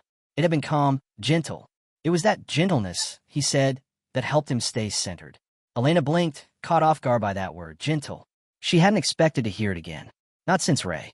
The scene shifted once more, the quiet stillness of the house wrapping around them as they sat together, sipping green tea. The hero leaned back slightly and said he kept drifting between memories of the tome and the present moment. Elena offered a gentle smile. She said it was good to hear that Mimir was doing well, and thanked him. It was all thanks to him, she added. He quickly waved it off, saying he'd only passed along the message. But Elena tilted her head and said that if he had truly met Mimir, then he must have heard something about her and about Greenwood Forest. The hero shook his head. No, Mimir hadn't said a word. He explained it was part of a promise, a silence he had to keep. That surprised her. She murmured that Mimir must still be holding on to that vow. Then, after a pause, she admitted she couldn't hold her end of it anymore. That made him sit up a little straighter, his voice soft with concern as he called her name, Lady Elena. She quickly apologized, saying she hadn't meant to darken the mood without a reason. He reassured her that it was all right. He didn't mind. Then she shifted the conversation slightly. Since he brought up a promise, she said, it sounded like Mimir had grown quite fond of him. He gave a simple yes, but Elena wasn't done. She tilted her head again and asked if she was wrong. He said no. Their relationship wasn't bad. Then, with a curious glint in his voice, he asked her what exactly the promise had been. Elena looked at him for a moment, then smiled faintly. She said it seemed that promise was really bothering him. But she was sorry. She couldn't tell him. It was a secret, just between her and Mimir. Not even Rain knew. That startled him. He said that if Mimir had made a promise in the past, then Mimir must have been real. Just like Elena. She gave a small nod, but said that if Mimir hadn't told him yet, then she wasn't allowed to either. That memory, she said, was still holding its secrets. She couldn't be the one to break them. The hero nodded slowly, accepting her words. If it was a real oath, then it wasn't meant to be broken anyway. Elena thanked him, truly grateful that the successors could understand him this way. As the sun sank lower and dusk settled in, the hero rose to his feet. He said he'd be heading back for now, but that he'd be relying on her from here on out. Elena smiled and replied with a quiet yes, then added that until the divine I was fully mastered, they'd both have more work ahead. Just before he left, the hero paused and turned back. Can I ask one last thing? He said. Elena nodded. Of course. He hesitated, choosing his words carefully. What kind of relationship did you and Mimir have? She looked at him and replied simply. We were friends. Distant like constellations scattered across the sky, but always connected. We protected Beitner's magic together, alongside Ray. The scene shifted. The hero opened the book once more and instantly found himself face to face with Mimir. She looked surprised. Back so soon, she asked. He grinned. I've got school tomorrow, so I figured I'd return early. She gave a small nod. Did you actually go through the proper training? Of course, he said, clearly still buzzing with excitement. As he looked at her, he noticed something odd. Mana drifted slowly around her, sluggish and unfocused. With a playful tone, he pointed it out. She narrowed her eyes. What? He smirked. Your mana's still a little unstable. But I can tell you've been training. Mimir stepped closer, placing her hand on his cheek. Strange, she said quietly. After training like that, you shouldn't be this composed. He just smiled. I know, but your real mana, it feels cold. Controlled. She looked at him for a long moment. Maybe because I really am cold. They sipped the last of their tea, and she leaned back. So, you went through the 5 senses sealing spell, and you're fine? He nodded. I'm good. She crossed her arms and sank into the sofa. Did Elena go easy on you because she's too soft? Or was it the forest's magic helping out? He blinked. Forest magic? Her eyes narrowed. Don't tell me you didn't go through trauma cycle therapy? I don't think I developed any trauma, he replied, a bit confused. Mimir went quiet, thinking. Something's off, she murmured. Then, suddenly, wait. You had a trick, didn't you?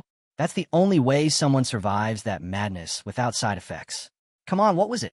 The hero hesitated, then started to tell her about what had happened a year ago, the same thing he had told Elena. She listened closely, then asked what exactly happened back then. When he finished, she muttered a curse under her breath. If it were me, I'd have handled it differently. But he cut in gently. Back then, I was completely lost, crushed under everything people expected of me. And when it all fell apart, the weight of it dragged me into despair. But looking back, that was the moment that trained me the most. That pain, he said, built the strength I needed to be who I am now. He said that even having all his senses sealed hadn't been that bad. Mimir stared at him, clearly stunned. She said she'd always sensed a shadow in him, a quiet darkness, and now she understood why. He'd grown used to that kind of emptiness. The hero glanced at her, expecting her to shrug it off with her usual sarcasm. But her serious expression caught him off guard. If you try to understand us, she said softly, then we'll become people who understand you too. He laughed awkwardly, scratching his head. Maybe just a little. Mimir tilted her head and looked at him like he was losing it. You really think you'll handle everything before the deadline? The hero just grinned. I will, no matter what. Then his tone shifted, calmer, more grounded. That year in despair. It made me realize how lucky I am to be a mage at all. He knew there was no time to waste. As the successor of legend, the only path left was forward. The scene transitioned slowly to the quiet of the Obelisk Academy dormitory. In the stillness of a small room, 2 books rested on a side table. The hero lay on his bed, eyes fixed on the ceiling, mind replaying Elena's words. The divine eye, an evil eye in form, but tied to the boundless flow of the infinity circles. At the first circle, it revealed the color of mana. At the second, it showed the broken fragments of magic formulas. And at the third, it exposed the core essence of magic itself. He pressed a hand to his face, surprised. To truly master it, he would need the ability to see mana at will, to call on the divine eye as easily as breathing. He extended his hand. Blue light flickered to life, dancing across the air in shimmering waves. I can do this, he thought. Just then his phone buzzed. A message flashed across the screen. It was from the Blue Tower Master. Opponent confirmed. Ju Hanwook, 5th Circle Mage. Age, 29. Blood type, B. The hero read it, eyes narrowing. A grin slowly spread across his face. Oh, this is going to be interesting. The scene shifted to Obelisk Academy's indoor training grounds, where the air crackled with magic and spells zipped across the room in every direction. Off in a corner, Sun-chan sat stunned on the floor, staring in awe and whispering to himself, questioning whether these people were even human. Their mastery of magic felt unreal. At the center of the chaos, Adela was locked in a fast-paced duel with the hero. She hurled precise 4th circle spells, which he countered effortlessly. As they exchanged blows, she casually mentioned receiving an email from the Blue Tower Master. It included a detailed strategy guide. The hero responded calmly, reminding her that he'd already mentioned it wasn't just a profile. It laid out a full combat approach. Dodging backward mid-sentence, Adela's interest peaked. She asked what he meant exactly, but before he could answer, a wave of magic surged through the hall. Trying to rise, she slipped and fell back. The hero approached and offered his hand, asking her what she thought. She took it, stood up, and asked if she could take another look at the file. He smiled and told her to go ahead. As she read through it, her eyes widened and she let out a surprised breath. It really was more of a strategy manual than just a profile. The hero just nodded knowingly. That's when Sun-chan wandered over, eager to see it too. Adela praised the analysis, then quickly shifted focus, saying they shouldn't get too caught up in it. They needed to work on their own growth. Maybe, she mused, this was the Blue Tower Master's way of lending a hand. The hero admitted that with how outmatched he was, the help might be genuine, a small nudge to balance the scales. Sun-chan chimed in, saying help was help, and they should take it. The hero agreed, but added that progress came from training, not overthinking. He clapped his hands and announced that break time was over. Sun-chan groaned dramatically, saying he hadn't even had a chance to breathe, and begged for 5 more minutes. The hero just grinned and said stamina was built in the tough moments. Then, with a wicked smile, he declared they were doing an hour of running. Sunshan looked like he was about to collapse, cursing under his breath and muttering that Shin Hail had to be some kind of demon. Watching the others resume their sparring, Sunshan shook his head in disbelief. Using high-tier magic like that indoors? He couldn't wrap his head around it. That evening, the setting shifted to the dorms. Adela trudged down the hallway, clearly worn out. She pushed open her door, frustration written all over her, then dropped straight on her bed. Muttering that she should at least change first, she let out a long sigh and shut her eyes. But her mind didn't rest. She replayed the moment from training, specifically the hero's moonlight bullet. His spell had been faster, stronger, more refined. Her eyes flew open. "This is so frustrating," she said sharply, sitting upright. She'd put in endless effort, yet the gap between them still felt enormous. She clenched her fists, telling herself she couldn't let it stay this way. Now when everyone was going all in with their hidden techniques. Springing off the bed, she said there was no time to waste, not tonight. She needed a cold shower and had to rewatch their training. As she rushed out, a magic book floated into the air behind her, glowing faintly in the fading sunlight. Outside, the moon rose high above the trees. Elsewhere, the hero had arrived once again at Elena's house. He walked slowly, lost in thought, finding it odd that he no longer needed to rely on the 5 senses seal so soon. Just then, Elena stepped outside. He greeted her respectfully. She smiled, noting that it looked like he'd finally learned how to see mana properly. He nodded, admitting that while it still gave him headaches if he focused too long, he could now see it whenever he wanted. Elena gave an approving nod and told him they were ready for the next stage of training. This time, she said, he'd use his mystic eye to examine the structure of her magic circle. He blinked, caught off guard, but she went on. By closely observing it, she explained, he would begin to understand the very fabric of the spell, its essence. With time, he'd notice small vulnerabilities, gaps in the flow. Gaps, he repeated, trying to grasp the concept. With a graceful motion, Elena drew a glowing magic circle in the air. She explained that every spell, no matter how complex, had a weakness. Find that gap, she said, and the entire structure could be unraveled. That, she concluded, was what they called destruction. The hero stood frozen for a moment, echoing the words under his breath, erasing a magic circle. Elena nodded and explained further. The mystic eye, when pushed to its limits, could completely dismantle a spell. She urged him to try, confident he'd pick it up quickly. Before him, the spinning magic circle floated in midair, shimmering with power. He activated his mystic eye, locking onto it. Elena began to guide him, noting that while the mana felt strong and comforting, no magic circle was flawless. The trick was to see past the surface. Now was the time to dive deeper, to dissect the structure with the mystic eye. He gave a small nod, his focus narrowing. As his vision sharpened, a passage from the book of Mimir surfaced in his mind. In the world of magic theory, perfection didn't exist. An old excerpt from the sage Pavavi echoed. Every spell, no matter how perfect it seemed, carried a flaw. A gap was always there. No matter how elegant or powerful a spell appeared, it wasn't without weaknesses.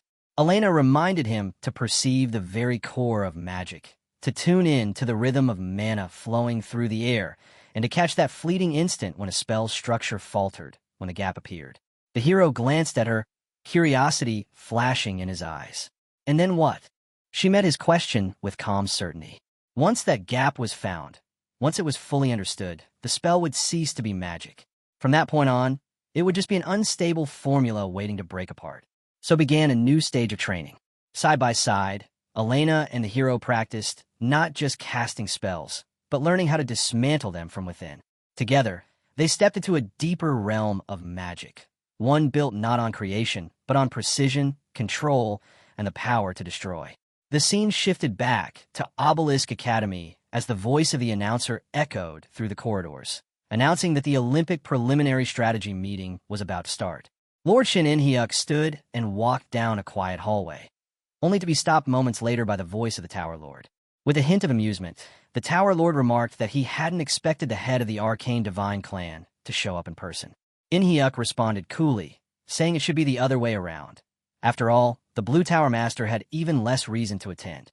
The Tower Lord chuckled, explaining that he was only there in the capacity of a sponsor. In-hyuk raised an eyebrow. A sponsor? The Tower Lord clarified. Well, a potential sponsor. That caught In-hyuk's attention.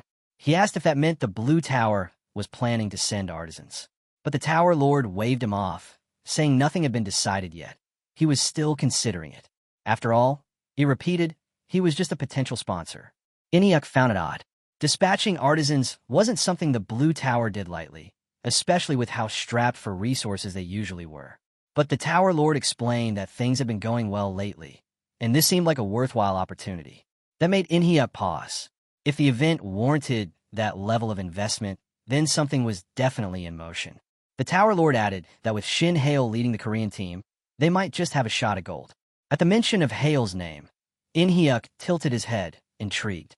So, Hale made you the same proposal? The Tower Lord gave a sly smile. I figured you'd catch on. In-hyuk asked directly, what exactly had Hale proposed? The Tower Lord explained that Hale promised to win a gold medal and requested an engineer be sent to support him. Then he flipped the question back. What had Hale said to him? In-hyuk replied that Hale made the same bold promise and asked for all the support he could get up until then. He admitted Hale had changed a lot over the past year. There was a new sense of confidence in him. The Tower Lord leaned in slightly and asked if In-hyuk had agreed with no strings attached. In-hyuk nodded. It wasn't difficult to offer some help, he said, but what he couldn't understand was why the Tower Lord would seriously consider deploying artifacts or artisans over a promise from a student. The Tower Lord quietly noted how much Hale reminded him of his father. Then he answered he was willing to make that investment, but only on one condition, that Hale could defeat a Fifth Circle mage in single combat. In-hyuk looked genuinely impressed. That's not a bad condition at all. The Tower Lord then asked if In-hyuk planned to attend the match. In-hyuk paused, unsure if it would be appropriate. The Tower Lord smiled and told him he was more than welcome. The scene shifted, leaving the academy behind and settling deep in a quiet forest bathed in golden light. At a small, secluded house, Hale sat slouched, clearly drained. I'm completely wiped out, he muttered. Elena appeared carrying a tray with a steaming cup of tea. Seeing his state, she smiled gently. Well done, successor. That wraps up your training. Hale returned a tired but sincere smile. You're the one who worked hard, Lady Elena. I wouldn't have made it this far without you. Her eyes sparkled with surprise and a hint of pride. I hope I didn't go too hard on you, just because it was the last session. Hale chuckled, assuring her that her robe had made the toughest parts bearable. She handed him the tea and told him it would help ease his fatigue. He nodded in thanks and took a sip. As she watched him, she casually mentioned how different he was from Ray, who used to grumble whenever anything physical came up. Ray had always wanted to rely on magic alone. Hale laughed softly. I guess that makes sense, considering how skilled you are. The camera panned out to the peaceful forest, now glowing under the soft light of dusk. Elena looked at him with quiet affection. Thank you for keeping up with me, successor. Your training here is complete. Teaching you, it's been a joy. She paused, her expression growing bittersweet. And yet, I can't help feeling both relieved and a little sad. I always knew this moment would come, the moment we'd part ways. Hale's face shifted, confused. What do you mean? She looked at him gently and explained. When my role ends, the page of dismantling will disappear. This forest and I will vanish too. It's part of a promise I made with Ray. Hale stood frozen, the weight of her words sinking in. Sadness crept into his expression, but before he could speak, Elena reached out and touched his arm lightly. Don't look at me like that, she said softly. If this world is fading, it just means it was real. It means what we shared mattered. She smiled faintly, eyes soft. Goodbye, successor. Tears welled in Hale's eyes as he cried out, his voice trembling with emotion. He said he never could have dreamed of mastering dismantling without her. Elena smiled, her own tears falling, and told him she was truly glad he ended up as Ray's successor. It gave her peace, knowing someone so deserving would carry on this magic. Still, she admitted one thing made her sad. She wouldn't get to see how far he'd go from here. Overwhelmed, Hale rushed toward her. Elena reached out, gently taking his hand in hers. No matter what happens, she said softly, don't give up. Ever. Then, with a small smile, she added, and take care of Mimir, okay? She gets lonely, and, well, she could be a little much sometimes. Hale nodded, promising he would. With one last look, Elena told him this was goodbye, forever. A sharp ache bloomed in his chest, a sorrow deeper than words. Then, as if in response to the moment, a glowing book materialized before him, bathed in white light. Elena's voice echoed within him. "Congratulations," she said. "You're now a third circle master." Reverently, Hale reached for the book and opened it. Inside, the page of dismantling was complete. He whispered his thanks to Lady Elena, vowing to carry the memory of their time in the forest close to his heart, and the weight of this farewell as strength for what lay ahead. The scene shifted. Now at the Blue Tower's dual training grounds, tension filled the air. The Tower Lord stood and announced the start of the match. Shin Hale versus a fifth circle mage. Sun-chan wore a deep scowl, his nerves plain to see. Beside him, In-hyuk leaned in with a thoughtful hum. Sandwiched between the two, Sun-chan sat stiffly, looking completely out of place and quietly wondering how he'd gotten roped into this at all. The scene shifts once more to the Blue Tower's dual training grounds, where anticipation hangs thick in the air. Tower Master Kim steps forward, voice steady as he announces the duel is about to commence. Off to the side, Sun-chan mutters a quiet curse, frustration bubbling just beneath the surface. His father watches with a furrowed brow. "When's this thing supposed to start?" he asks, clearly unsettled by the whole setup. Kim looks like he's enjoying himself a little too much, while Sun-chan is pacing like a wreck. The contrast makes him feel like the only rational person caught between two extremes. He sighs, wishing Adela were with him, but she's already down in the arena, helping Hale prepare. Sun-chan keeps pacing restlessly, murmuring that they need to hurry things up. Across from him, Hale stands motionless, calm, composed, completely focused. Kim suddenly breaks the silence. "You think Hale has a shot?" He doesn't wait for an answer. "I'd say maybe 10%. Hale's father folds his arms, voice flat. "That's higher than what I'd give him." Kim turns to him with interest. "Oh, then what would you say, Lord?" 2%. "At best." Kim smirks. "That's cold. What about you, Sun-chan?" Sun-chan looks up, startled. "Me? Yes. Forget you're his friend for a second. Just give me your honest take. What are his chances?" Sun-chan hesitates, then says 50%. Kim blinks. "That's generous. Why so high?" Sun-chan scratches the back of his head. "No real reason. Just a feeling. If Hale gets serious, if he really goes all out, this could be a fair match.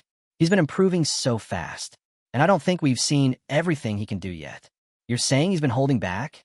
Sun-chan nods slowly. At that moment, the defense barriers are activated and inspected. All systems are good. The arena is set. Adela walks back from the field, passing Sun-chan, who's still visibly tense. She gives him a quick nod. "Nice work." She takes a few more steps, then glances back. Something about him feels off. She almost asks, but the thought fades as the camera moves toward the arena. Hale stands across from his opponent now. The countdown begins. The crowd falls silent. His opponent eyes him carefully. Didn't expect to end up dueling someone from the arcane Divine Clan's elite bloodline. The referee's voice rang out, marking the start of the match. Neither fighter moved.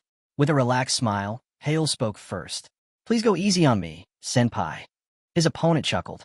"I'll let you have the first move, Junior." Without wasting a second, Hale launched Wind Cutter. A red and a yellow magic circle ignited beneath him. He immediately followed it up with Flare Ball. "I gave up the first move," he muttered under his breath. "So this one has to count." His opponent observed calmly. "So this is the adaptive magic I've heard whispers about." "Interesting." Hale tilted his head. "You seem a bit too comfortable for someone in a duel." "That's because I have the luxury to be," the man replied evenly. Hale's smile sharpened. "We'll see how long that lasts." Multiple spheres, flaming red and crackling blue, erupted from his hands. Each looked identical, but curved in wildly different directions, making them nearly impossible to block using standard defenses. The opponent's eyes narrowed. If one of those fifth circle spells hit me directly, it'd be serious. He moved quickly, his arms weaving through the air. A fifth circle, non-elemental defense spell formed, Absolute Shield. The powerful dome of energy rose just in time. Every sphere slammed into it and dissolved into smoke. Hale's gaze hardened. Even this spell couldn't crack it. But Absolute Shield has one fatal flaw. It cuts off its caster. He surged forward without hesitation. His opponent caught the movement. "So, getting close was your real plan." "Not bad, but it won't be enough." Hale's grin widened. "You sure about that?" He placed a palm flat against the shield. A pulse of magic rippled out. Interference magic. Fine cracks began spreading across the glowing surface. Even Kim's eyes widened, taken off guard by the tactic. Hale didn't let up. The interference deepened, and lightning coiled around his hand in a fierce spiral. I figured you'd lean on interference defense, so I prepared for it. Embedded a hidden acceleration spell into the cast. The moment you tried to block, it picked up speed. Flames and wind combined into a blazing storm. With a deafening roar, it smashed down onto the shield, and the absolute shield shattered into glimmering shards. Adela's eyes widened, speechless. The opponent remained silent. As the smoke cleared, Hale stepped forward. Wouldn't it be nice if you dropped your guard just a little more, senpai? From within the haze, the response came cool and steady. Stay calm if you must, but never lower your guard. As the smoke thinned out, a fresh, absolute shield was already glowing around the opponent, fully restored. That's what the Tower Master drilled into me, he said calmly. Hale took a step back, eyes narrowing. Now, he understood. This was the true power of the Fifth Circle Mage. Both fighters squared up, tension crackling in the air. The atmosphere shifted again, heavier than before. All right, Junior, the man said with a quiet intensity. My turn. He raised his arms. A radiant swirl of purple and yellow magic began to pulse around him, growing brighter with every second. The next phase of the duel had begun. A blazing magic circle surged to life, stopping the incoming inferno in its tracks. Hanwook stepped forward with confidence. This time, I'll take the lead, he said firmly. Hale's gaze narrowed. So it's true. A Tower Master sent him my battle records. Ju Hanwook, 29, blood type B, was a flame magic specialist with a knack for physical enhancement. A man driven by a deep curiosity for unexplored magic. It made sense this would be his next move. Hanwook wasn't just a long-range caster. He was deadly up close, using his boosted strength to dominate melee fights. As he surged in, Hale steadied himself. He wants to study my magic, Hale thought. He won't go for a killing blow. But that doesn't mean he'll hold back. If he's striking, there's only one way through it. Hanwook suddenly lunged with a flaming right hook, sword igniting as it cut through the air. But before it could connect, Hale responded, landing a heavy punch of his own. The hit sent a shock through Hanwook, who stumbled back. You kept up with that? He said, surprised. I've had plenty of close combat training, Hale answered coolly. Yeah, I can tell, Hanwook nodded. Even though he's not built for brawling, he's quick to read and adapt. Hale, watching closely, thought he's more than just another brawler. With a smirk, Hanwook muttered, this is insane. A third circle mage with hand-to-hand skill like this? All right then, time I stop holding back. He raised his hand, and flames erupted. This was true Fifth Circle fire magic, overwhelming and raw. Hale tensed. So this is what that level of power looks like.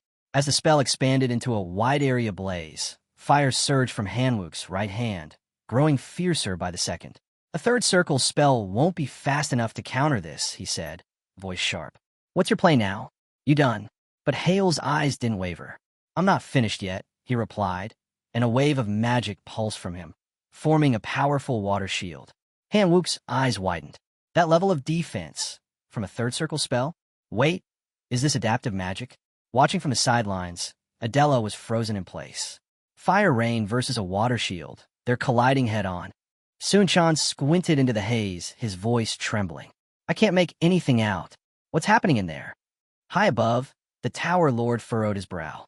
Water shield's just a third circle spell, right? But this one, it's reacting like it's stronger than a fourth. Amid the smothering mist, Hanwook cursed under his breath. Damn it, I can't see a thing. Where's it going to come from? Without warning, a mystic eye snapped open. If sight fails, mana will guide me, Hale thought. The red energy of Hanwook's flame sword flickered in the distance. There, he dashed forward. Hanwook sensed the motion and flared up, fire bursting from his palm. Got you, he grinned. Lightning fast, Hanwook fired off a blast of flame magic, but Hale was already at close range. How'd he get here so fast?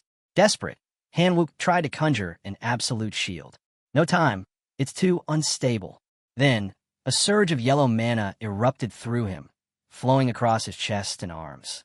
Earth magic formed instinctively. A shield took shape, but before it could fully materialize, Hale struck again, cutting it off mid-cast. Hanwook's eyes went wide. He's faster than I thought. Hale's fist ignited, hurling a fire-charged blow toward Hanwook, who stood frozen for just a beat too long. Blue mana flared. Is that a water laser? But Hale tanked the blast, unmoving. He came at Hanwook again, fire roaring in his punch. Hanwook responded with a wall of water. The impact created a thick cloud of smoke as the two collided.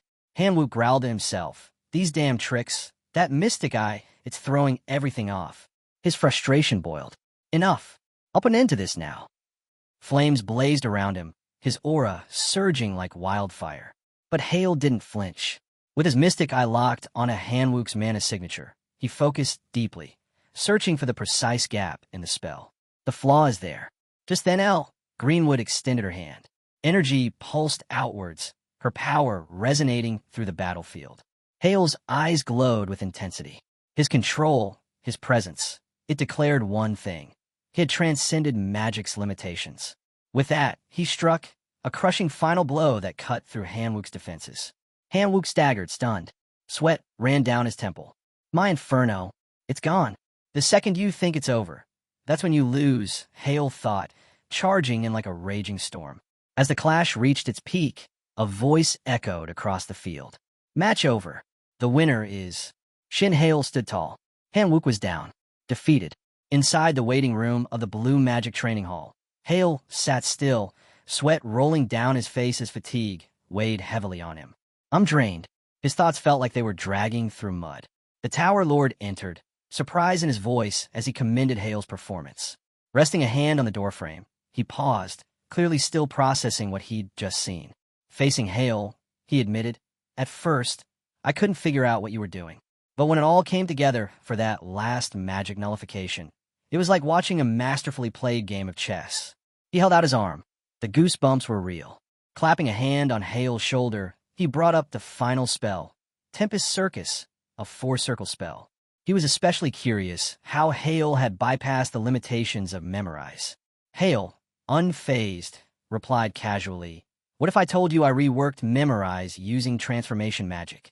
The Tower Lord blinked at him, clearly skeptical. I can follow spells up to the 3rd circle, he said. But that wasn't just a patch. You took out the flaws entirely, flipped the whole logic on its head. Hale said nothing. His thoughts wandered to how fast his casting had become, nearly instantaneous. His free-form magic, it no longer followed convention. The Tower Lord leaned in slightly, voice softer now. You even neutralized his magic. So what exactly are you using? Hale's eyes gleamed faintly. Sweat clung to his skin. He was just about to answer when the scene cut. At Blue Magic Tower HQ, the Tower Lord now sat in Kim Kangen's office. Without turning from her monitor, Kangen spoke, I'll take care of the engineer for the Olympiad by tomorrow. He nodded, sipping from his cup. Make sure the new assignment doesn't disrupt the contractor's schedule. As he set the cup down, Kangen gave him a curious look. What's that supposed to mean? Instead of explaining, the Tower Lord threw her a question. Do you really think we can take gold at the Olympiad? Kangen replied, calm and even, not impossible. He chuckled. Funny. Just yesterday, you said even bronze was a long shot. Kangen smirked without missing a beat, her fingers still dancing across the keyboard. Things are different now, she said simply. The Tower Lord's eyes gleamed. You feel it too, right? It's incredible. Kangen rested her hand beside the keyboard and gave a small nod. Yeah, it really is. He laughed. You got so caught up in it, you forgot you were one of the judges. Kangen shot him a playful glare. Don't start. He shifted gears. What do you make of Hale's magic? Kangen explained that the entire match had been monitored using the Eye of Ruby. I saw it through the eye too, the Tower Lord said. Even then, I couldn't pin anything down. He used steam to mask his presence, layered misdirection into his casting. Honestly, it was kind of scary. He paused, then added, I could see how he disrupted the Inferno spell structure during the fight, but I have no idea how he pulled it off. Kangen admitted she was stumped as well. And the Eye of Ruby isn't some basic tool, it's top tier. But even then, I couldn't figure out what sort of magic he was using. The Tower Lord nodded slowly. Bothered me so much, I went and asked him straight after the match. She glanced up, and he just smiled, the Tower Lord said with a shrug. Told me something I once said myself, that a mage has the right to keep their magic secret. So he refused to answer, said I'd have to work it out on my own. Kangen raised an eyebrow. Do you think it's illegal magic? He shook his head without hesitation. No way. The mana was too pure, the structure too refined. Nothing shady about it. Reaching for a tablet, he tapped the screen. That's all I've got so far. He thought back again to his earlier question, the one about modifying memorize through transformation magic. Hale's answer had been evasive. The Tower Lord murmured to himself. Doesn't feel like it's just transformation. He leaned back in his chair, a grin forming. This year's Olympiad is going to be wild. Then, standing up, he grinned. Come on, let's go grab some food. Kangen's eyes lit up, and in her mind, one mischievous thought surfaced. He's definitely footing the bill for this overtime. Back at Obelisk Academy, the alarm blared at 7:30 a.m. Hale's hand rested beside his phone, unmoving. He fumbled for the screen, glanced at the time, and let out a quiet sigh. 8 hours of sleep. Still, the exhaustion clung to him, a lingering weight from using both resonance and dispelling. His mana flow had completely shut down during resonance. Even the master's robe had been useless. That wasn't something he could ignore. He had to tread carefully from now on. Sitting up on the bed, he dropped his head into his hand. Sweat rolled down the side of his face. Then his phone buzzed again. A new notification. It was from his father. The message was brief but thoughtful, acknowledging that yesterday's fight must have taken a toll. Another followed. His father had arranged medical leave, so he could take the day off. Hale thought back to how he'd left right after the match, saying nothing. His father must have worried he was upset. He nodded to himself. That's good, then. An open book glowed before him, light spilling out as petals danced in the air like sparks. Maybe, just maybe, I've earned back a piece of his trust, he thought. But not yet. This is just the beginning. The Olympiad's not far off. Far below, hidden in the depths of the tower, Mimir lit up as soon as Hale appeared. Welcome back, he called, eyes wide. So, how'd it go? A grin tugged at Hale's lips. I won. Mimir leaned in, suspicious. You sure? You look like you're about to pass out. Hale chuckled. It was close. Too close. If even one thing had gone sideways, I'd be out. I gambled everything off the Blue Tower Master's intel. He paused. So no, it doesn't feel like much of a win. Then, his face turned serious. He held up 4 fingers. It's time, he said. We need to talk about the 4th infinity circle, the Ring of Expansion. Mimir smiled warmly, reaching out her hand toward Hale. This is the 4th infinity circle. Expansion, she explained gently. I've gathered all these books just for you, successor. Make sure you read every single one. Hale stood atop a towering pile of books, his determination visible. Under the clear sky at Obelisk Academy, Hale stood calmly before a group of students, hands clasped behind his back. From chapters 5 to 10, he announced clearly, describe the properties of AI magic and submit your assignments by tomorrow. He quietly thought to himself, if they studied carefully, this shouldn't be difficult. Hale turned his attention to the screen, his pencil poised as he reflected on the words, the Ring of Expansion. The Ring of Expansion differs fundamentally from previous infinity rings, he noted. While the earlier rings, the Ring of Deliberation, Resonance, and Interference, are formed from multiple layers shaped like petals, each serving a specific function in AI magic flow. The Ring of Expansion introduces a completely new structure. This new ring encircles 3 distinct circles, which rotate in a stable, coordinated manner. As a result, the entire infinity circle achieves greater balance and magical efficiency. This newfound stability significantly reduces known drawbacks. Mental energy consumption for the Ring of Deliberation is lessened. Resonance becomes stronger and lasts longer. Interference penalties diminish, and even dispelling magic becomes easier to manage. Hale's eyes narrowed in concentration. Mystic eyes, too, will benefit immensely from this stability. Yet, this new structure introduces unprecedented complexity. It won't be easy to master. He sighed internally, recalling the critical passage from a book he had read earlier at Mimir Spring. Forming the Ring of Expansion typically takes at least 1 year. And the more circles one masters, the harder they become to control. He leaned back, frustration flickering across his face. I don't have that kind of time. Later in Obelisk Academy's indoor training grounds, Hale carefully observed students pushing through intense drills. 5 more minutes, he called firmly. Sunchan faltered slightly, breathing heavily, sweat dripping from his face. Adela remained composed and focused, her determination unwavering despite obvious fatigue. Finally, Hale announced decisively, that's it, 10-minute break. Sunchan immediately collapsed onto the floor, gasping weakly. I feel like I'm going to die. Adela knelt beside him with concern, her voice soft yet encouraging. Are you okay? Hang in there.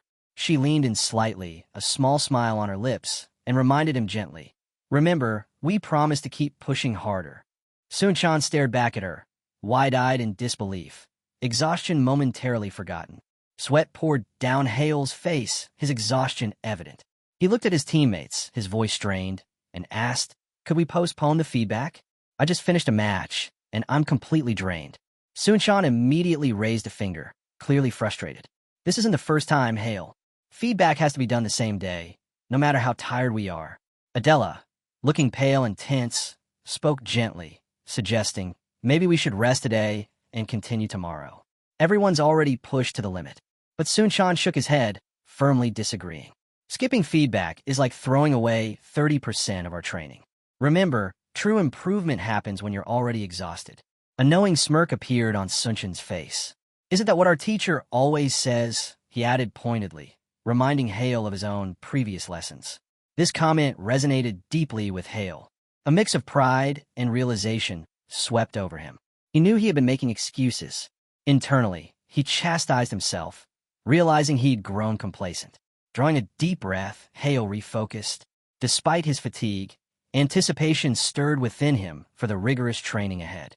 Observing the change, the Tower Lord chuckled lightly, suggesting sarcastically, perhaps some sleep first? Hale stepped forward decisively, confidence renewed. No, let's start right now. We'll begin with the first move and take it step by step. Overwhelmed by the sudden enthusiasm, the Tower Lord playfully collapsed to the floor, dramatically reaching out to Adela for assistance. Adela simply looked down at him calmly, a faint, composed smile on her lips. Congratulations, she said softly. Later, as they walked together near an Obelisk 24 convenience store, Sun-chan glanced at Hale and remarked thoughtfully, Hale really is a genius. Even as friends, you can clearly see he's on another level. Adela nodded without hesitation, agreeing sincerely. He truly is extraordinary. Sun-chan continued, admiration evident. He completely changed his entire strategy mid-match, just because his opponent surrendered the first move. That level of flexibility is incredible. Pausing briefly, he asked curiously, has Hale always been this spontaneous? Even as a kid? Adela sipped her juice, recalling their childhood with a thoughtful expression. Back then, he was younger, more ways than one. Sun-chan tilted his head curiously. Do you mean immature? Adela nodded slightly, smiling faintly. He used to be overly optimistic, almost to the point of arrogance. Quietly, she acknowledged to herself that she had once been similar. Yet now, seeing Hale's growth firsthand, she realized little had changed in their dynamic. If anything, she found herself even more captivated by his magic, and a subtle, fond smile tugged gently at her lips. Sun-chan seemed genuinely surprised that someone as meticulous as Hale had once gone through such a phase. Adela calmly clarified that this had been before Hale joined Obelisk Academy. Reflecting deeply, Sun-chan suggested thoughtfully, maybe being judged as incompatible with AI magic wasn't a curse at all. It could have been a blessing in disguise. Adela looked startled at his words. Realizing her confusion, Sun-chan quickly clarified, I don't mean it as an insult. Think about it. Geniuses often become arrogant, and that arrogance slows down their growth. But Hale doesn't have that flaw. Maybe being labeled unfit erased that arrogance before it could take root. Listening closely, Adela asked softly, you mean his failures shaped him into who he is today? Sun-chan nodded firmly, confirming her interpretation. He added with a grin, Hale might not like hearing this theory, but now that he's found his own path, I think we can safely discuss it. His eyes brightened with determination as he turned to Adela. We got to prove we're walking the same path. Let's give it everything we've got. Fired up, he shouted enthusiastically. We're going all in. It's time to prepare for the Olympiad. Adela's eyes sparkled with motivation. Agreed, she said firmly. Let's work hard together. Standing quietly nearby, Hale smiled approvingly. Sun-chan, noticing Hale's silence, turned to him in mild confusion. What's up? Hale gave a slight nod of approval, his voice calm, yet encouraging. You explained it well. Laughing lightly, Sun-chan jokingly replied, so you're the one who gave me the disease, and now you're offering the cure? Chuckling softly, Hale handed Sun-chan a bottle, correcting him with mock seriousness. No, I just wrote the prescription and provided the medicine too. Sun-chan bowed dramatically, teasingly saying, Thank you, brilliant doctor. Adela stood tall, confidently looking ahead. Hale raised his hand purposefully, calling out clearly, "All right, Adela, back to special training." Without hesitation, Adela stepped forward, accepting the challenge wholeheartedly. Inside Obelisk Academy's indoor training grounds, the Tower Lord sat slouched and breathless, clearly exhausted. Nearby, Adela stood quietly, composed and observant. Approaching carefully, Hale raised a hand toward Adela and apologized gently for interrupting her break. "Can we talk for a moment?" he asked. Adela blinked in mild surprise. "You want to talk right now?" Standing slightly apart from the others, Hale began calmly. "Now that the Olympiad team is officially confirmed, I've been thinking about revising our training schedule." He explained clearly. "Starting tomorrow, we'll be excused from regular classes." Adela nodded briefly in acknowledgement. Hale continued, his tone determined. "Even though the academy has its own Olympiad training program, 8 hours a day isn't enough. From now on, we'll hold tactical strategy meetings each morning." Curiosity lit Adela's eyes. "Strategy meetings?" she echoed thoughtfully. "Exactly," Hale confirmed. "We'll analyze each Olympiad event in detail, especially the new rules introduced this year, to find advantages we can exploit." Intrigued but still uncertain, Adela tilted her head slightly. "Why are you telling only me?" Hale's voice softened slightly. "Sunshan is already overwhelmed just with physical training. Explaining strategy to him now would be pointless. He's too exhausted to absorb it." "That's fair," Adela admitted thoughtfully. Hale added, "Zhang Sua from the Blue Magic Tower is already busy analyzing international competitors around the clock. Keep that in mind. We'll use that information starting tomorrow." Adela paused, raising a practical concern. "Developing strategies is fine, but do you really think the third years will listen to second years' plans?" Hale's lips curled into a subtle, confident smile. Calmly, he reassured her, "There's a way to handle that." Nearby, third years Kong Shinwoo, Ma Jinseok, and John Hyun glanced over, more curious than cautious. Hyun remarked quietly, noting, "They're even more confident than I'd heard." From across the training area, John Hyun stepped forward, hands resting lightly on her hips. With a playful but challenging smirk, she addressed Adela directly. "Hey, you really meant what you said earlier about beating seniors?" Unfazed, Adela replied calmly. "Is there a reason I shouldn't?" Hyun raised an eyebrow, amused and intrigued by Adela's boldness. Hale, observing the exchange closely, wiped sweat from his brow and raised 3 fingers, quietly pointing out, "Everyone except us is a third year. That could create an awkward dynamic." Surprised by his concern, Adela shrugged lightly. "Why should that matter? I've already proven myself against them before." Hale paused briefly, processing her confident reply, then nodded slowly in agreement, recognizing Adela's strength and resolve. Adela calmly asked Hyun, "What exactly are you referring to?" Hyun narrowed her eyes, reminding Adela, "You said you could beat any third-year student in a fight. Why don't you repeat that again?" Unfazed, Adela maintained her composure. "If you really want me to say it again, then yes. I still believe there's no one among the current third years who could defeat me." Sunshan quickly jumped in, alarmed. "Hold on," he apologized hastily to the third years. Turning sharply to Adela, he scolded her, "Nothing good will come from provoking our seniors." "Be careful," Adela replied quietly. "I was only stating the truth." Attempting to ease the tension, Sunshan turned anxiously to Hale. "Hale, please don't make this worse." But Hale, with a subtle smile and calm confidence, stepped forward to address the seniors directly. "Actually," he began smoothly, "I've been waiting for you." Sunshin's eyes widened in panic. "Hale, wait." Ignoring him, Hale calmly proposed, "How about a match, second years versus third years?" He bowed slightly in respect, yet his voice was firm. "I apologize for issuing this challenge, but if I'm going to lead this team, I have to prove myself by defeating our seniors first." A steady silence filled the room. Kong Shinwoo stepped forward, composed and thoughtful. "Just to clarify, you mean second years versus third years?" "A 3-on-3 match." John Hyun, visibly irritated, cut in angrily. "I'll gladly accept your challenge myself. Overconfident juniors need to be put in their place." Hale smiled calmly, correcting their misunderstanding. "Actually, what I'm proposing is an all-out match. All second years against all third years. 3 of us against 7 of you." Hiyun's expression shifted sharply into disbelief. The Tower Lord's face turned pale, clearly alarmed. Even Adela looked momentarily puzzled. Shinwoo studied Hale carefully, eyes narrowed. What exactly is your goal here, Hale? My goal, Hale echoed calmly. Shinwoo nodded slowly, analyzing him. Someone like you doesn't provoke a fight without a clear motive. You must have a reason. Inwardly, Hale recalled seeing Shinwoo years ago. His cautious, analytical nature hadn't changed at all. A slight smile formed on Hale's lips. I simply believe that a spar is the best way to truly understand each other's capabilities. Suddenly, Ma Jinseok erupted in anger, storming toward Hale aggressively. You arrogant brat, he shouted, pointing furiously. Are you trying to embarrass us seniors by showing off your skills? Hiyun's eyes shifted quickly, curiosity sparking in her expression. Beside her, Shinwoo stood thoughtfully, his hand resting on his chin. He had already seen through Hale's intentions. This newcomer wanted control of the Olympiad team. Stepping forward decisively, Shinwoo faced Hale directly, eyes blazing with intensity. Is that what you're really after? He asked pointedly. Hale stood calmly, his confidence unwavering.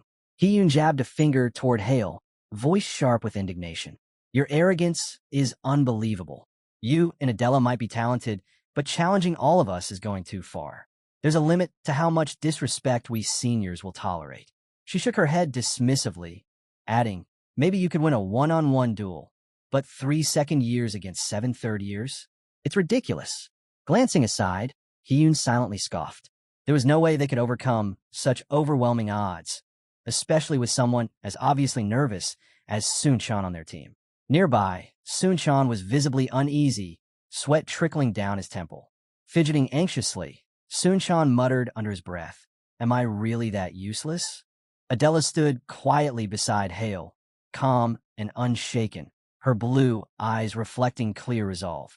Hale himself radiated quiet strength, standing tall and confident.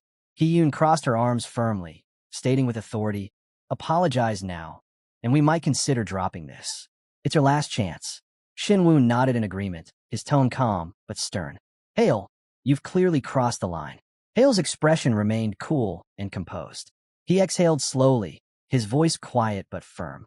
All this talk is getting tiresome. Shinwoo's mouth curved slightly into a smirk. Behind Hale, Sun-chan covered his mouth in panic, whispering anxiously, He's completely lost it. Adela's calm expression finally tightened, anger flickering briefly across her usually serene face. Then Hale spoke again, his voice unwavering and direct. Who exactly are the useless ones here? Silence fell sharply. Hale's eyes narrowed, locking onto theirs with determination. Enough talking, he declared firmly. Let's settle this with action.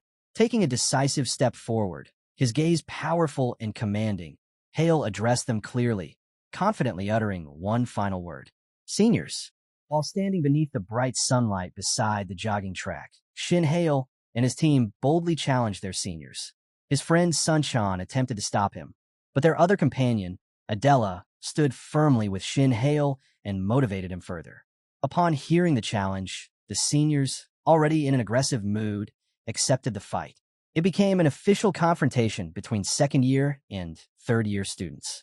Shin Hale's team consisted of only 3 members, whereas the senior team had more than double the number, 7 members in total.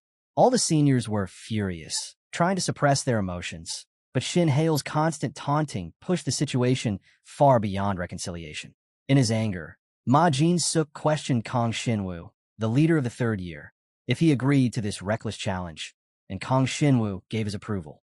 With that, Ma Jin-suk declared the match official, a 3 versus 7 battle. As the topic shifted toward strategy, Ma Jin-suk stated that if their team lost, they would adopt the junior strategies moving forward. Wearing a smug and egoistic smile, Shin Hale agreed and turned to walk away to prepare for the match. Ma Jin-suk then asked him what they would gain if the seniors won. Without even glancing back, Shin Hale responded that they could ask for whatever they wanted, even if it meant asking him to quit playing, something he believed would never happen, and continued walking. The seniors stood there, laughing bitterly with anger simmering inside them, waiting for the match to begin so they could teach him a lesson. Among them, John Hee-yoon was particularly enraged and eager to humble the juniors, but she had no choice but to wait for the battle to start. As Shin Hale departed, He added one final condition. If the juniors won, the seniors would have to apologize to Sunshine for ever calling him useless.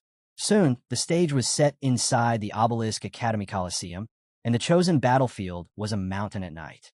Both teams were positioned on their respective sides, deciding strategies during the 5-minute prep time allotted before the siege began. They all adjusted their positions for the most strategic advantage. An announcement was made, declaring that the match between 3 versus 7 was a simplified siege battle under international rules. Each team had been assigned a location, and the objective was to capture the opponent's flag. Shin Hale stood arrogantly in front of his team's flag, thinking about how quickly he would wrap up the match. He noticed Sunshine sitting beside the flag and asked if he was all right. Still overwhelmed and downcast, Sunshine asked whether provoking the seniors like this had been necessary. In response, Shin Hale questioned what he meant. Sunshine clarified that he was referring to how Shin had deliberately provoked the seniors by targeting their emotions just to incite the match. He added that the juniors were already following Shin Hale's lead, yet he still felt the need to manipulate them into agreeing to a match, all just to win. Standing confidently, Shin Hale responded with his trademark egoistic smirk, claiming that mere obedience wasn't enough for him. He needed them to obey completely, inside and out.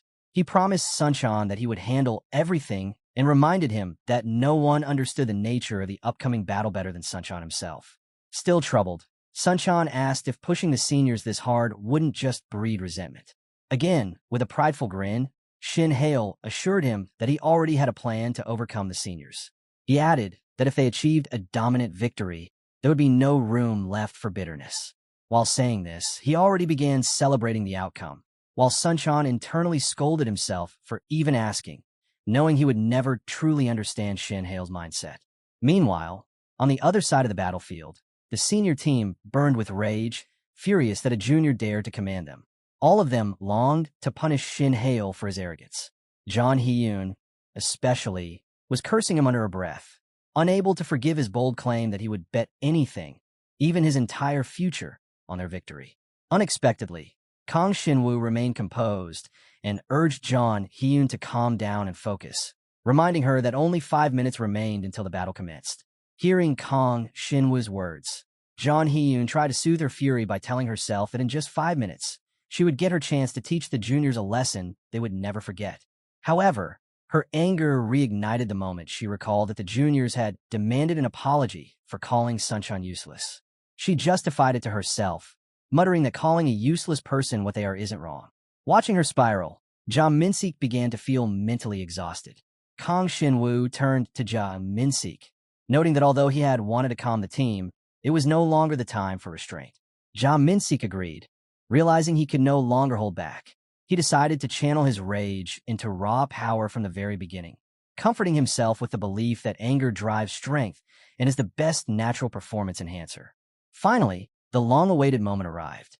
The battle announcement echoed through the Colosseum. Everyone, hearing it, settled down, mentally preparing for the siege. The countdown began 3, 2, 1. Ja Min-sik gave the immediate order for everyone to attack and seize the opponent's flag as quickly as possible. Meanwhile, Shin Hale and Adela advanced together toward the enemy's side, aiming for the seniors' flag. They left Sunshine behind to defend their territory, fully confident in his ability to guard their flag. Standing resolutely, Sunshine prepared to protect their position from any incoming enemies. 5 minutes into the match, John Hee-yoon had already infiltrated their area. Perched silently on a tree branch, she was stunned to see that only one person, Sunshine, was guarding the flag alone. She immediately contacted John Min-sik to inform him of her discovery. He asked who was guarding the flag, and with a devilish grin, John Hee-yoon replied that it was none other than the so-called useless guy, standing there by himself. John Min-sik began to question whether Sunshine was alone or if someone was lying in wait to ambush them during the assault. Given the darkness of the field, John Hee-yoon couldn't be entirely sure either. John Min-sik warned her to remain cautious, suggesting there could be someone else nearby in hiding, and instructed her to proceed carefully with the attack. Without wasting any further time, John Hee-yoon jumped down in front of Sunshine, confirming that he was indeed alone. Once again, she mocked him by calling him useless. In response, Sunshine admitted that he was defending the flag all by himself. She asked if he had expected her to be the first to attack, and Sunchan calmly confirmed that he had. Curious, she then questioned how he had known it would be her. Without hesitation, Sunchan explained that Shin Hale had predicted it and referred to her as the gorilla who would come. However, as he recalled, Shin Hale had mentioned her by name. It was Sunchan himself who had labeled her with the insult. He went on to explain that Shin Hale knew she had a short temper and figured they would assign her to attack rather than defend. After hearing everything, John Hyun grew even more furious, realizing the juniors had provoked her intentionally so she would be the first to attack. Infuriated, she launched her offensive move. Flame Sniper, her strongest attack, surged towards Sunchan. But to her shock, he effortlessly blocked it. In that moment, Sunchan remembered the reason behind his placement. His technique made him the ideal defender, and the flag was the most vital position to protect. The siege battle had already commenced, and the assault on the juniors had begun. Sunchan was doing his utmost to defend the flag from John Hyun, who had already launched her most powerful attack right at the start. However, Sunchan effortlessly blocked it, which left her slightly unsettled and increasingly enraged. Before the match had even begun, Shin Hale had spoken to Sunchan. He reassured him that he was not useless and affirmed that he was the only one naturally born to be the tank of their team. Shocked by this claim, Sunchan had asked why he was being called a tank and why he had been chosen. With a radiant expression, Shin Hale explained that a tank was someone who safeguarded his territory and protected his teammates at all costs. Shin Hale went on to brief him about the enemy mages who would be attacking, clarifying that they possessed primary attributes, each with its specialty.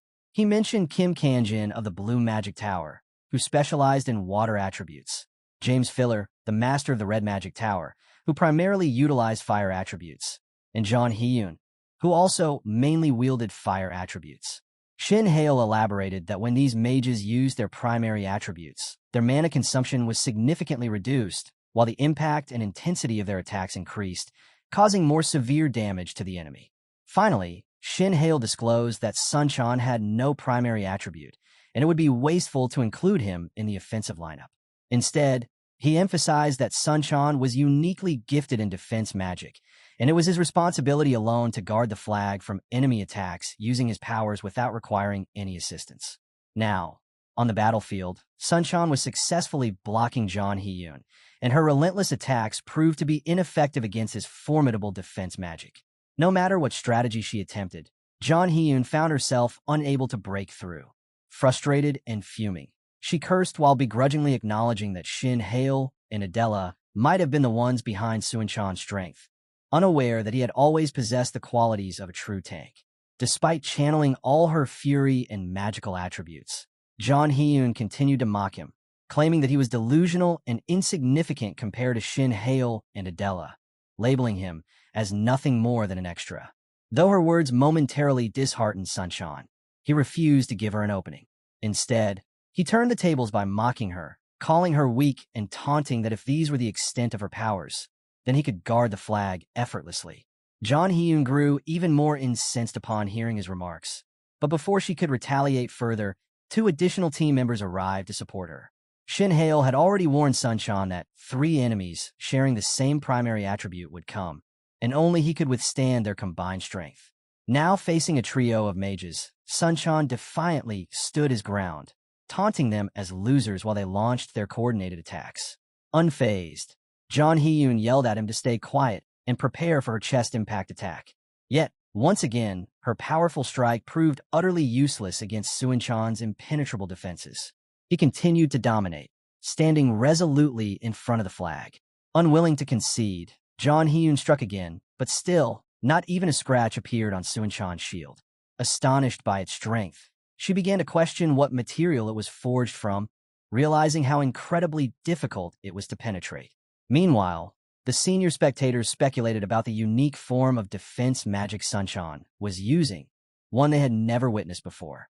Convinced that a synchronized attack would finally succeed, John Hyun commanded her allies to strike together.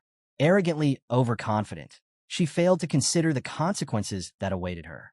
Just as all 3 mages charged at Sunchan simultaneously, a magical bullet suddenly descended from the sky, striking the senior mages with incredible force. Caught completely off guard, they collapsed, stunned by the unexpected interference. Initially, John Hyun assumed it was Shin Hale attacking from the shadows and cursed him. But as more bullets rained down, she realized they were Adela's moonlight bullets and cursed her as well. It had all been a pre-planned strategy devised by the juniors. Adela had set a trap so that when the seniors grouped, the bullets would fall precisely on them. However, Ma Jin-suk's voice rang out, calling to John Hyun and accusing her of joking around, informing her that both Shin Hale and Adela were right in front of him, and he was completely alone. Regret flooded him as he cursed himself for sending support to John Hyun while leaving himself defenseless. Now, there was no turning back. He stood isolated before Shin Hale and Adela, lamenting that his decision had left him exposed. Senior Team 1, upon hearing that Shin Hale and Adela were present on both flanks, grew increasingly confused. While they were struggling against Sunchan with no chance of advancement, they were now simultaneously being bombarded by Adela's random, falling attacks. Desperately trying to dodge the projectiles, they found themselves utterly overwhelmed. Cursing her in frustration, they soon fell to the ground, breathless and defeated, with no option left but to surrender. Meanwhile, the second senior team, led by Kang Shin-woo, faced its dilemma. Originally dispatched to support John Hyun, they now received urgent calls from Ma Jin-suk. Torn between the two, they scrambled to decide which location required immediate reinforcement. Kang Shin-woo, analyzing the situation swiftly, ordered his team to retreat and rush back to protect Ma Jin-suk and defend their flag from further enemy advances. Back on the battlefield, Shin Hale stood before Ma Jin-suk, smiling with amusement. He calmly clarified the situation, assuring him that the match would soon be over. Beside him stood Adela, eyes gleaming with a fierce intensity, declaring that he was finished. Ma Jin-suk, standing in front of his team's flag, wore a strange smile. He tried to convince himself that this was all a mistake, but he knew deep down it was too late to undo anything. He admitted to himself that he might have been able to defeat Shin Hale alone, but with Adela beside him, his chances had dwindled to none. In his mind, he imagined himself cornered by two ferocious beasts, a dragon and a tiger, both ready to devour him. With no other choice, Shin Hale and Adela launched their attacks, and in a matter of seconds, Ma Jin-suk was overwhelmed. Accepting his inevitable defeat, he collapsed. As Kang Shin-woo and his team arrived at the scene to offer backup, they were greeted by the sight of Ma Jin-suk lying on the ground, admitting defeat with a sense of resignation. Gracefully and proudly, Shin Hale stood with the flag raised high, symbolizing their victory. Elsewhere on the battlefield, John Hyun was also down, gasping for air in the aftermath of her team's defeat. Meanwhile, Sunchan stood triumphant, celebrating his hard-fought victory over the senior team. After the friendly match, everyone gathered in the Obelisk Academy conference room. Since the results were in favor of the juniors, they were quite confident, standing in front of their seniors with pride in their victory. On the other hand, the seniors sat quietly in their chairs, unable to speak, weighed down by the embarrassment of their loss. Suddenly, John Hyun punched Ma Jin-suk's arm out of frustration, blaming him for the defeat. She reminded him that he was supposed to stop the enemy from taking the flag and stall for time until Kang Shin-woo could return. However, Ma Jin-suk had no proper response. He argued back, saying it wasn't only her who had to deal with two opponents, so why was she blaming him alone? He added that it was her fault for giving the wrong information about the enemy's location. She had claimed all enemies were attacking her, which led him to send the other teammates to defend her. But it turned out to be a trap, and he was left alone, allowing the enemy to take the flag. Confused and defensive, John Hyun insisted it wasn't her fault. She explained that it was Hale and Adela who had attacked her. Growing annoyed with their argument, Kang Shin-woo stepped in. He asked both of them to stop and told them to let go of their emotions. He explained that it wasn't their fault. They lost because the other team simply played better. After hearing his words, everyone went quiet, embarrassed. They avoided each other's gaze and remained seated. Then, Kang Shin-woo turned to Shin Hale and asked a question on everyone's mind. How were you able to appear on both sides? What trick did you use? Shin Hale agreed to explain the situation that had made them so curious.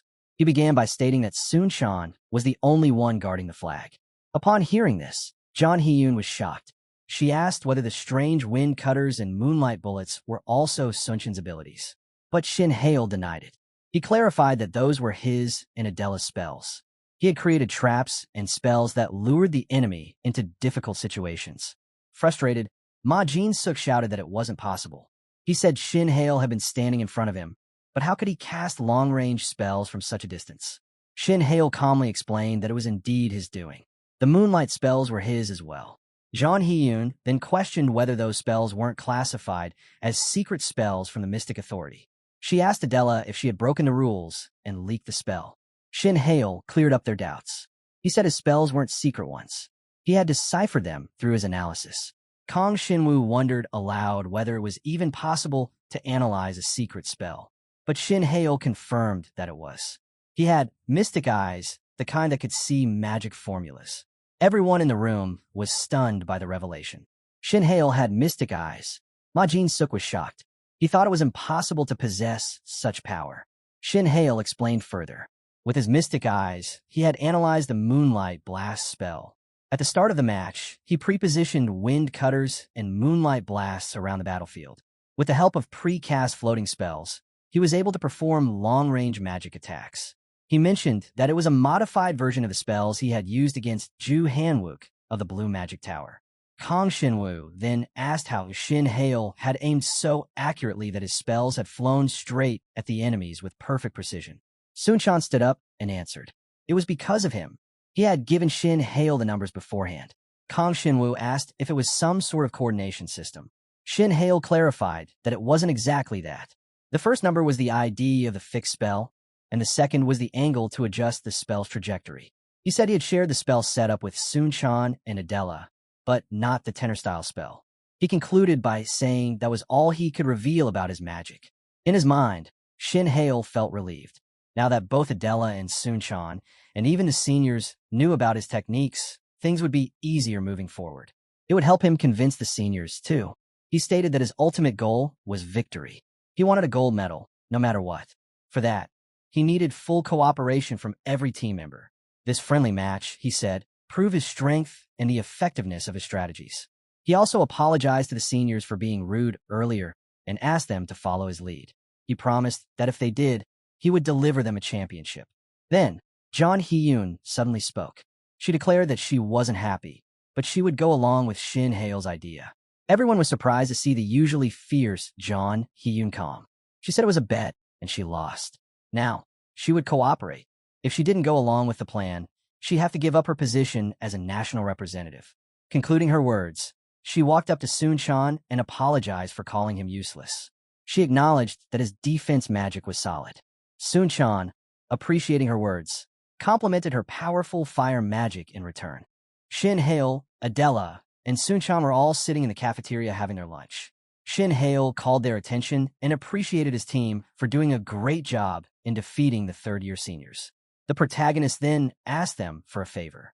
He told them that he wouldn't be joining the evening training, and they would have to continue without him for a while, as he had something to do alone. Adela, curious, asked him if he was going to do mana circulation training or something else. Shin replied with a yes. He told them that he was beginning to get a glimpse of the wall of enlightenment. Adela and Sunchan were stunned after hearing him. Adela asked if he meant the wall of the fifth circle. Meanwhile, Shin Hale, in his mind, was thinking that he could not tell these two about the tenor-style magic either. He had already announced it to the world under a different name, modification magic. The power of by tenor-style third circle magic was already equal to all the magic of the fourth circle. So, if Hale wanted to claim that he was reaching the fifth circle, he needed more time to construct by the tenor-style fourth circle magic. All this was circling in Hale's mind. The words wall of enlightenment that he used were only a bait so he could buy some time, and no one would know his true goals. Sunchan, while standing there, whispered into Adela's ear that obtaining the fifth circle at the age of 18 was even possible. He continued with harsh words, saying that Hale was just spouting nonsense, nothing more. But Adela was proud of Shin Hale. She told Sunchan that if he succeeded, he would be the youngest to reach the fifth circle. Adela was so happy for Shin Hale that her eyes sparkled, full of belief, without a single doubt. Shin Hale saw all of that, and then brought them back to the favor he was asking. The protagonist then reminded them again that he would not be able to attend the evening training and asked them to understand his situation and continue without him. Adela, while laughing, accepted. She told him that if it was for that reason, then he could skip training, and there was no need for him to attend at all. As Adela gave her permission, Sunchan agreed as well and told him that starting from tomorrow, there was no need for him to join, while smiling at him. Shin Hale saw the smiles of his friends and felt relaxed seeing them happy. He also told them not to worry. He would still check up on them and would monitor how their physical fitness test scores were going regularly.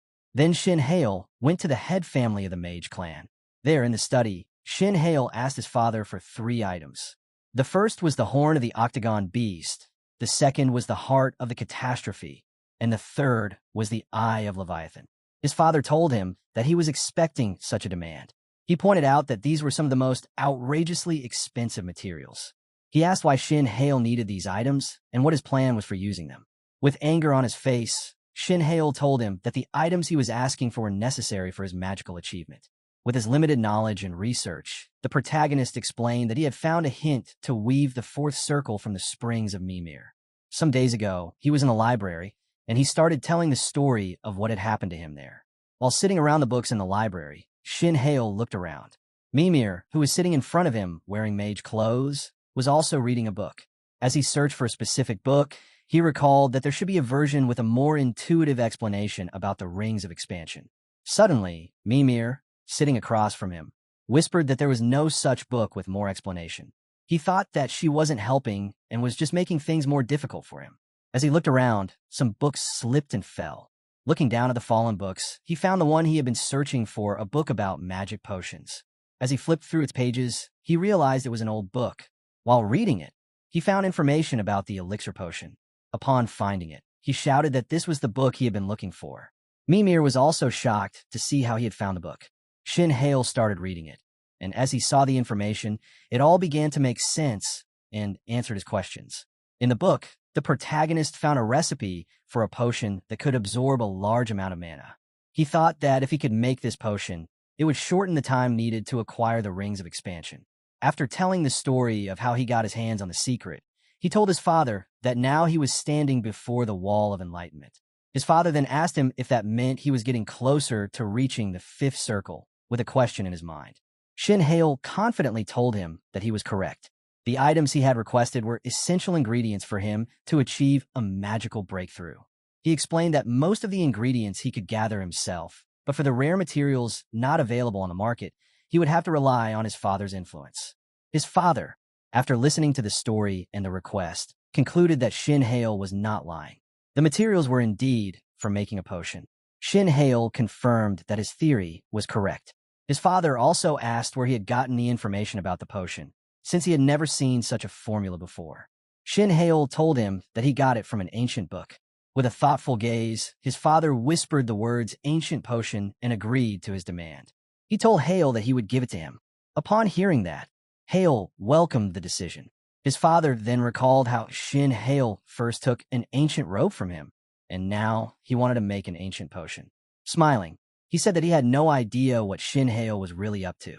As they both sat in the car, his father started asking him questions about his magic. He asked about the spells he had used in the duel with Ju Hanwook, and also about the questions the Blue Tower Master had asked him. He asked everything that Shin wasn't expecting, but Shin didn't respond to any of it. He was sure that in time, he would end up answering, because nothing would remain hidden. As they reached the monster byproduct street, Shin Hale went in to find the items he needed, ones that were easy to get. As he started window shopping, there were many items, but none were suitable for him. Then a woman tried to grab his attention and asked him to buy products from her shop. She even showed him her rare items, but he refused to buy them. He told her that she was a fake and revealed the truth about what she was selling. In his mind, Shin thought that the shopkeeper believed he was an easy target, but he had already memorized 40,000 spells and knew every monster byproduct, so he was not someone who could be fooled. To make the spell, Shin Hale required ingredients, and for that reason, he went to Monster Byproduct Street. Shin Hale had thought about making his ancient potion. Also, he was careful not to buy something useless, as there were a lot of swindlers who were trying to sell fake monster byproducts. As far as he has gotten, only a lady tried to sway him, but as he had already memorized the formulae of a lot of potions, there was no way he couldn't tell if it was a fake or real. As he started to travel more inside the market, an old man came near him and called out to him. He told Shin that he had gotten some sharp eyes for his young age. Shin Hale replied that he wanted something from him. The old man saw his attitude, but still he told him that he wanted to help him get what he wanted, as the shop he was in before was backed by an organization. Shin Hale smilingly told that it is no problem, and if somebody gets swayed by such shops, he would be a big fool. Old appreciated him for being funny, and he told him that he would give Shin Hale a good deal, so he should come by his shop for a bit. Shin replied by agreeing with him, and asked if he happened to have black bull horns. The old man wrapped his arm around Shin Hale and started to push him towards his shop, and told him that he had gotten the black bull horn just yesterday. As they reached the old man's shop, he asked Shin Hale to wait, and he would bring the item out for him to take. After a few minutes, he came out, while he had the horns in his hand, and he offered them to Shin Hale to hold. He also said that this is a flawless grade item with purity over 90%. He said that if there is any doubt, he could check its purity from the manometer, as they do not lie. So Shin Hale checked the purity, and he was correct. The meter showed more than 90% reading on the meter.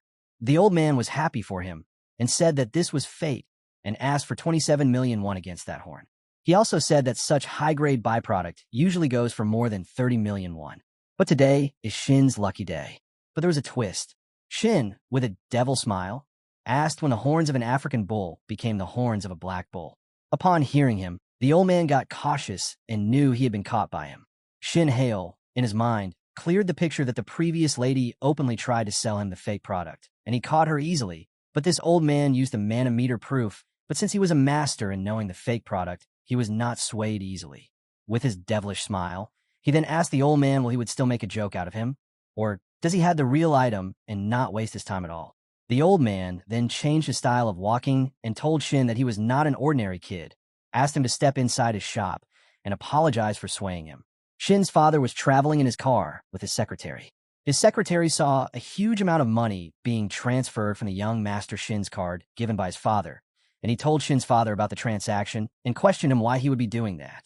In return, Shin's father told him that he had given Shin permission and the card to freely use and get whatever special ingredient he wanted. His secretary asked what kind of ingredients he was purchasing from the market, which cost such a high price, and what the young master would do with them. Shin's father replied that he was making an ancient elixir. The secretary, with suspicion, and asked again if Shin Haniel was doing something unusual. He also told him that he would check the quality of the byproducts he had bought, but Shin's father told him that there was no need. Shin Haniel had already mastered all monster byproducts from the age of 5, and he didn't raise his son to be stupid enough not to tell the real from a fake item. Shin's father then asked what happened to the octagon beast's horns. The secretary replied to him, confirming that they're finished with the deal, just the price negotiation is being held. Shin's father was also told that it would take about 1 week to import the item, too. Shin's father then silenced his secretary and asked him what happened to the internal audit he ordered earlier. In reply, the secretary said that they were investigating it carefully and someone was colluding with the Black Magic Tower. He also said that he deliberately leaked part of the Black Tower-related report and saw signs of tampering, but he was not able to identify who was behind it, and he also apologized for the situation. He elaborated the situation to Shin's father that they have narrowed the suspect down to high-ranking individuals capable of altering top-level family reports. But even after conducting an investigation, they had found no suspicious clues. Shin's father was not surprised upon hearing no suspicious clues and being too clean. He whispered that if they are too clean, that means they are suspicious. He then told his secretary that if they are too clean, then it would probably be meaningless to investigate further, and asked them to wait until the traitor makes contact with the Black Magic Tower. They should all be ready for that. While Shin Hale went back to the library and was fully exhausted, the girl there called him master and appreciated that he was able to gather a lot of byproducts, and only a few were left to complete the potion. Shin Hale, while reading the book again and thinking that if the elixir potion is made and he can use it and enhance its mana, he can easily weave the ring of expansion. The girl then asked when the left item would arrive. So Shin replied that he had asked his father to get them for him, and he said that it would take a week for the item to arrive.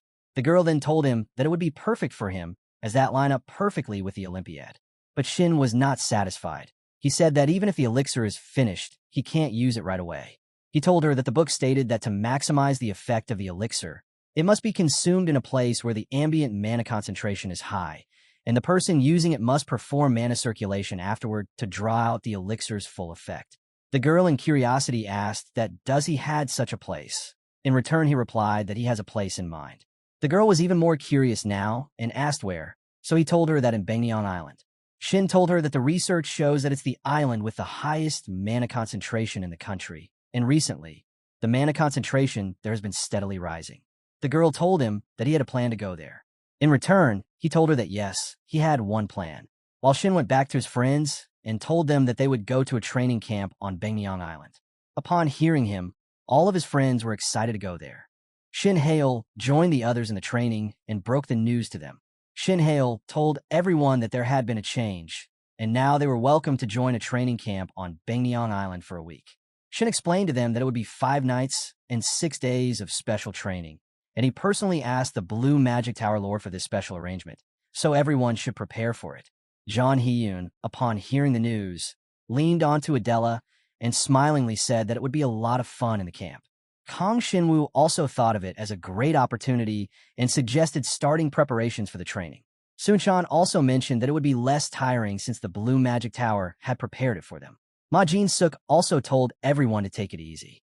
Shin Hale, while seeing everyone together, was assured that the atmosphere was now settled, and the conflict between second and third years also seemed to be resolved. Hale told everyone that he had already managed everyone's training schedule. In his mind, Hale thought that now, with the help of the Blue Magic Tower, he had naturally begun to earn everyone's trust. Shin then announced that first, they all had to head to the Blue Magic Tower right now and undergo a unique mana test. As they all went to the Blue Magic Tower headquarters, a lady stood in front of them, waiting for their arrival. She introduced herself as Young Sua from the Blue Magic Tower. Young Sua then asked those who had to go under the unique mana test to follow her.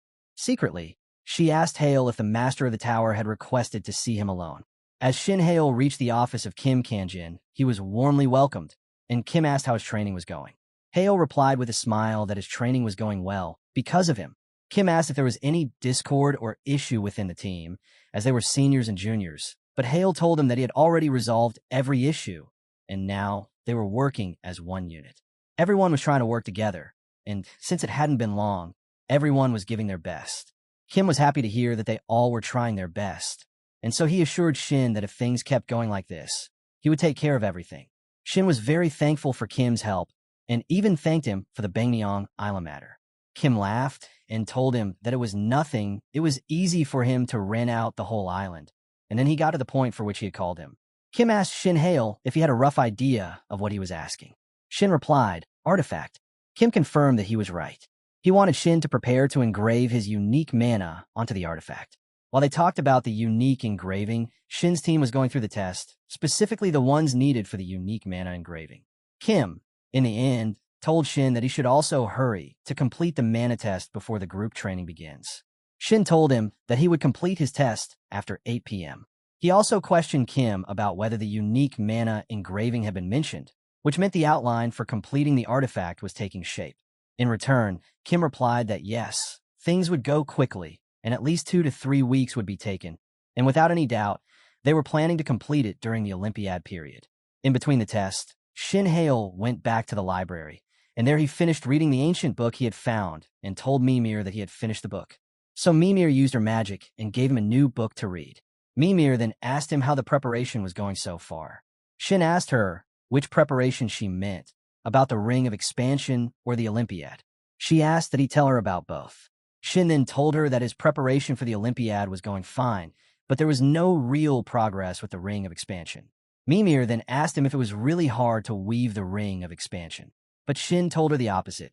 He had theoretically mastered it completely, but the problem was that his body was overwhelmingly lacking in mana. So Mimir realized that, in the end, the blessing of mana was the key. Also, Shin told her that, fortunately, the materials that were supposed to be delivered 1 week later were going to arrive soon, as the law had been revised and now was easier to import items. Mimir was shocked that the law had suddenly been revised. With a devilish smile, Shin whispered that his father must have done something to change the law, and upon hearing him, Mimir called him lucky to be his successor. The next night, in the Blue Magic Tower headquarters, Shin had just finished his test and was all worn out. Kim appreciated him for doing the hard work and asked how the test was, as it was the first time Hale was taking this type of mana test. Shin told him that it was simple and fine, but too long. Kim told him he couldn't say that. It was still very fast. He also said it only took 1 hour for the test, but normally it took 8 hours. Shin was shocked upon hearing that it usually took 8 hours. Kim told him that calling this test easy was not normal. That was something amazing. The test might be simple, but repeatedly moving mana and maintaining precision within a 0.3% margin of error was not easy. But Shin Hale replied that for someone like him who had mastered the second trial, it was as easy as pie. Kim then told him that the results of his test were quite good, and they did not have to worry about the artifact quality. At the level he was, he might be worth aiming for a masterpiece. Shin Hale laughed and said that wasn't a masterpiece. A bit too much? Shin told him that in the Blue Magic Tower, there was an S-Class 4th-tier artifact, an Imperial Ring, that could be used. Kim told him it could be done, as Shin could control an artifact that didn't fall short of the Imperial Ring. Upon hearing that, Shin Hale realized he would now be able to weave an artifact of at least S-Class and 4th tier. Shin smiled to himself, his thoughts solely focused on the Imperial Ring. In the lab, after the test results of Shin Hale came out, it showed that he could weave a S-Class 4th-tier artifact, which was a great achievement for him. Upon hearing the news, Shin Hale only had one thought in his mind, that now he can weave the Imperial Ring as it is much as level as he can offer.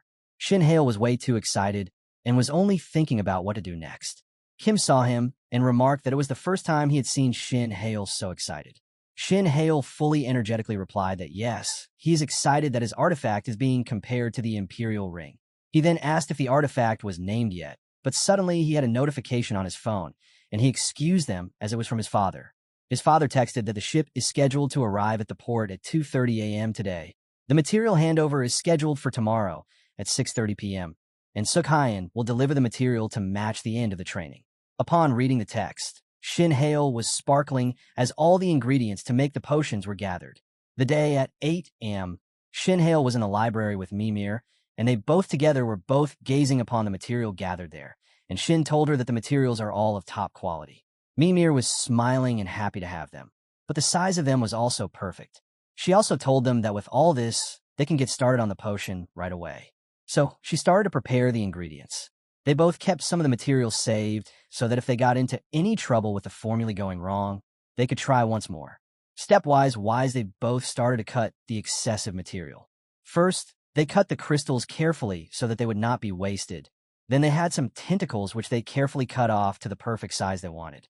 Some ingredients were weak in front of the light, so they carefully took some of their parts for the potion. After some time, they had separated the simple material and were now left with the most important and main materials. Mimir then asked that they take a short break first, and Shin agreed with her, as he was also very tired. Lastly, the materials left were the Octa Deer's Horn, the heart of a catastrophe, and the eye of a leviathan. Shin Hale told himself that these are the most expensive materials, and on top, he won't be able to get these materials ever again in such high quality. So he should not mess things up at all. Then he took a short tea break and relaxed. After some time had passed, he was back on his feet and was ready to complete the potion making. He then grabbed the Octa Deer's Horn, and then he injected as much mana as possible into the carving knife. Then he started to peel some of the part of the Octa Deer's Horn slowly and steadily. Mimir, on the other hand, said that the heart of catastrophe must be soaked in water mixed with ground fairy wings powder to completely drain the blood. While they do it, they need to maintain the water temperature at 25 degrees. As the process was so delicate, she told them that while this all happened, nobody should move their eyes off it for 6 hours. Finally, it was the turn of the Leviathan's eyes. Mimir told him that he has to coat the eyeball with mana, but with care, or else it will explode while boiling. As with all the ingredients were pre-processed. Now, it was the last step to simmer the ingredients while stirring constantly for 10 hours. It was morning already. Mad Shin Hale was lying on the ground, fully exhausted from the stirring and hard work, and Mimir was smiling at the efforts he had put into making the potion, the blessing of mana. Now it was time to go to the island for the training camp, as they all were settled in the ship and they were having the time of their lives. The weather was also great, while Shin Hale stood on the side waiting to reach the island, thinking that now all the preparation was done to weave the expansion circle. Sunchan suddenly came and wrapped his arms around Shin Hale, telling him that he was posing like he was a model and asked him they take a selfie together. With a wonderful sea in the background, they both clicked a photo. As he was done taking the photo, he thought that something was missing. Hale didn't understand him, but Sunchan told him that Adela was missing from the photo, and so he called her to join them in the selfie. After Sunchan insisted her, she also joined to take the selfie with a sea background. After a long-awaited journey, Shin Hale with his companion reached Bangneong Island. Everyone was standing at the top of the ship, gazing upon the island. After landing on the island, they went straight to the hotel where they were going to stay and train, named Harleton. Shin Hale told everyone that this is the accommodation prepared by the Blue Magic Tower. And everyone, upon hearing him, was more excited than him. First, as they checked in, a huge feast was prepared for them. Seeing the food prepared for them, Sun-chan and John Hee-yoon were smiling, as a lot of dishes were prepared for them. Then Shin Hale came and announced that they should finish their food quickly, and in 30 minutes, gather around in the training area, and they will begin the training soon. He told us to arrive at 3:30 at the training ground in short. On Bangneong Island, a magic training ground, everyone gathered around, and Shin Hale stood in front of them to lead them in their training. Shin Hale then told them that before they start their training, there is something they need to do first. He explained to everyone that this island has denser mana concentration than any other region, so everyone will feel a strong sense of discomfort when they try to absorb mana through the circle. He then told everyone to circulate the mana once. He then called everyone's name and told them what to do. He first called Senior Shinwoo and Adela, telling them that they do not need any help from him. They just need to do what they are doing, then he called. Senior Jin-suk told him that he should lower his circle output by about 20%. Then he called Senior Hee-young and told her that she should increase the circle output by about 20%, the opposite of Jin-suk. He then called Sun-chan and told him to reduce his output by 50% and adjust his posture to fit his body type. Sun-chan, in return, told him that he is now feeling more comfortable doing them. He told the other seniors the same, to increase and reduce their output for the best results. And lastly, he told them to stay in this posture for at least 1 hour. Sun-chan called him in terror and told him should kill him instead of making him do so, but the other just stayed still. As soon as 1 hour passed, Shin Hale then told everyone to stop, and they were all relieved and took a huge breath of being freed. He then saw everyone and noticed that Shinwoo and Adela were the only ones who were not tired, and were even starting to help others catch their breath. John Hee-yoon and others said that it was too tiring and tough for them. Adela, in her full strength, went to the other and passed them water, and as Shin Hale saw her, he was amazed me, the Mystic House being on a different level. Shin Hale then asked everyone if, from this training, everybody had gotten an idea. He then asked them a question if there were any, but everyone said no. Then he announced that the type of training they were going to do on this island was self-directed training. Jin-suk questioned him about what type of training this is.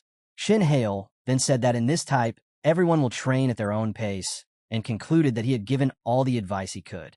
He said that during the training, they all have to make their judgments and carry them out independently.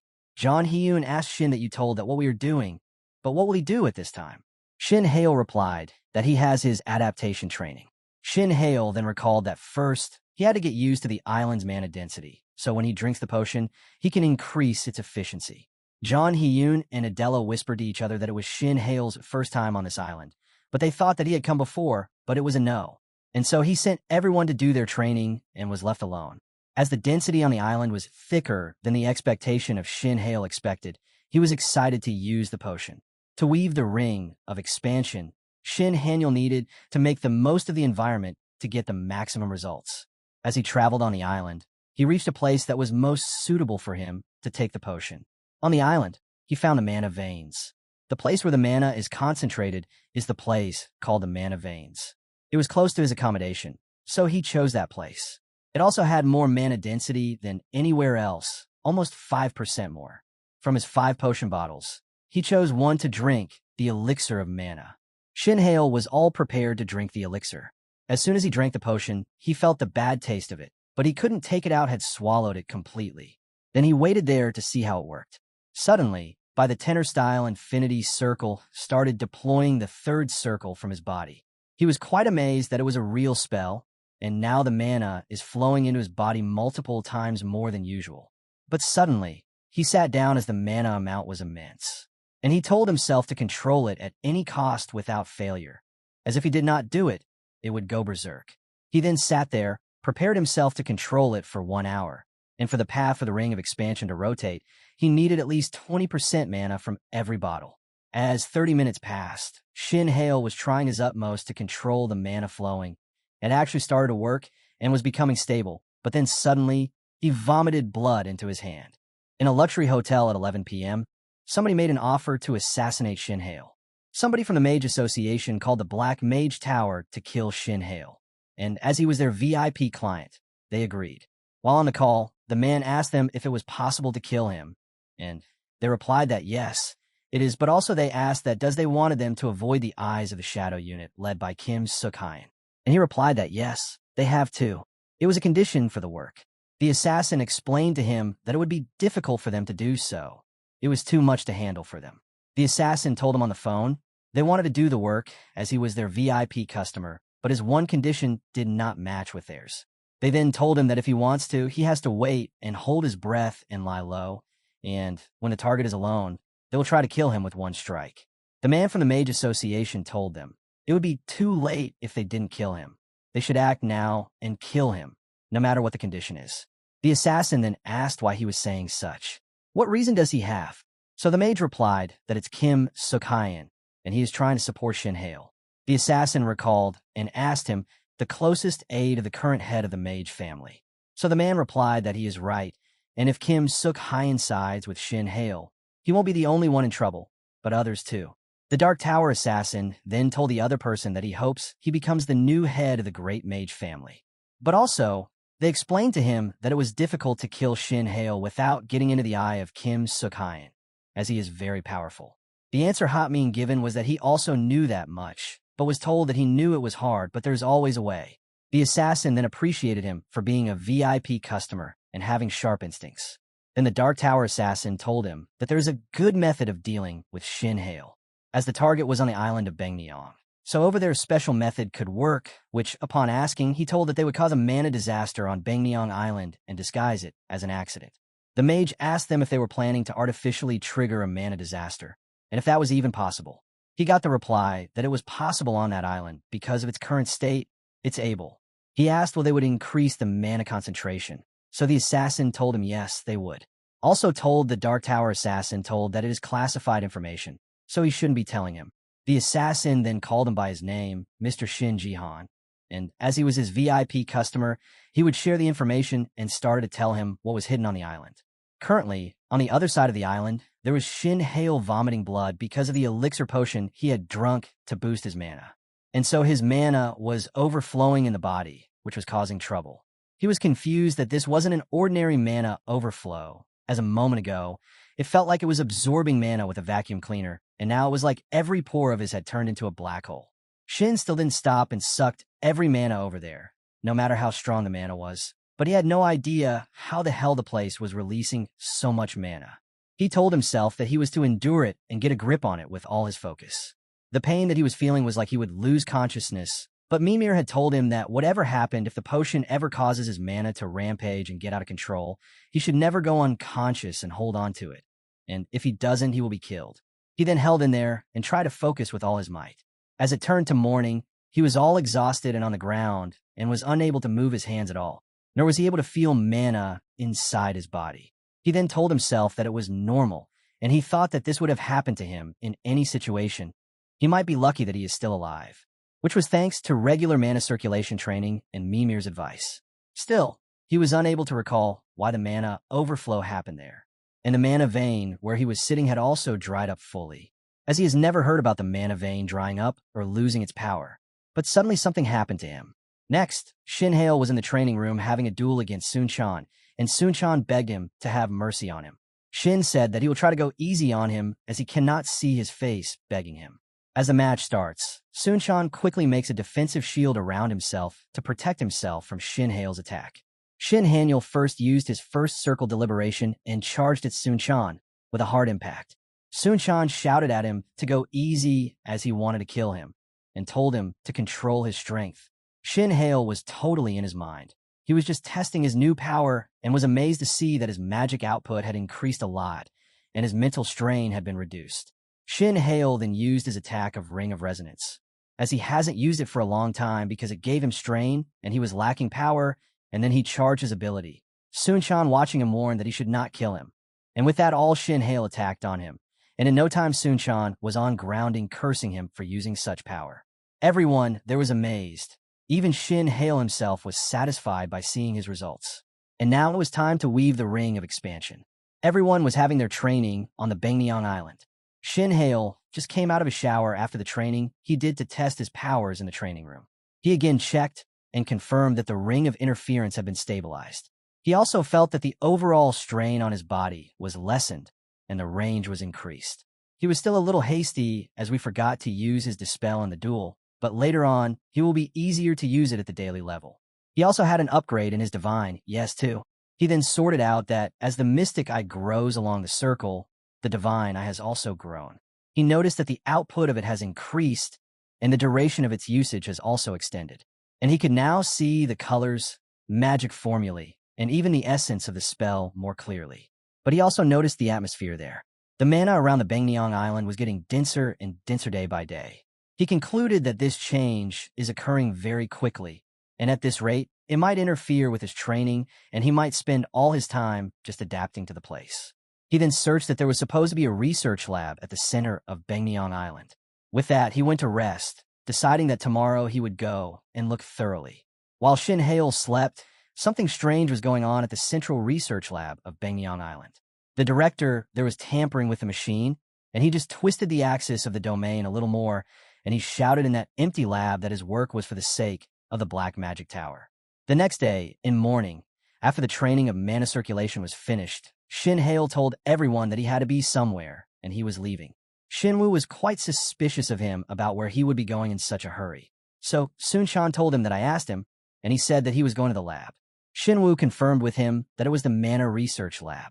Jin-suk also confirmed that there is something going on the island. The mana here has been weird since yesterday, so he would have gone to investigate. Everyone there seemed not to see the situation as serious at all.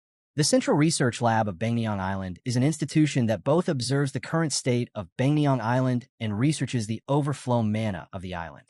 Shin Hale, after he reached the research center, decided to go inside and ask about the mana abnormalities on the island. As he entered, he was welcomed by a lady. Shin Hale apologized to her for being late at this hour, and he was forgiven and told that they were the ones who asked him to come at this time. She told him that as the situation was serious and they had no option or time to waste, they firsthand had to contact him urgently. He then questioned whether this was about the abnormalities of the mana on the island, and also asked that has the cause had been identified. But she refused to accept that they hadn't identified the problem and had made no progress in that situation. She just told that the leading hypothesis is that a mana vein explosion. Soon, she guided Shin Hale into another room, suggesting that further details would be discussed by the director directly. She then asked him to wait until the director arrives. As Shin Hale was waiting for the director, someone came and apologizing for the delay and said that he was the director of the research center. Shin Hale was shocked by looking at his face, so the director asked if there was something on his face, but Shin Hale told him there was nothing, just that he wasn't expecting someone younger. The director laughed and asked him for some tea, but Shin Hale was laughing in his mind, as he had already checked the details about the director. He was still not believing that he was the real director, as he was claiming to be at least at the 7th circle or higher, and a person on that level is a grand mage, and fewer than 10 such high-level mages are in the entire country, and one of them is being in front of him serving, just as a research director. The director then served him some coffee, and Shin Haniel thanked him. Shin Haniel was not sure that he was hiding his powers, or if he was a fake. Shin Haniel, in curiosity, decided to verify it quickly and looked into the director by his ability of Divine Eye. As he looked, he was shocked that there was a lot of mana flowing around the director. The director then asked a question about his training on the Bangnyeong Island and asked if it would have been a hard time for him with everything piling up. While smiling, Shin Haniel, that the island has the perfect environment for magical training, but even the adaptation training alone is overwhelming. The director then told him that the density over the past few days has been an extremely rare abnormality. The director also said that it wouldn't be strange if something happened, so he should avoid overtraining. Suddenly, Shin Haniel saw the ability with his divine eyes, which the director was using, 6th non-elemental illusion magic, a fake illusion. Shin Haniel was then certain that he was using a spell that concealed the user's identity with a special mist and made them look like someone else. And he concluded that he was a fake. And suddenly, he realized that this was an ominous black mana, and it is the same as the instructor Smith had around him. And he pointed out that the director is a mage of the Black Magic Tower and called the place the Den of Vipers. After talking to the director, the main character realized that the director of the lab was a fake. With his divine eyes, the main character was able to see through the director, and he had threatening black mana around him. The main character pointed out to him that he was a mage for the Black Magic Tower and thought of the lab as a den of vipers. But he had no choice but to stay calm at the moment, because if he tried to fight with them, not only he but his friends and seniors on the island would be in great danger too. The director then asked him why he came to visit, and he explained that he wanted to ask about the mana density issue on Bengniang Island. The main character smiled at him and told him that indeed he was here for that reason, as he wanted to continue his training, but there was a problem that he was facing due to mana density, which kept changing, and it had caused some trouble for him in adjusting to the atmosphere. The director laughed at him and told him that if he was having a hard time, there was a problem with the mana density. They both continued for a while, and the director explained everything about the problem to him. Later on, the main character thanked him for explaining to him, and he left. The director told him that it was nothing. He enjoyed talking to him. And as the main character left, the director and the assistant turned into their real forms. The assistant asked the director if he wanted to put a surveillance on the main character, but he told him to leave it as it was because he had already put a shadow on him. While the director covered him with the cape, the black aura that he was hiding became visible, and it was also around the assistant.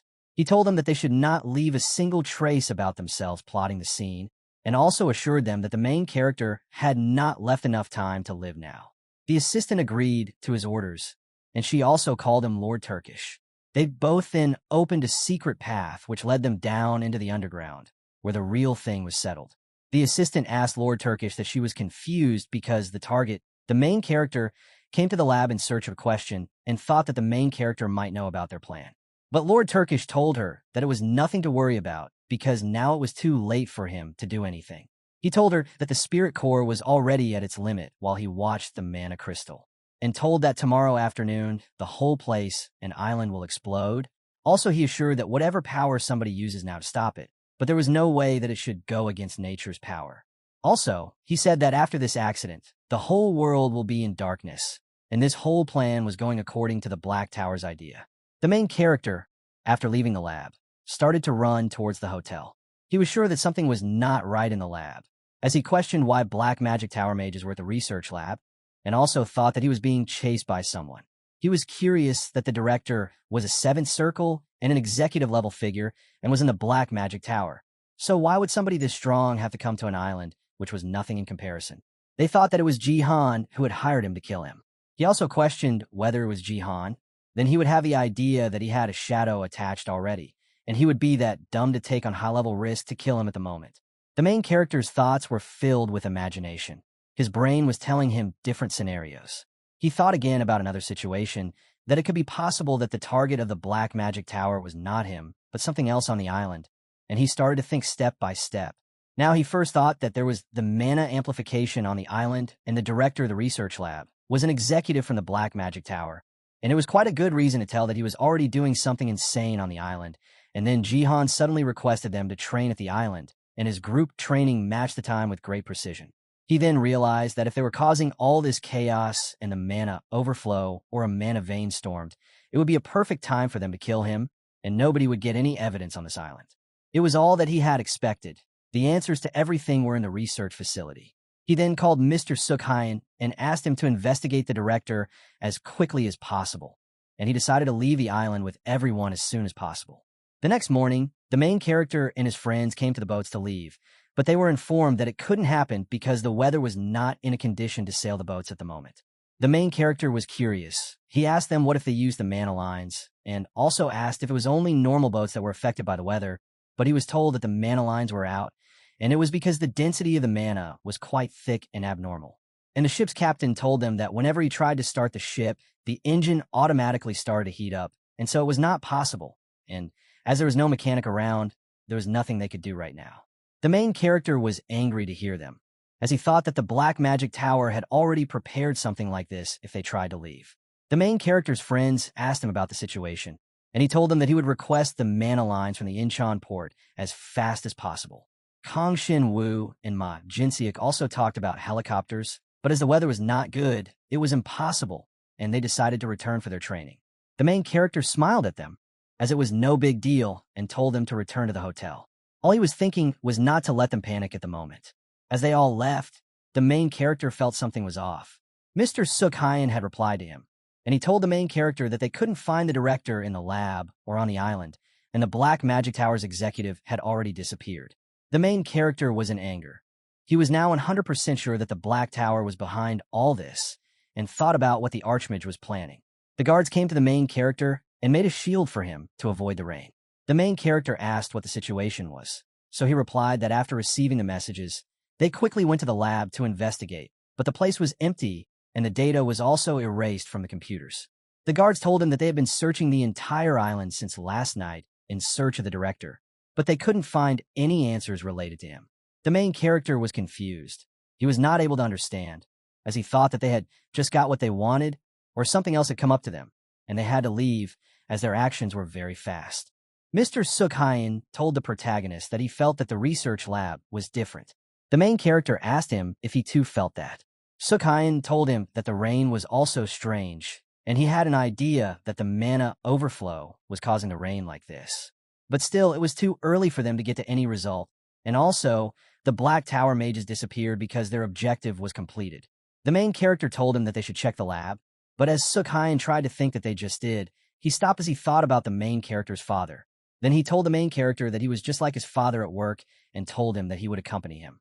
But then, suddenly, something strange happened, and the main character dropped to the ground in pain. The rain wasn't nearly going to stop, but suddenly the main character started to scream in pain and dropped to the ground. He was hearing a strange sound that he couldn't stand. The guards got worried about him. They tried to ask him what had happened. The main character realized that it was the sound of mana resonance, but it was not similar to the clear resonance which came from the infinity circle. It was a sound made by mana fighting with each other. The sound was coming strongly from the research lab direction. The guards held him and tried to calm him down. The main character asked them if they weren't able to hear anything, but they were confused. They had no idea. They told him that they only heard the sound of rain and wind. The main character was even more curious because he was the only one to hear the scream of mana. He thought that the mana would be saying something to him through the screams.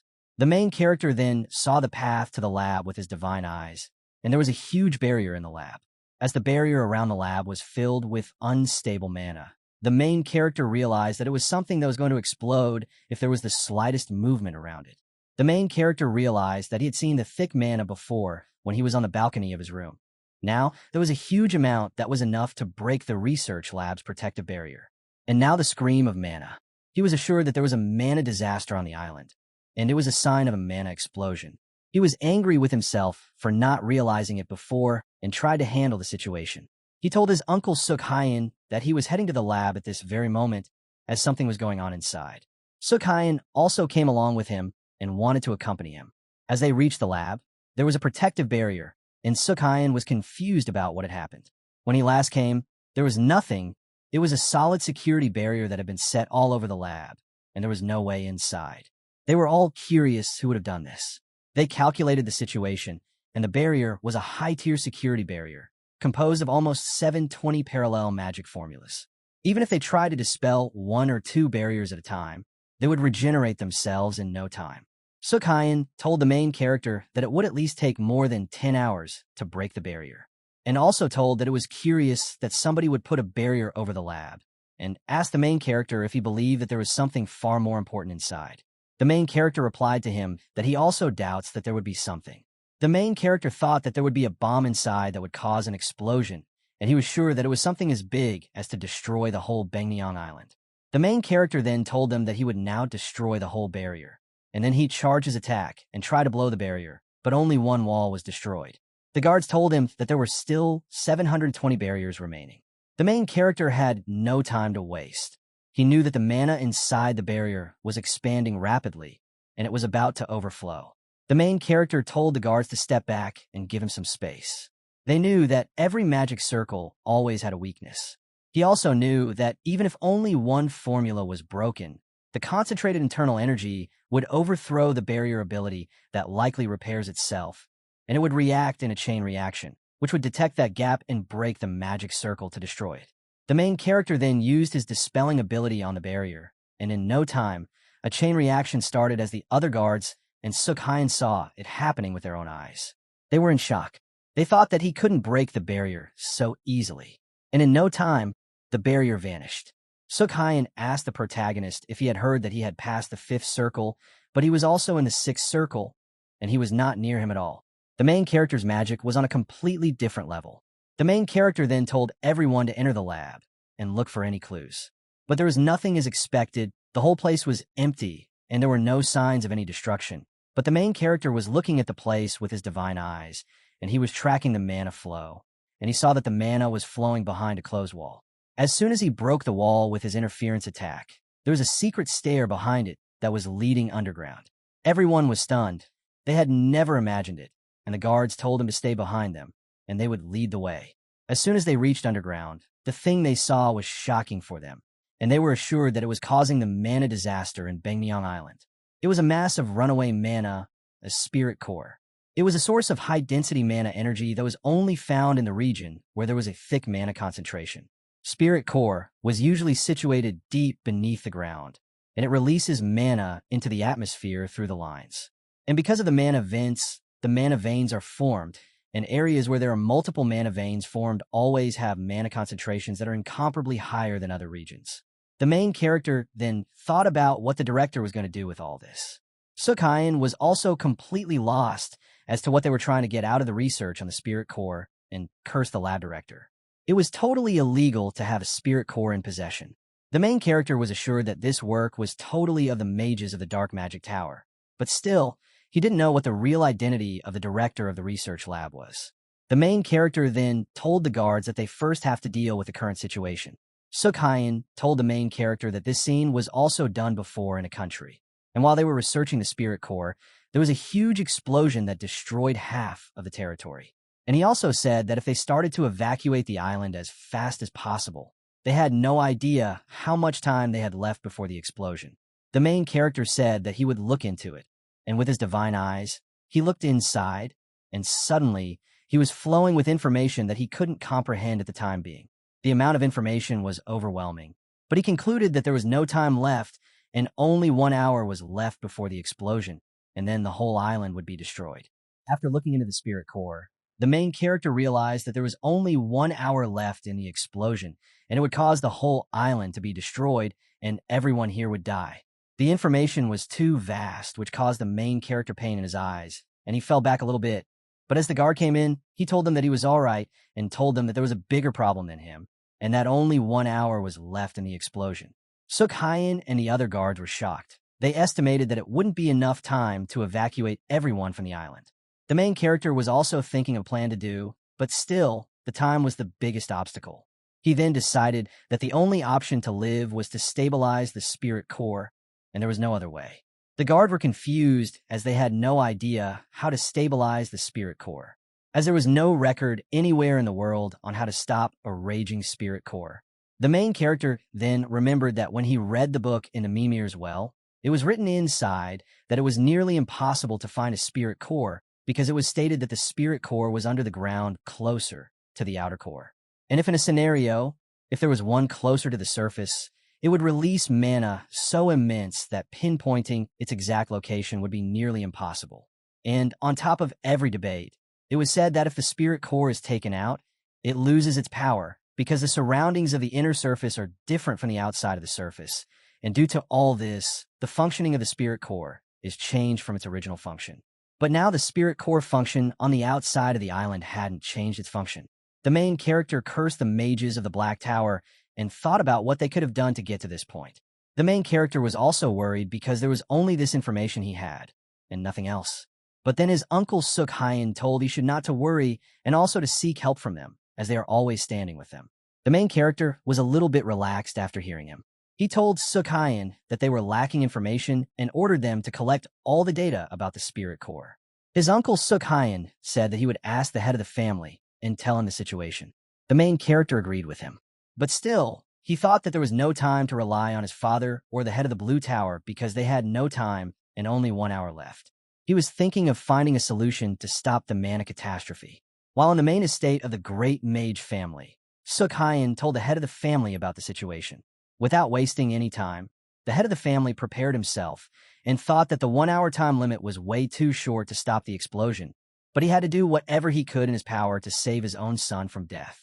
He told his servant to stop every mana line that was currently in operation and to summon every mage that was above the 7th circle immediately. While on the island, the guards found a file that had the research data log and told the main character to look into it. But as he started to read it, a timer started to count down. The main character saw that there was a huge amount of data stored, but there was a counter that started. It was a device that was set to delete all the data once it was opened. So, someone later on could not find the data and would be left with nothing. The main character asked the guards if it was possible that they could just make a backup for him. But the guards told him that it was all encrypted and they needed more time for it. They asked the protagonist if there was anything he could do, but then Shin Hale started to use his divine eyes to analyze all the data. As he searched inside, he didn't get any trace of the mages of Black Tower. The main character thought that the connection between Shin Jihan and Black Tower was still anonymous. He was thinking that if he didn't find something soon, he would die here, and everyone else over here who came because of him would also die with him. He cursed Shin Jihan and challenged him that he wouldn't die so easily. He angrily screamed at the sky, thinking of him and telling him that if he survived, he would kill himself. While the main character looked further inside, he saw a solution, and he was sure that it would work, and if it didn't work, he would die for sure.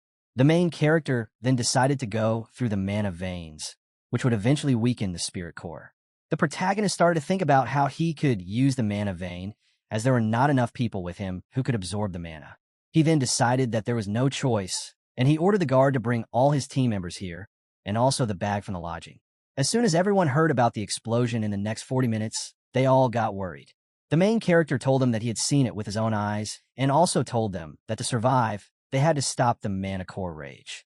Kong Shin-woo asked if this was the reason the weather was abnormal on the island. Everyone was scared that if they did nothing, they would be dead in some time.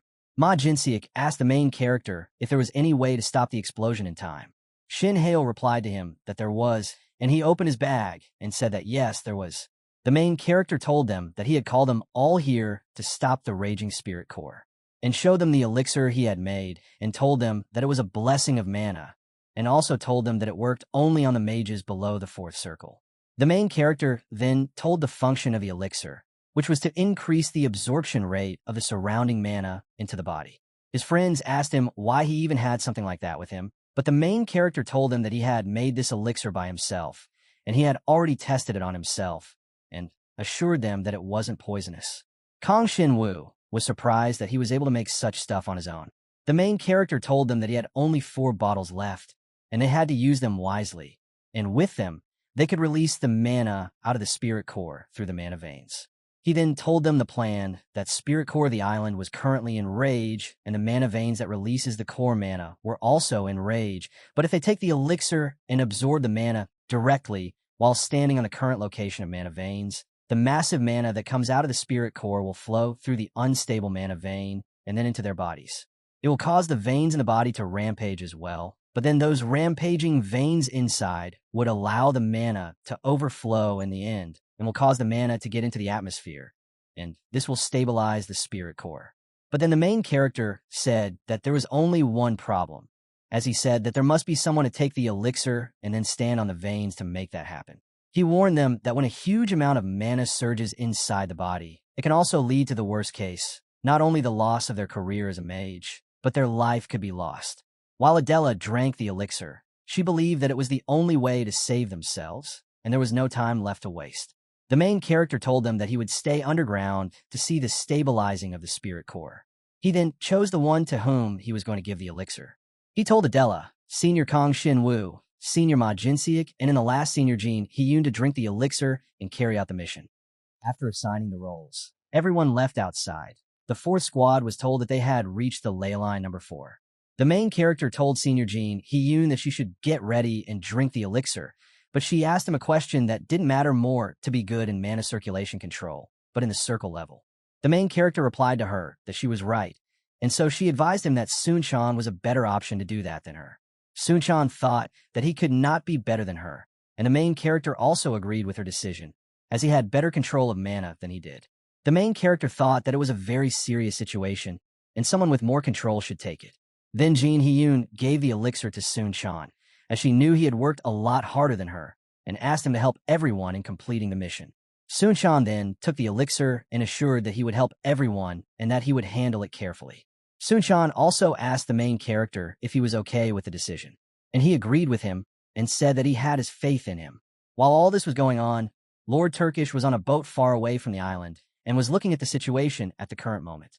He was only thinking about today, as it would be special for him. He was all prepared to see the island while it exploded in his luxurious ship. As he was thinking, somebody called him, and as he picked up the phone, he knew who it was and told him that he welcomed him for his thanks. But from the other side of the phone, the person was screaming. He said that his father had already noticed his mana core and asked what they should do. But Lord Turkish was laughing at him, saying he wouldn't have to do anything, but the person was angry with him and asked what he was barking about, as he had spent a lot of money on him for the job he gave him. Then Lord Turkish said that he didn't mean that he had to do anything. The situation was already taken care of, and there is nothing for him to do more. He also assured that the Bangneong Island would be completely vanished from the world in no time, and even the Eight Circle clan head travel all the way here. There was no time left to stop the destruction, and it was final that if they do anything else, or even stay calm, the main character would die today, and told the caller to just enjoy and see the show. But the caller told him that he should be more inquisitive because the whole chaos was happening under the storm, and no hell could get there. But hearing his theory, Lord Turkish said that he thought it was just a coincidence, and the storm hit the island at the exact time. Hearing him, the caller was confused. Then Lord Turkish told him that before the core explosion, the mana lines were broken and the engineer who could fix them vanished. And also the storms came into action, and the storm absorbed the mana from the core, and also the flight magic became unstable, which was not a coincidence, but all of this was his plan from the start. The caller was stunned that this was all his plan all along, and the explosion was planned to occur on the island in less than an hour. This ensured that the main character assassination plan would be a success. But he also asked that if something went wrong and he didn't die, what would he do then? So Lord Turkish told him that if some miracle happened, then he would go and kill the protagonist with his own hands. And Lord Turkish told that he should now just hang up the call and prepare his bonus. And wait for a while now. Suddenly, there was a huge light on the island, and Lord Turkish was shocked by seeing that he had not planned something like this to happen and praised the main character to surprise him. While on the ley line number 1, mana circulation had begun by Adela. Also on the ley line number 2, the circulation was started by Kong Shin-woo, and on the third one, the circulation was going on by Ma Jin-seok. While Sun-chan was going to drink the elixir and start the mana circulation, the main character was looking at them and thinking positively, as everyone's future was in their hands. As the mana circulation started, the main character judged that the mana swirling around the spirit core had already started to disperse, and there was a change in the mana flow. The guards also told him that the distortion in the communication with the ley line was also getting stabilized. The guards then started the hologram communication, as the mana communication was now getting more stable. As soon as the main character saw everyone, he was worried. He saw blood coming out of Adela's mouth and asked her comrades to remove her from there quickly. He told them that the core of this operation was to only cause a mana surge, and there was no need to do the mana circulation for more time at that place. The guards told the protagonist that Adela was safe and had been given first aid. The guards then ordered him that the mana surge at number 2 was also a success, and now Kong Shin-woo was also getting aid. Hearing that the main character saw the spirit core, he was able to see that the mana core's energy was decreasing. At the surge number 3, Ma Jin-seok was also successful, and he was also getting the first ad for the damage his body took to start the man surge. Now the protagonist was only waiting for Sun-chan to be successful, and he asked the guards to tell him about his status. But they said that Sun-chan's mana surge was not working properly, but he was already getting a lot of damage inside. And at the rate he was going, it was possible that he would die before the mana surge could occur. As the mana surge started in no time, the mana overdrive occurred in vein number 1, and then the mana overdrive occurred in vein number 2. After Adela and Kong Shin-woo got the aid, Ma Jin-seok in vein number 3 was also successful and started to get the first aid. The main character was able to see that the mana in the core was dropping drastically, and now only vein number 4 was left, and he asked the guards to tell the situation of Sun-chan. They told him that Sun-chan was facing trouble with mana circulation, and it looked like he would die before the full mana overdrive could occur. Jin Hee-yoon saw Sun-chan in pain and asked him to swap places and thought that it should have been her in the first place, but now it was too late, and the guards stopped her because there was no liquor left for her to drink. She was helpless and cursed herself for not doing anything for him. Sun-chan was in pain, and he was thinking that if he continued, his body was going to explode from the inside. The main character asked Sun-chan if he was able to hear him, and Sun-chan replied to him that he was. The main character told him that among the vein that releases mana from the core, the three of them were currently overdriven by the other friends, and now only his was left, and if he looked at the flow of mana, the only one left was coming towards his way. The main character told him that it was he who was forcing it and overdriving the circulation on his own. The main character then told him that he would help him and cut the mana flowing towards him for a while, and as he did that, Sun-chan should relax and catch up on his breath to start over again. Then the main character, with his magic, started blocking the flow of mana towards Sun-chan and took the pressure on himself. It was quite a pain, but he was ready to endure it for Sun-chan to recover. The guard saw that the vein surge was getting calm around Sun-chan and told him to catch up to his breath quickly. Jin Yun told Sun-chan that they were all going to die if he did not complete the mission and warned him that if he collapsed and died before doing the work, she would make his death even more painful, and so she told him to do something. Sun-chan was thinking that he was the only person who could control the vein, but his whole body was in pain, and he questioned whether anyone else had the same pain as him. But then he realized that Hale was already carrying his burden in the lab right now, and he couldn't let him down like this. The main character then called Sun-chan and asked if he was ready to continue, and told him that he would now restore the mana vein for him to overdrive it. Sun-chan told him that he would do anything to be successful. Then, as the mana circulation started in no time, the mana started to surge. The guards told the main character that the fourth mana overflow was confirmed, and they started to provide first aid to Sun-chan, while Suk-hyen was carrying the main character from his injuries. But he told that he was all right, and as he believed in Sun-chan, everything went as planned. Suk-hyen praised the main character for having such strong mages in his friends list. The main character said that it couldn't have happened alone. All his friends believed in him and followed his orders, and they staked their own lives. But it was not over yet. The island was still in chaos, and there was a state of tension because of the core. Even if the core that was accumulated at sea had dispersed, there was still a little time left for it to explode. The main character then told everyone that now it was his turn to do the miracle. The main character then activated his divine eyes, and he was able to see the structure of the mana core and the flow of the ley lines. He then used his ability, Batener type second circle resonance.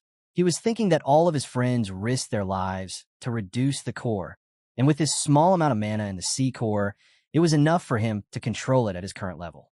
He used the interference and then dispelled it, and with that, there was a huge explosion around the spirit core, and a huge light came out of it, which went straight into the sky, and in no time, everything was once again normal on the island. While Sun-chan was on the ground, and he was losing consciousness as he saw the yellow light going in the sky, he thought that it was the end, and Jin Hee-yoon dared Sun-chan to die at the current place, and she told him to look at the sky as everything was getting normal. The guards were also happy to see the sky all fixed, as well as the friends of Shin-hale. They were all praising the main character for doing such a great job in the end, as everyone's life was saved because of him. While Sun-chan was so tired that he thought he was going to die, he told others that it wasn't a bad ending for him, and then he went unconscious. While everything was normal, everyone was taken to the hospital, and when Sun-chan came back to his senses, he thought that everyone else had died with him, but they laughed at him and told him that he was safe and sound in the hospital. Ma Jin-suk told him that the island was safe and everyone was rescued, and while he was out, the news of the island spread like fire on the internet. He showed Sun-chan that the main character was featured in the news, and he had already returned to the academy, and now he won't have any rest as he would be handling the cleanup and the reporters nonstop. Adela said that he was amazing, as expected. While the head of the family was getting the report from Suk-hyen, he told the head that the main character was the one who detected the raging mana core with his divine eyes, and he used a magic that nobody else had even seen before to dispel the sea core, as well as save everyone. Suk-hyen said that he saw everything with his own eyes and can confirm it. While the head was shocked to hear it, he said that he was involved in such an event and had a solution in his hands so quickly, and ordered Suk-hyen to investigate and conduct a joint investigation with the Blue Tower because it was necessary to look into the problem as it was stopped this time, but they should be ready for such events to occur in future. While everything was back to normal, the main character went to see the Mimir, and she asked him what was wrong. After the chaos on the island was handled, the main character went back to the library and asked Mimir some questions. She looked curious and asked him what he wanted to know, as they both looked at each other and smiled. The main character asked her if she was thinking of something and was curious about that thing as well. Mimir was flying all around the place, and she replied to him, "What are you saying?" The main character said that he looked around, but there was nothing written about the black mana in the place, and asked her if she had any idea about it.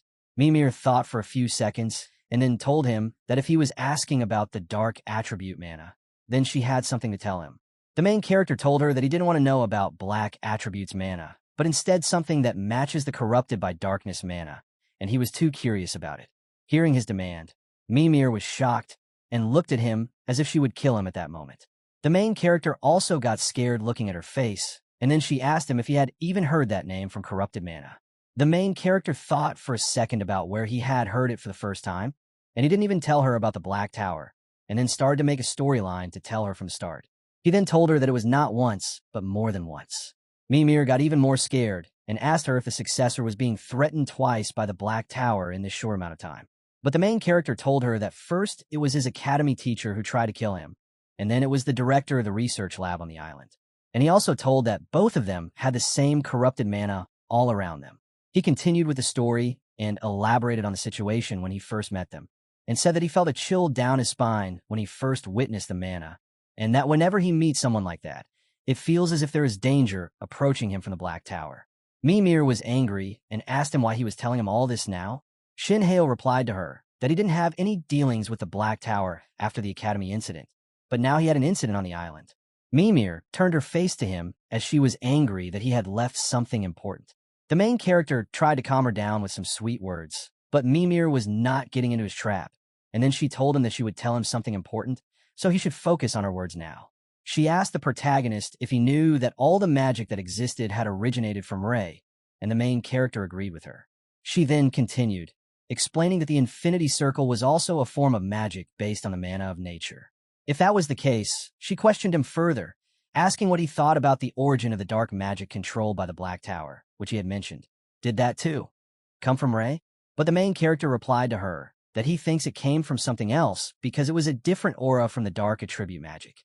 Mimir told him that he was thinking right and explained to him that the dark magic was simply created by the dark magic, and the dark magic is totally different from the Rei magic. The dark magic had a completely different magical system. The main character asked her if she meant that the dark magic had a separate founder who created such magic. She then told him that there was a calamity of the world whose very existence corrupted the mana, and it also polluted the world.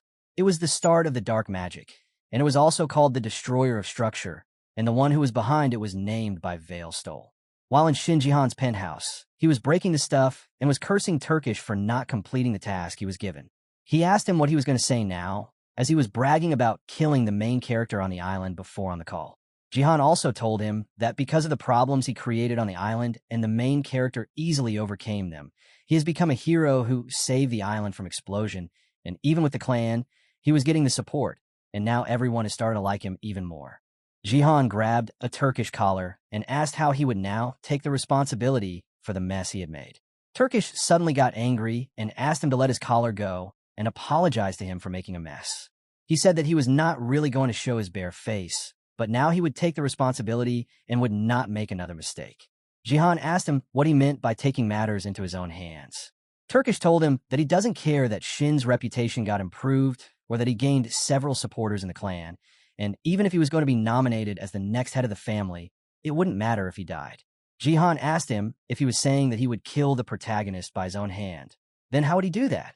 Turkish told him that the Olympiad was going to come soon, and as the target stays in the country, the eyes of the shadow are going to protect him every second, and he won't escape their eyes, but he also told him that when the target travels to another country for the matches, then there will be an opportunity. Turkish told that he would then take matters into his own hands and kill the main character by himself in the name of the Black Tower. Now the main character was resting in his bed while he was thinking about Veilstole. He was told by Mimir that he could only get more information from her if he was able to become a Fifth Circle Master. Mimir told him that he was a target of the Black Tower, and he should see them as enemies and take care of himself from them and their tricks, and also that he should get even stronger. The main character was frustrated at the moment. He wanted to learn the real name and the power of the Master Robe, but they were opened only after he reached the Fifth Circle level. He was sure that the things he was after were quite mysterious, and even getting to level 5 was hard, so it was definitely something bigger for him at the 5th level. But still, he was quite motivated because he had to get stronger to participate in the Olympiad after all. The next day, in the Blue Tower headquarters, the main character went to meet with the head. The head took him to the artifact work, which was the best thing the tower had, and he showed him some machines which had never been released. The head also apologized to him for what happened at the island because he thought that he was the one who allowed them to go on the island, and he should also take some responsibility. The head promised that he would give him as much support as possible. The main character was very much thankful to the Tower Master, and then the Master showed him the machine from which they were making the artifact from Shin Crystal. The main character was very curious, as he had never seen such a machine, and the Master told him that Ed bought the machine just to make his artifact. The main character was amazed that it was just for his artifact and no one else. The Master explained to him that the machine was able to compress the magic stone to less than 0.01% distortion per cycle, and he personally repeated it about 100,000 times, so the magic stone could be as thin as paper because the main character was the one who asked that the artifact should be something that didn't hinder his body. The Master said that they researched many methods, but this was the most effective one. He then showed him the world's first quadruple attribute composite artifact and the first eye contact artifact, and told him that it was the Blue Tower's greatest master police officer for the 4 seasons. As the main character went to the Blue Tower, the Tower Master told him that he had bought a machine that was only going to custom make his artifacts. The main character was amazed by hearing that. The Tower Master laughed at his surprised face and told him that they had researched a lot of methods, but there was nothing better than the machine they were now using. He then showed him the world's first quadruple attribute composite artifact, known as the eye contact artifact, which was the greatest masterpiece of the Blue Tower. The Master told him that with this, he would be able to see the world with new eyes, and he could assure it as well. Later that day, they both went to eat at a fancy restaurant, and the waiter asked him if the food was to his taste. The main character mentioned that today he knew about another place where he could come and eat, as the food was very delicious.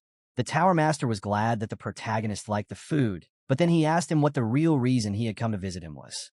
The main character asked him if he was okay with the security here, but the Tower Master told him not to worry about the security, cast a spell around them, told him it was perfect, and asked him to tell what it was. The main character told him that he had a suspicion that in the Olympiad, there was a chance that the Black Tower would attack him once again. The Tower Master got curious and asked him to tell him everything in detail. The main character then told him that he had recently given an interview after returning from the island, and in that he had to reveal his magic eyes. And it also revealed his weakness to the rival in the Olympiad team, and he was also in the Black Tower, which also caused him to expose his vulnerabilities, but he said that he didn't have any other option left to make an explanation and tell about the island incident. And it was also a chance for him to show off his abilities to many people. The protagonist also said that after revealing his eyes, he had gained a great following in the magic god family, who had already entrusted him. The Tower Master also told him that he had seen the interview, and he thought that the main character had chosen a bold strategy to make himself a target in the Olympiad. The Tower Master also said that it was a great idea of his, which required skills to back up such words. But he also asked the protagonist if his magic eye was similar to his ruby eye, a detection-type eye, and also asked what his eye had to do with the Black Tower. The main character, upon hearing that his eye allowed him to identify the mana by different colors, said that his eye allowed him to identify the mana by different colors. The Tower Master was surprised, and he understood the difference and said that the main character confirmed the unique mana of the Black Tower with his divine eyes.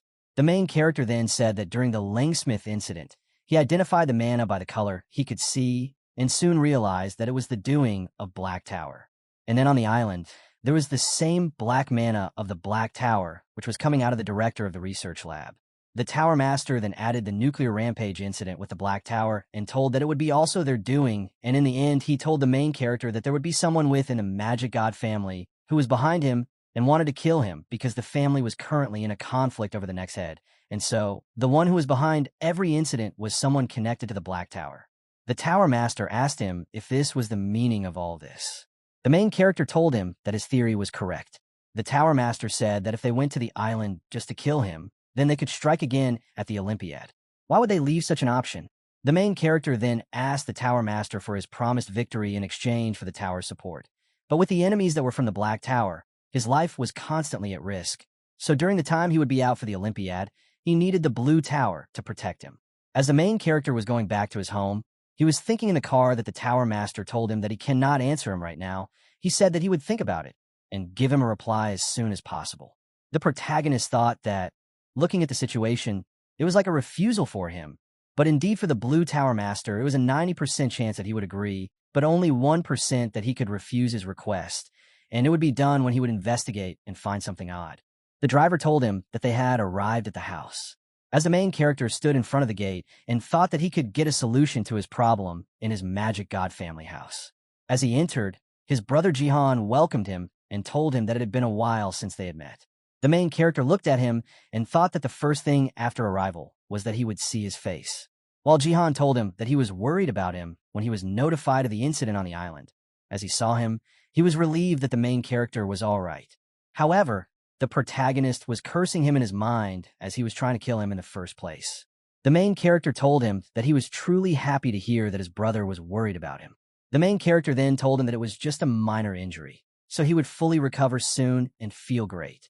Jihan was glad to know about his current health and was told that he was strong enough to overcome such a great crisis. And he also told him that it was as expected from his brother. He even assured him that from the next time something like this happened with him, he should rely on his brother for help, because that was the reason to have a brother in the first place. The protagonist assured him that whenever he faced a problem, he would come and ask for help. But he also said that he was a busy man, and in any case, he shouldn't worry about him at all. Jihan replied to him and said that he really cares about him, and he was glad to have a defendable younger brother in the first place. While they both praised each other, the maids were so happy to see their affection. They even said to each other that after Jihan becomes the head of the magic god family, it will become even greater, and the sight of them both was really good to see. Jihan asked the main character if he had heard that he wanted to win the gold medal in the Olympics. The main character said that he was correct, as he was participating. Bringing the gold would only help the family name grow higher. Jihan appreciated his idea. He was told that he was sure that he could win easily, and he was truly happy to have such a helpful brother. The protagonist told him that he was confident that with his brother's help, he could win anything. He said that he needed to become even faster so he could support the family. Jihan then told him that he was getting late and that he would be going now. While Jihan left, he told him to meet somewhere nicer for the next time, while the main character, in his mind, thought that his brother was planning something fishy in the next Olympiad event, and he was sure that something bad would happen to him on the trip. After talking to his brother, the main character, Jihan told him that he was getting late, and so they should meet somewhere nice next time. As he left, the main character cursed him, and he believed that he was planning some trick to harm him in the Olympiad. As the main character went to the mage clan's main house in Shin In-hyuk's study, he greeted his father and said that it had been a long time since he had seen him. His father told him to sit down, and they both had a long talk. After being in the Obelisk Academy student dormitory, the main character was resting in his bed while he thought about the conversation he had with his father in the main house. He had a lot of talk with his father, starting from Rung Smith and then about Beck Sayul, and lastly about the incident on the island, which included the Black Magic Tower. The main character was quite sure that his father would have already received the report from his uncle Suk Hyen about the island incident.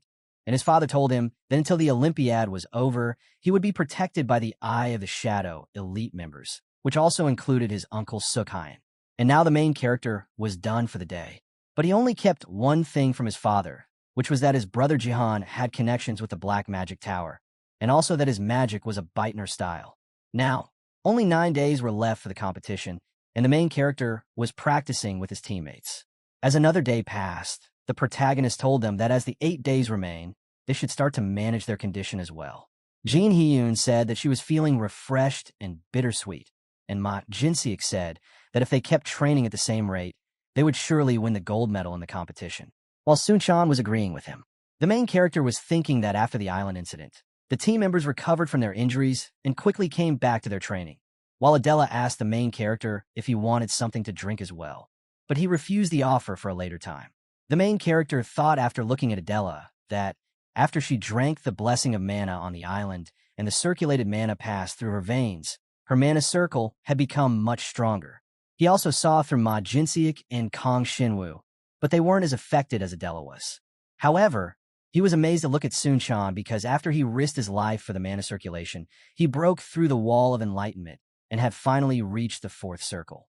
And it was because of a crisis they faced. He looked into the stats of his and the variety of tactics they could have had increased in everyone.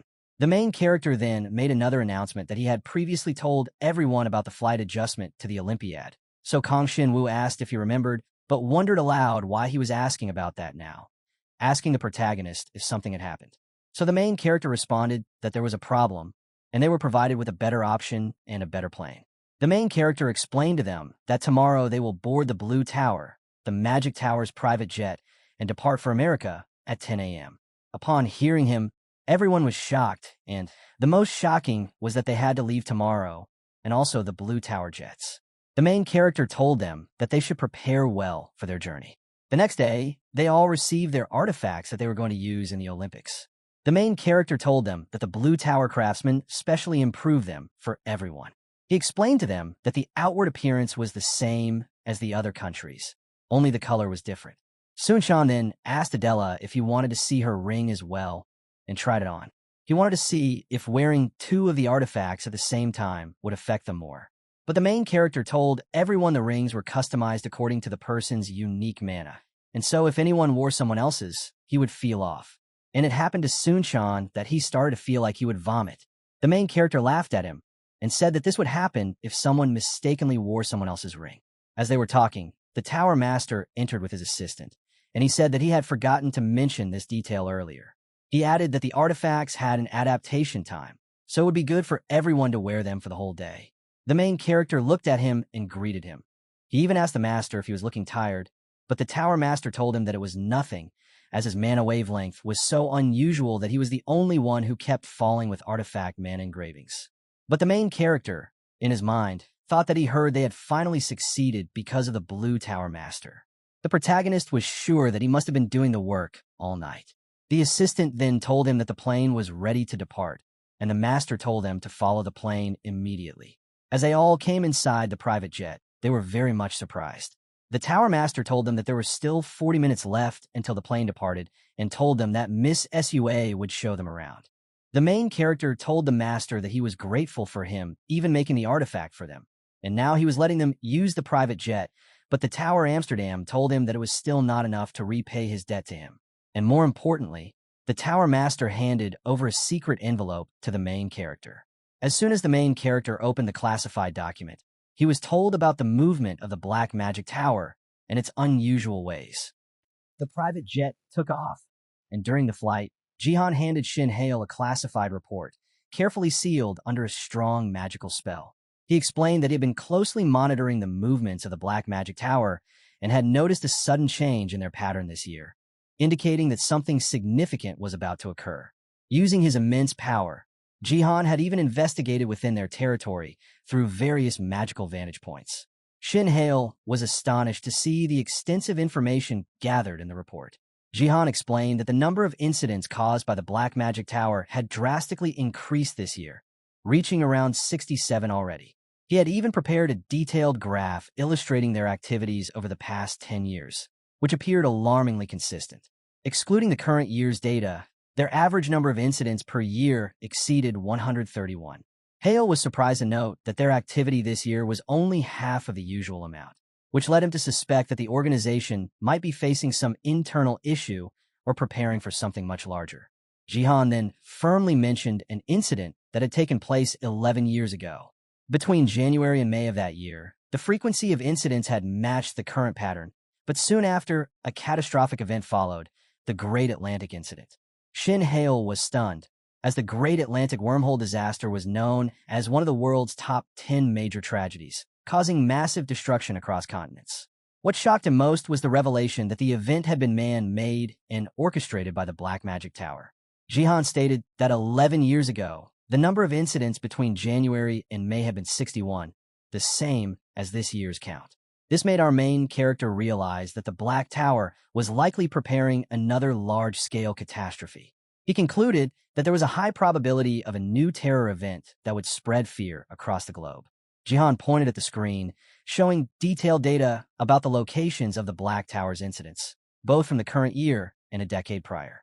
As Shin Hale studied the graphs and maps, he observed that the majority of this year's incidents were centered in the United States. Jihan confirmed his suspicion, emphasizing that the upcoming Olympiad was also being hosted in the same region, which could not be a coincidence. This realization struck Shin Hale deeply. It became evident that the Black Tower was preparing to execute a large-scale terror attack, perfectly aligned with the timing of the Olympiad. Jihan warned that they needed to remain highly vigilant, for even though they had identified the place and nature of the threat, the precise timing remained unknown. A great storm was approaching, and they had to be ready for it. Upon their arrival at Los Angeles International Airport in the United States, the group felt an air of excitement and curiosity. Suchan and Ma Jin-suk were particularly enthusiastic, remarking on how fresh and different the atmosphere felt compared to their homeland. Jihan's secretary approached the group and informed them that she would be guiding them through the city. Shin Hale inquired about the absence of the Blue Tower Master, and the secretary explained that Jihan was currently busy meeting with the Red Tower Master. Adela expressed her interest in meeting the Red Tower Master as well, and Shin Hale also showed curiosity in doing so. The secretary asked if that was the case, then should she schedule a visit, which instantly startled both of them. She then reassured them that the Red Tower Master himself had shown interest in meeting both of them personally, and that proper arrangements would be made whenever time allowed. Hale happily noted that if it was not too much trouble, he would gladly take her up on that offer. Adela also expressed that she wished to meet him as well. Soon after, as night descended, a specialized vehicle had already been prepared, waiting to begin the arranged transport. The management had organized the departure in advance, and every detail was carefully discussed by the secretary and the security team. The trio stood gathered outside, patiently waiting for their turn to board the buses while casually chatting. Without warning, a blinding flash of light engulfed the entire area.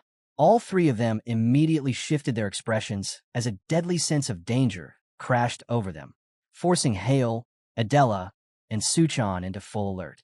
From the dark sky above, countless energy spikes rained down like a freezing storm. The trio stopped in place within the plaza, recognizing instantly that the sudden assault was aimed directly at them, creating a devastating impact across the surroundings. Chaos erupted. Those nearby could only react in shock, unable to comprehend what was happening. The gust of wind that followed was so intense that Ma Jin-suk and Kang Shinwoo shouted for them to take cover. A massive, destructive burst of energy plummeted straight from the sky toward the exact spot where the trio stood. Yet, at the final moment before impact, Suchan moved swiftly, instantly creating a sturdy magical barrier that expanded around all three of them, shielding them from the fatal strike. As the smoke cleared, a lone figure then descended gracefully from above, observing the scene and acknowledging the trio's unexpectedly perfect coordination. A young boy stood before them with a proud expression. He was Kyle Vinsha, the representative from the United Kingdom. His sudden arrival and arrogant demeanor left everyone startled. Adela glared at him, unimpressed by his unconventional greeting, while Kyle Vinsha burst into hearty laughter as he dramatically dismissed the idea, admitting that his approach had been deliberate. His cheerful expression then faded abruptly, shifting into a sharp and provocative gaze. He recognized that this was not a welcoming gesture, but a deliberate challenge. Suchan's patience wore thin as tension filled the air. He felt his irritation rising, unable to hold back the surge of anger building within him. However, Kyle completely ignored him as he slowly lifted his sword, maintaining a calm demeanor while noting that honesty was a knight's virtue, and he would therefore speak with complete sincerity. Kyle Vinsha then swiftly drew his sword, pointing it toward Shin Hale as he boldly issued a challenge. He was curious about Hale's skills and wanted to test his strength against him. Shin Hale, however, remained calm, studying Kyle with his divine eyes. As he asked why he had a fight with him, through his vision, he saw that Kyle carried the epithet Knight of the Gale and was a battle mage who utilized wind magic to enhance his speed and combatability. Kyle seemed eager for a fight, declaring his willingness to provide a battleground if needed. Shin Hale, aware of the rumors that Kyle was a reckless fighter who sought out powerful opponents for the thrill of combat, decided not to engage him. His refusal only provoked Kyle further, as he couldn't comprehend why Shin Hale would decline. Meanwhile, Adela and Suchan sighed, fully aware that Shin Hale's pride often influenced his decisions. Hale then confidently stated that there was no benefit for him in fighting and that if Kyle were to get hurt, it would only cause unnecessary problems. His words sounded arrogant, leaving Kyle visibly irritated, while Ma Jin-suk and Kang Shinwoo silently thought that Shin Hale's habit of self-praise had surfaced once again. Kyle tried to tempt him by claiming that fighting him would grant valuable insight into the abilities of the Fifth Circle Mage. But Shin Hale dismissed the idea, saying he needed no such information. Upon hearing Hale's words, Kyle left utterly stunned. At that moment, a young woman descended gracefully from the sky and immediately intervened and urged Kyle to stop. She was Maya Narancia, another representative. She reminded him that they would soon face each other in the competition and that there was no reason to fight now, so he shouldn't be disappointed. Maya then turned to Shin Hale and apologized for Kyle's behavior, explaining that he was simply a battle enthusiast who meant no harm. Shin Hale remained composed and acknowledged her explanation, noting that the magic used earlier had only been sound-based and had caused no actual damage to the surroundings. Kyle Vensha and Maya soon departed, declaring that they would fight with full strength the next time they met. Suchan looked at them and commented that their arrival felt like a storm. Shin Hale silently agreed, sensing that many more storms were indeed on their way. From the chaos caused by the UK team, Shin Hale and his team members quietly sat in the bus and departed for their hotel. Jin Hee-yoon was extremely angry and furiously cursed the UK representative. She felt annoyed that they had attacked them first and then casually apologized, as if it were nothing, walking away with an arrogant attitude. She screamed furiously as she noted that she simply wanted to punch them in the face and do something far worse. While Shin Hale listened to her constant cursing, he calmly asked what plan she intended to use to make them pay. She immediately answered that she would report them to the competition management so they could receive some punishment or penalty. However, Shin Hale calmly told her that nothing would happen to them, which made her angrily question why, since they had used magic in a public space. The protagonist's expression turned serious as he patiently explained that Kyle's wind cutter had been only an empty attack that contained no mana. Even if it had touched them, it would not have left a single scratch. Sunchan also realized that earlier, when he used a shield to block the wind cutter, there had been no real impact. Hale then pointed out that since they were in America, there was a limit on the strength of magic usage, which Kyle had used up to the allowed limit. Shin Hale ended his explanation by stating that it had simply been an observation of each other's magic, or so he guessed. Ma Jin-suk then added that cameras were installed everywhere to observe the intensity of the magic, so Jin Hee-yoon should relax and not waste her energy on anger. But her frustration was still overwhelming. At the moment, Adela sat quietly, observing their conversation, and calmly commented that the UK representative had probably challenged the other teams as well, based on their intentions. Shin Hale agreed, and Adela assumed that their main goal was to collect as much information as possible before the competition. Shin Hale agreed, and noted that he was certain that the cameras were also placed to record their movements. Kang Shinwoo added that since Sunchan had shown his shield, the UK team now understood that ability as well. Sunchan then asked if other teams would actually accept such challenges since they had refused. Shin Hale replied that many would accept, making Sunchan immediately shout, "Why would they?" Shin Hale recalled Kyle's words, explaining that fighting allowed them to gather information about a Fifth Circle mage like him. Sunchan grew irritated, stating that the other teams would only gain knowledge about Kyle, but Shin Hale clarified that he refused the challenge because his own information was more important than theirs, so hiding it was the best choice. Sunchan muttered in annoyance that those people were crazy, and, as the argument continued, they reached their destination. After entering the hotel, Jin Hee-yeon was still displeased, her anger burning deeply. She silently promised herself that she would not forgive them and would take her revenge. She told Ma Jin-suk to accompany her, and the two of them immediately went to training after arriving at the hotel. Shin Hale went to his room and arranged his belongings. After setting up the room, only two of his tomes remained, Idard's and Mimir's. He noticed a safe beneath the table and decided to place the books inside. It was a magical vault, and he felt relieved to have one. Magical energy flowed from Hale's fingers as he began activating the room's defense system. He then noted that it was a perk given by the Olympiad management for all participants. The vault was not extremely secure, but for him, it was good enough, and he could not ask for more. Since he finally had some free time, he decided to get to his work. When he opened the book, various magical sparkles, ribbons, and flashes burst out as he teleported and stepped out into an ethereal library where Mimir was waiting, as he informed Mimir that he had returned. Mimir came running toward him, noting he had arrived safely. She eagerly asked about his trip, and he told her that he had landed safely and arranged his room. She asked if anything strange had happened, but Shin Hale replied that nothing significant had occurred, except that he was worried about the Black Magic Tower, as he had been told they were preparing something big and cruel, and also the British team. Mimir asked if he caused any trouble, to which the protagonist firmly responded that he had not, as he had no reason to. Mimir confidently told him that she understood what he was looking for, and helping him was her duty. She told him to trust her and leave the thinking to her. Shin Hale smiled and said that he trusted her, but asked what she meant. As soon as she finished speaking, a powerful surge of magical energy erupted from Mimir, and she started floating in the air and instantly engulfed the entire space. Thousands of books floated and whirled chaotically through the air. Hale stood stunned, his eyes widening at the magnificent and overwhelmingly breathtaking sight.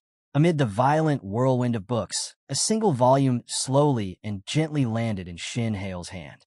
He looked utterly bewildered, quietly wondering aloud what it was.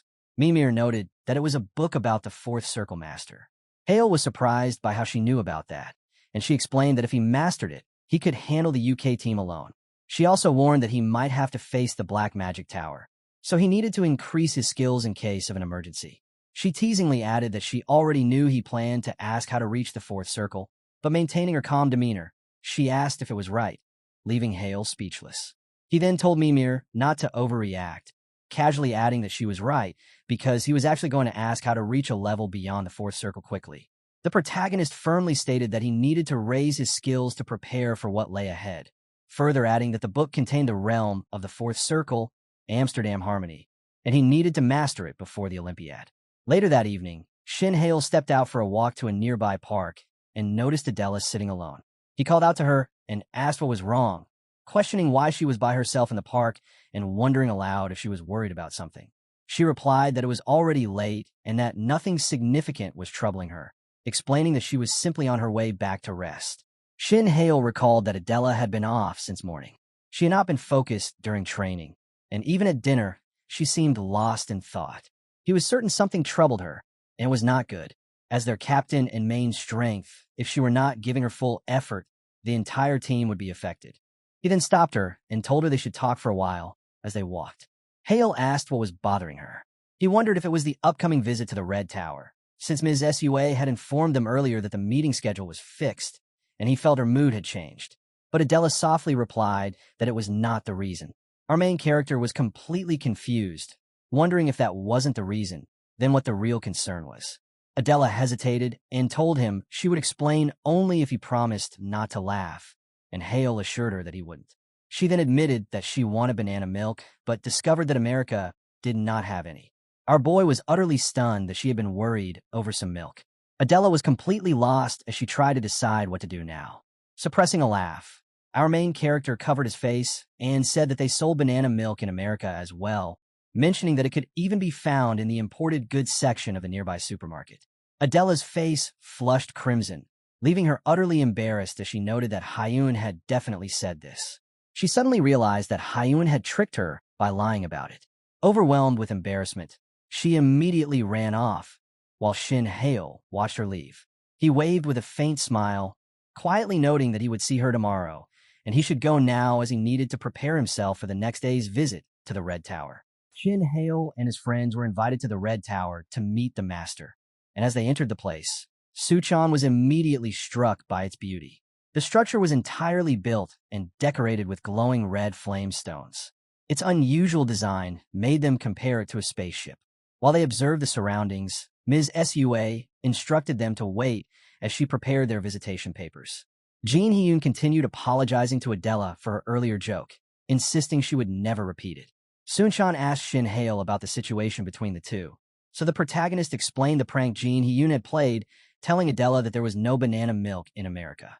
Sunchan found it amusing, believing it was a significant matter for Adela. Meanwhile, Ma Jin-suk admired the advanced technologies in the tower, and Shin Hale added that as modern technology continued to evolve, mages were also working to automate their magical research. Sunchan, visibly worried, leaned toward Shin Hale and whispered that it might be strange to ask, but is it really okay for them to be here at this time? When Shin asked him why, Sunchan's fear surged as he mentioned that it was the Red Tower, then quickly dismissed, noting that it was actually Darius Sunch's home base. Sun-chan completed his thought, assuming that their information might leak. Shin reassured him that there was nothing to worry about since they were not using any magic here, as it was only a tour. Ma Jin-suk interrupted as he remained focused on the Olympiad. He grew quite excited.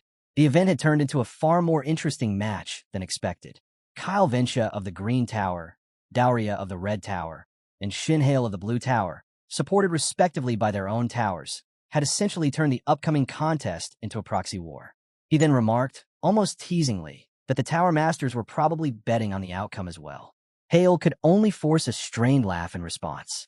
But before the moment could continue, a cold voice echoed from behind them, noting that they had already placed their bets.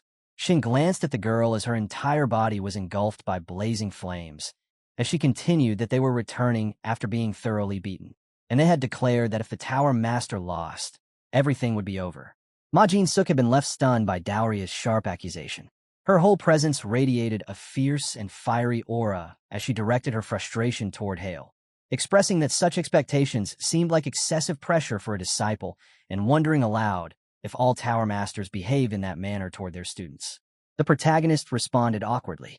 He admitted with visible hesitation that he was unsure because he was not truly a disciple of the Blue Tower Master and therefore did not know the answer himself. Dauria appeared displeased and remarked that if the Blue Tower Master treated his disciple well, she might have switched to his tower. Shin softly smiled and told her that if she ever wished to join, she should know that the Blue Tower Master was the kindest person he knew and that he was the best option if she ever chose to change. Dauria laughed, admitting she was only joking and would never do that. Then she extended her hand, greeting him with confident ease while implying that he already knew her name without needing to hear it. Hale took her hand, returning the greeting with the same certainty and expressing that he did not need to introduce himself either, since they had met before. Dauria, however, did not gasp, wondering inwardly whether he was merely joking as their hands met in a brief handshake. Hale, however, responded calmly as he stated that this was not their first encounter and that they had met once when they were both 10 years old. A faint and distant memory flickered in his mind as he recalled the moment she had visited his home with the Red Tower Master during his birthday, where she had been introduced as the proud disciple of the Red Tower. Dauria, visibly puzzled, was trying to search through her memories for the moment he described, but was unfortunately unable to recall. She admitted that she barely remembered the moment, yet if he claimed it happened, she was willing to accept it, eventually believing him. Without warning, she suddenly rushed forward and embraced Hale tightly, greeting him as if they had reunited after a long time. Then, to the astonishment of everyone watching, Dauria leaned in and placed a brief kiss on our boy's cheek.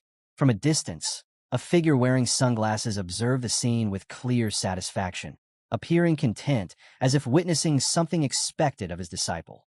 As he stepped forward, along with the Blue Tower Master with a wide grin, the Red Tower Master teased Dauria for already using her charm to win others over. Dauria, startled by their presence, turned around with a visibly flustered expression. The Red Tower Master then confidently told the Blue Tower Master that he had won a bet, since no one could resist her charm. The Blue Tower Master responded that it was not Dauria who used her charm, but Shin Hale who reacted to it. James agreed that it might be true since Shin was that type. Both masters continued bickering while Dauria looked helpless. Dauria then coldly told her master to stop teasing her because the guests might think they were being rude. James laughed, asking if she truly liked our main character. Dauria grew embarrassed, but her embarrassment quickly shifted into sudden anger as she erupted with a sharp outburst that demanded he stop. She then announced her departure, adding that she would see Shin Hale again during the upcoming Olympiad before hastily taking her leave. The Blue Tower Master warned James to stop testing his disciple, but James insisted that her reactions were entertaining to him. Shin Hale added that Dauria had even considered switching masters. The Red Tower Master wondered if he was too strict for her. Jihan commented that if he continued, she might eventually transfer. James, however, dismissed it, noting it would never happen. James then greeted our main character as he introduced himself, mentioning that this was their second meeting. Shin Hale replied respectfully, and James calmly explained that he had planned to give him a tour himself but could not due to his workload. Before leaving, he told Hale to enjoy his tour. Once the masters departed, the students were taken on a guided tour. They first visited the Red Tower's magical analysis room, which was highly advanced, followed by an equally impressive training room. Adela admired the technology that provided instant analytical results and wished their academy had something similar. After 2 hours of touring, they gathered in the cafeteria for lunch, thoroughly enjoying their day. Just then, a man approached Shin Hale and informed him that the tower masters were calling for him privately. He followed the guide into an elevator that took them to the top floor of the Red Tower. As he entered a room, he quietly observed that the top floor of the Red Tower was crafted from flame stone. Just then, he was called inside and found both masters seated inside, along with his father. Shin asked his father when he had arrived, thinking he was only coming for the finals, but his father said he had changed his plans and had arrived 4 hours earlier due to a more urgent matter. Upon hearing his father's words, Shin Hale immediately assumed it was related to the Black Magic Tower.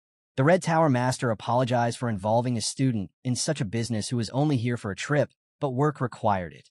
Shin grew anxious as Jihan continued informing him that something unusual had occurred in the morning and that they had captured a Black Tower Dark Mage who had been disguising himself as part of the Olympiad staff. This revelation left our main character completely stunned, and Jihan continued, explaining that the information had reached him immediately after they reviewed the report on the plane, which was why Hale had been called, so they could discuss the matter further and use his insight. The protagonist, still in shock, urgently asked where the Dark Mage had been captured and where he was imprisoned, but the Blue Tower Master urged him to remain calm, assuring him that everything was under control. Shin Hale instantly shifted his gaze to his father, who glared at him for acting anxiously, and Hale apologized at once. James sided with him, stating that he himself had reacted the same way and advising Hale to sit. The meeting began using a holographic screen with information about a spy, as they explained that the spy had been caught during the final checks in the battle arena where the siege battle would take place. Jihan then pointed out that the suspect was discovered during the final inspection. Hale asked for the details of how he was discovered. A blue magic pentagon was placed on the table, and Jihan told him that the suspect had been seen installing it, prompting immediate contact with the management. The protagonist was stunned as he picked up the cube. His expression grew serious, sensing an unusual surge of energy. He then closed his eyes, concentrating his entire mind to analyze the complex magical structure within. When he opened his eyes, Shin's pupils had changed into a luminous yellow. His divine eyes revealed that it was a trigger. The Red Tower Master reacted with extreme surprise at Hale's discovery, while the Blue Tower Master remained silent, and Hale's father observed him with sharp, probing looks. The protagonist then firmly explained that it was a detonation spell with a ritual engraved inside it, increasing the explosive power when combined with other magic. James was impressed by his abilities and praised him for being useful with such perceptive eyes. Hale then noted that the object carried traces of the Black Tower's black magic as well. James, delighted, praised him for his abilities and also envied his father for raising such a powerful son and potential successor. However, Hale's father's expression grew serious as he sternly reminded him to keep it secret. James flinched, immediately covered his mouth, and insisted he would never mention it, especially to Dowria. Clearing his throat, the Blue Tower Master then added that the moment the man had been arrested, he had taken poison and committed suicide, preventing them from extracting any further information. The protagonist was not so shocked by this, though he had still hoped to gather more details had the man survived. Jihan reassured him that there was no need to be discouraged, as they already possessed strong evidence.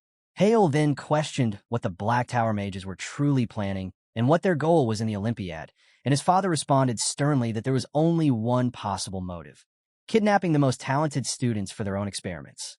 Jihan abruptly stood in protest, asking why he had revealed such information, but Hale's father calmly reminded him that he had already shared that report 2 years earlier. The Blue Tower Master became even more shocked and stood frozen, that a 16-year-old had known about such horrific matters. Hale's father asked sharply whether there was an issue, emphasizing that he had disclosed it only to a member of the Magic God family, who had the right to know. Meanwhile, our boy maintained an impassive expression, not interfering in the adult's argument. The Blue Tower Master quickly apologized for the Riesling he had overstepped, admitting he had spoken thoughtlessly. Hale's father gave a curt, pointed response, remarking that it was good he understood, and that he should be far more careful next time. He then stated that it was clear that the Black Tower mages were after materials for their experiments, as there was no other logical motive for targeting the event. Although the Blue Tower Master initially doubted this reasoning, no alternative explanations existed. James grew furious, unable to accept how anyone would harm students merely for experimental purposes. He then cursed them, stating that they are sickeningly disgusting. He pondered that since the Olympiad gathered the most talented young mages in one place, it was the only convenient location for such an attempt. The Blue Tower Master suggested canceling the entire competition, but James argued that it was impossible, as all preparations for the tournament were complete and the International Magic Organization, including the United States, would never allow the event to be halted. With the option of cancellation already dismissed, Hale firmly presented the only viable alternative. The most practical countermeasure, he stated, was to reinforce the defense system. Hale's father's gaze grew thoughtful as he considered the proposal. James, too, sank into silent contemplation, weighing the feasibility of reinforcing the defenses. Breaking the stillness, the Blue Tower Master redirected the discussion toward the core issues surrounding the defense system. The meeting continued, a tense atmosphere settling heavily over the room. As dusk descended over the city, the discussion finally seemed to be nearing its end.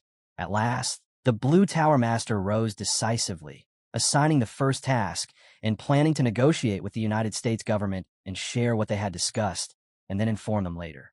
James intended to coordinate with the Olympiad management, and Hale's father said he would contact the International Counterterrorism Headquarters. Our main character felt genuinely astonished by the precision and decisiveness of the people around him, and once they left, he understood why they were considered top-tier mages. Back at Mimir's, the protagonist explained everything, and she remarked that the Black Tower mages had not changed despite the countless problems they had caused over the years. She strongly advised him to withdraw from the competition and return home, but Hale insisted that leaving was not an option. He said he intended to adjust his strategy and become stronger, declaring that he would enter the fourth trial page. Mimir firmly warned him that the fourth trial allowed only one attempt per month, but Hale remained firm, and ironically, that day was none other than the opening day of the Olympiad. Soon, the day of the Olympiad opening ceremony arrived. Spectators filled the venue, eagerly anticipating the performances and curious to see the demonstrations of magical skill from each nation. Each team's leader was expected to display magic, and the most striking performance would determine which country appeared strongest. National pride was also at stake. The audience looked forward to the US, UK, and Korean representatives, though they paid the least attention to Korea, as they were unfamiliar with the names. Still, there were rumors that the youngest mage to reach the fifth circle under the Blue Tower belonged to their team. The stage had been fully prepared, and everyone was ready for the Olympiad ceremony to begin when Sun-chan suddenly rushed in, breathless, with the news that he could not find Shin Hale anywhere. It would soon be Hale's turn to step onto the stage to perform and represent their country. Jin Hyun anxiously asked whether he had checked Hale's room, and Sun-chan explained that he had already done so, but the room contained nothing except an old robe and a single book lying on the bed. The team grew confused and uncertain about what to do, especially with the performances about to start. Jin Hyun began to sweat nervously, knowing it was time for Hale to prepare for his performance. Adela urged them to wait for a moment. She reminded them that the Blue Tower Master and the Master of the Magic God family were on their way, and that they still had a little time before the ceremony progressed further. However, the team still believed that they should consider selecting another performer in case Hale did not appear. Before any decision could be made, the announcement echoed through the arena, declaring that the ceremony was about to start, and the opening performances would begin shortly. Hearing this, Sun-chan grew even more frantic, his eyes widening with worry. Adela also grew anxious.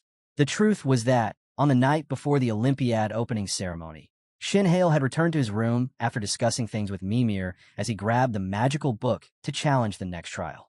Determined to achieve the fourth trial, he had wasted no time. As soon as he began to study, the book opened, glowing immensely as a voice greeted him as the successor and stated that once he mastered the Ring of Expansion perfectly, he would be allowed to proceed to the fourth trial page. As the protagonist carefully observed, he realized that the successor could only attempt this trial once every month, meaning he had to be fully prepared for any difficulty. As the voice warned him to think carefully before challenging it. However, Shin remained resolute as he had already decided. The book was closed, erupting in a burst of bright energy. Upon entering the page, he found pillars arranged all around him, and he stood mesmerized by the structure of the fourth trial. Soon, a gentle voice welcomed him, introducing herself as Gamma, the guide assigned to him for the fourth trial. She told him it was an honor to meet him. Hale was not surprised, having previously encountered Alpha and Beta.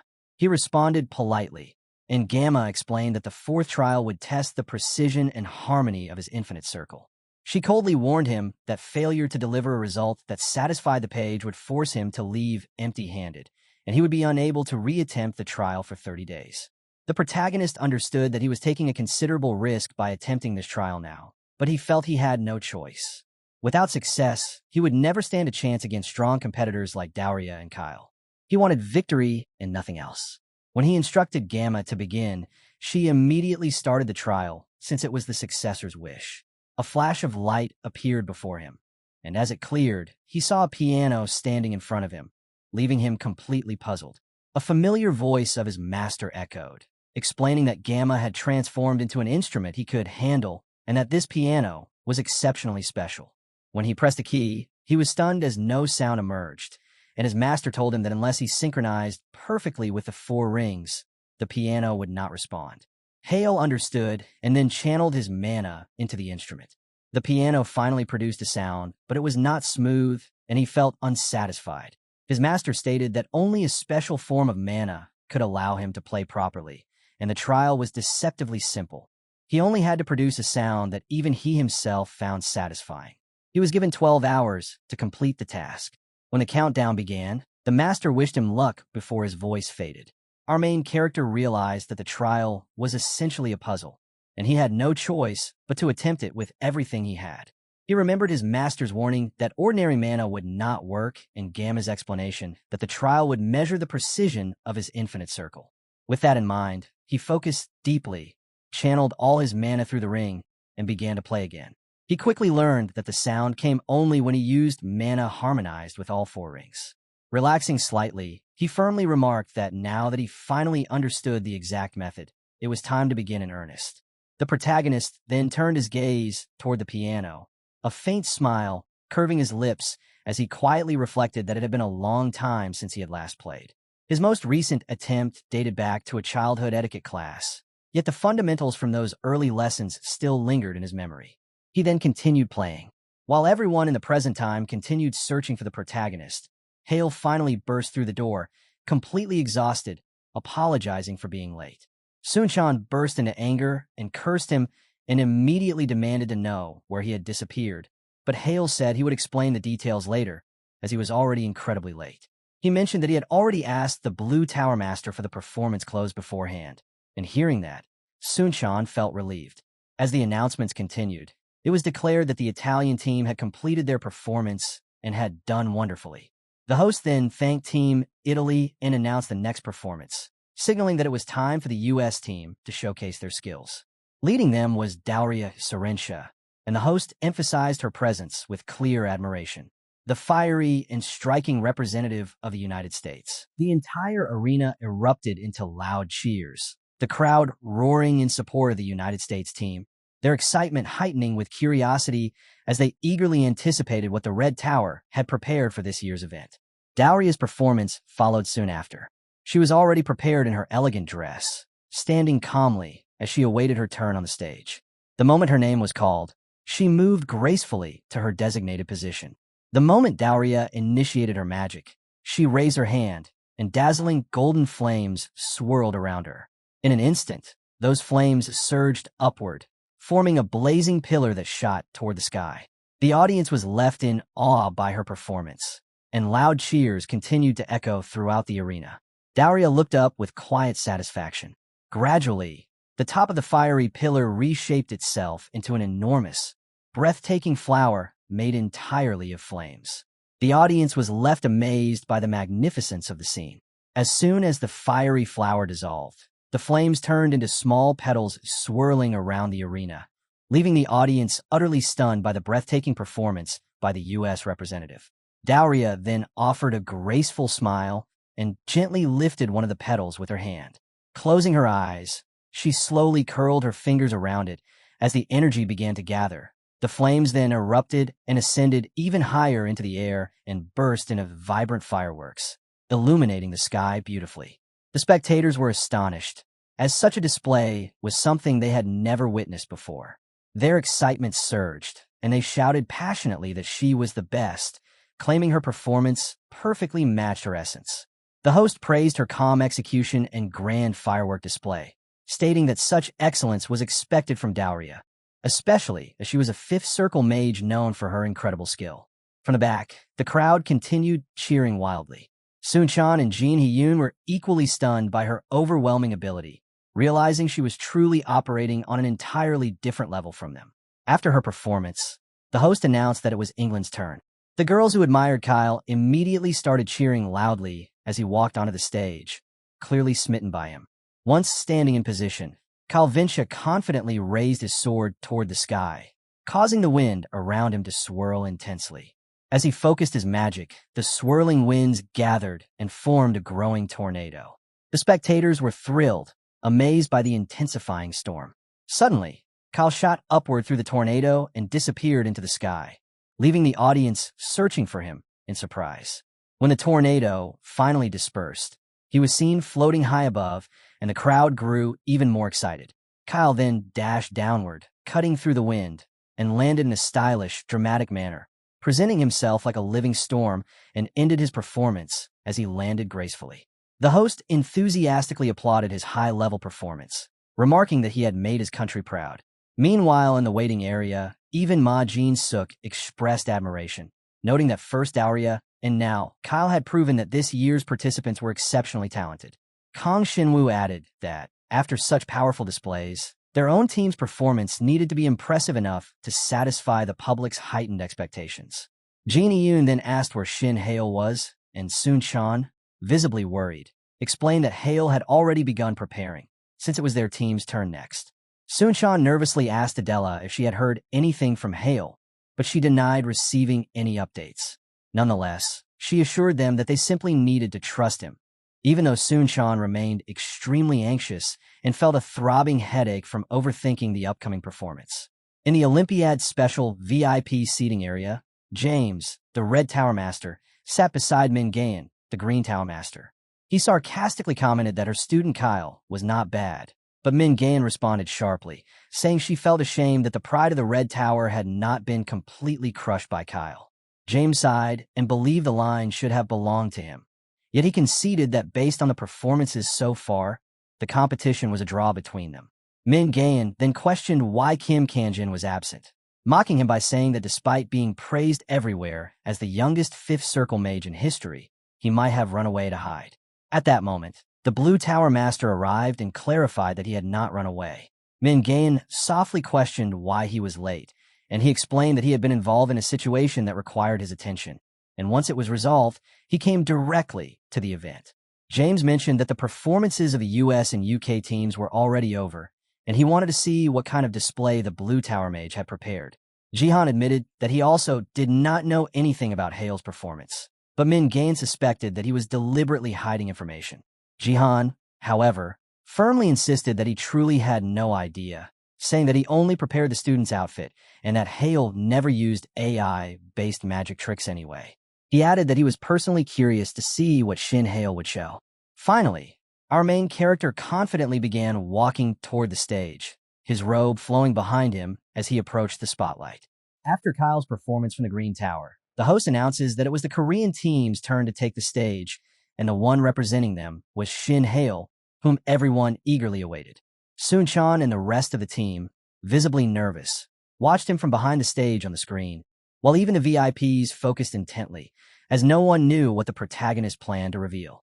When Shin Hale reached the center of the stage, he sternly used his magic to summon a piano, specifically the same piano he had received during the fourth trial page. The sight alone shocked Sun-chan, and even Adela questioned what he intended to show with such an unexpected instrument.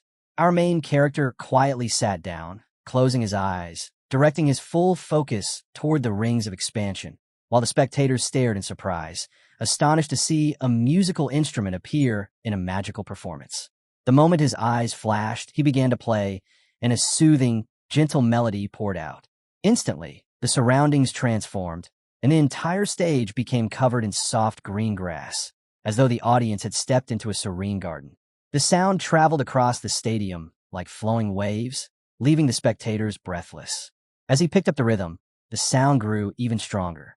Meanwhile, in the VIP sitting area, the Blue Tower Master was surprised as he could clearly feel that the music was riding directly on mana itself.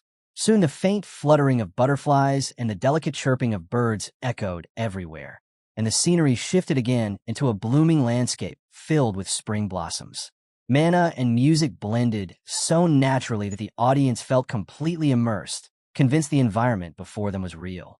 Even James was stunned, wondering how anyone could create such a phenomenon, while Min Gayan was equally shocked, realizing that Shin Hale had been hiding a powerful trump card all along.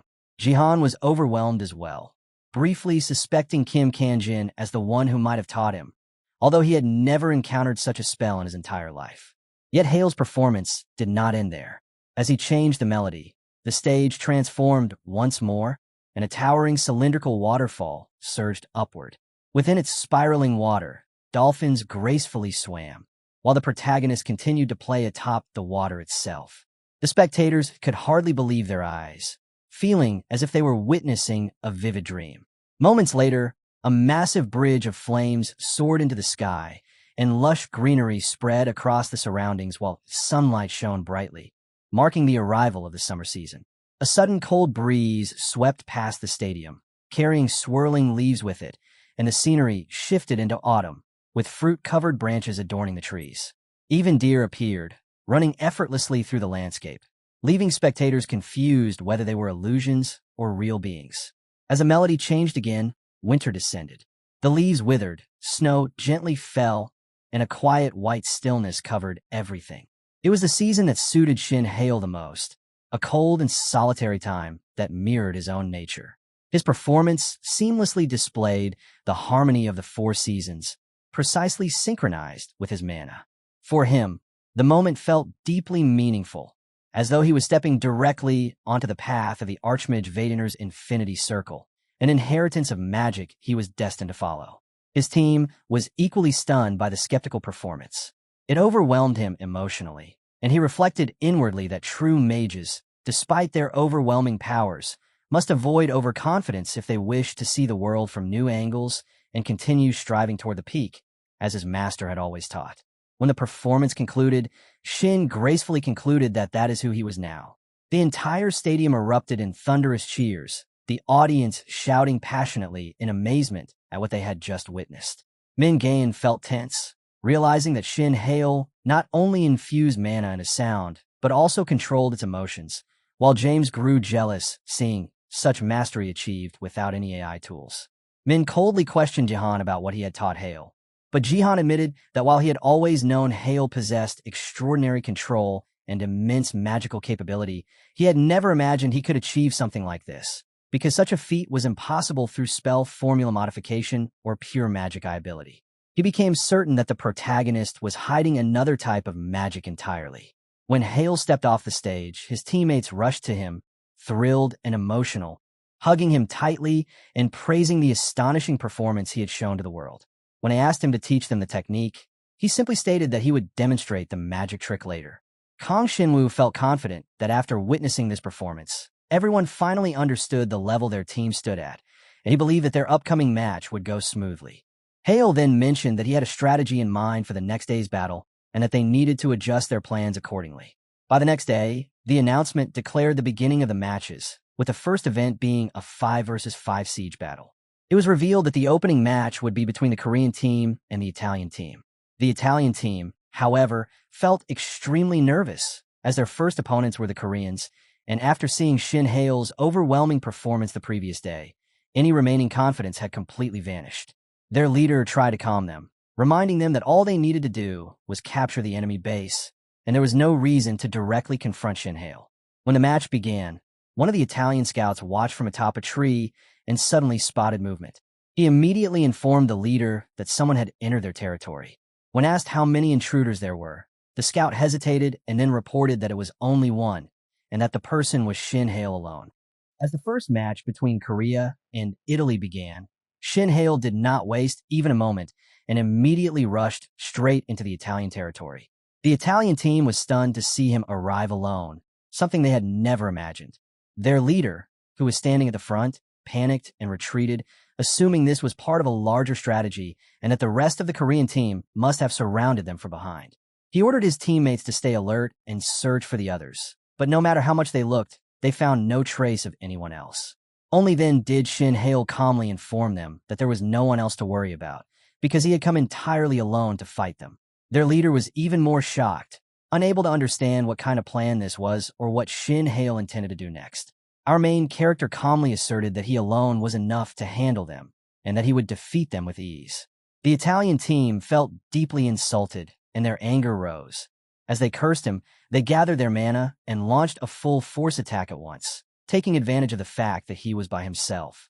However, Shin Hale remained calm, and raising his hand, he activated his resonance, creating a massive fire blast that instantly incapacitated the entire Italian team and ended the match on the spot. That night, everyone celebrated their first victory. Jin Hee-yoon felt relieved, pleased that everything from the opening ceremony to the first battle had gone smoothly without complications. Kang Shin-woo, however, felt slightly disappointed and asked why Jin Hee-yeon was so cheerful, since the victory had come entirely from Shin Hale's efforts, and they themselves had done nothing on the battlefield. Jin Hee-yoon simply remained pleased, saying that since they were all part of Shin, his win counted as a perfect victory for all of them. Ma Jin-suk then asked Hale whether he was all right after the battle, reminding him that Hale had claimed he would be exhausted for 12 hours if he used his full power. But Hale calmly said he felt fine.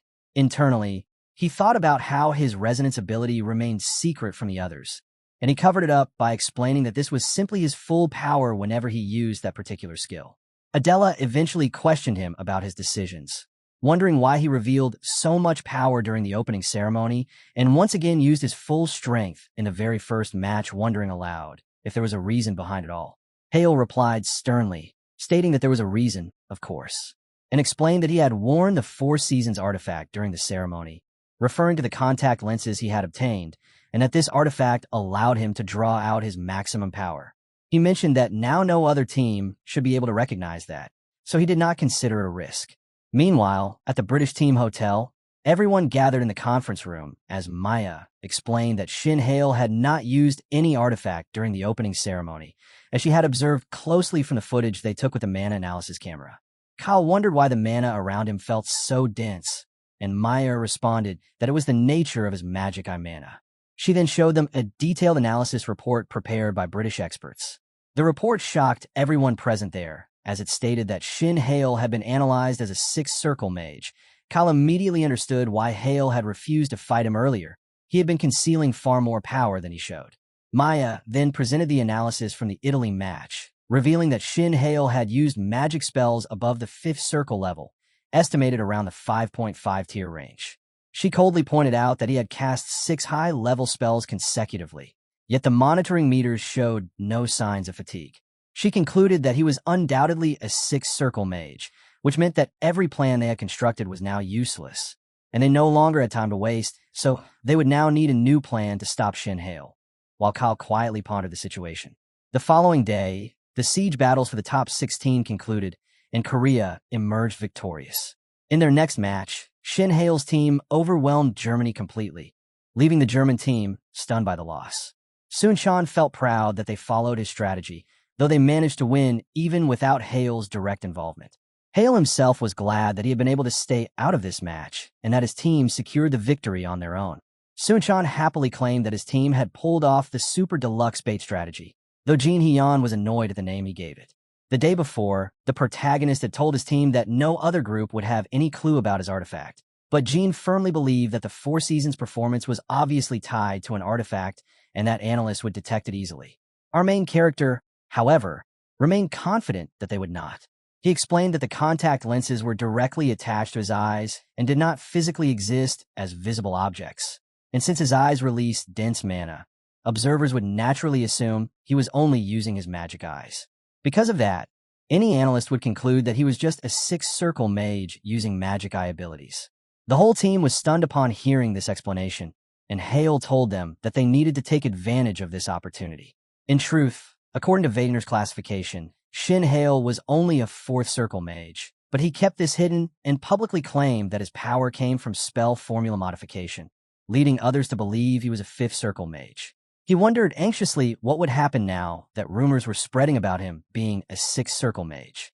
Adela, interrupting his thoughts, asked whether such a rumor would force other teams to adjust their strategies and potentially slow him down in combat. Shin Hale admitted that he was not certain whether the trick would work on the next opponent, especially since their next opponent was the British team representative, which included Calvincia, already a fifth circle mage, and someone he would eventually have to face. That's where we'll leave it for now. If you want to catch the next part, make sure to like the video and subscribe so you don't miss it.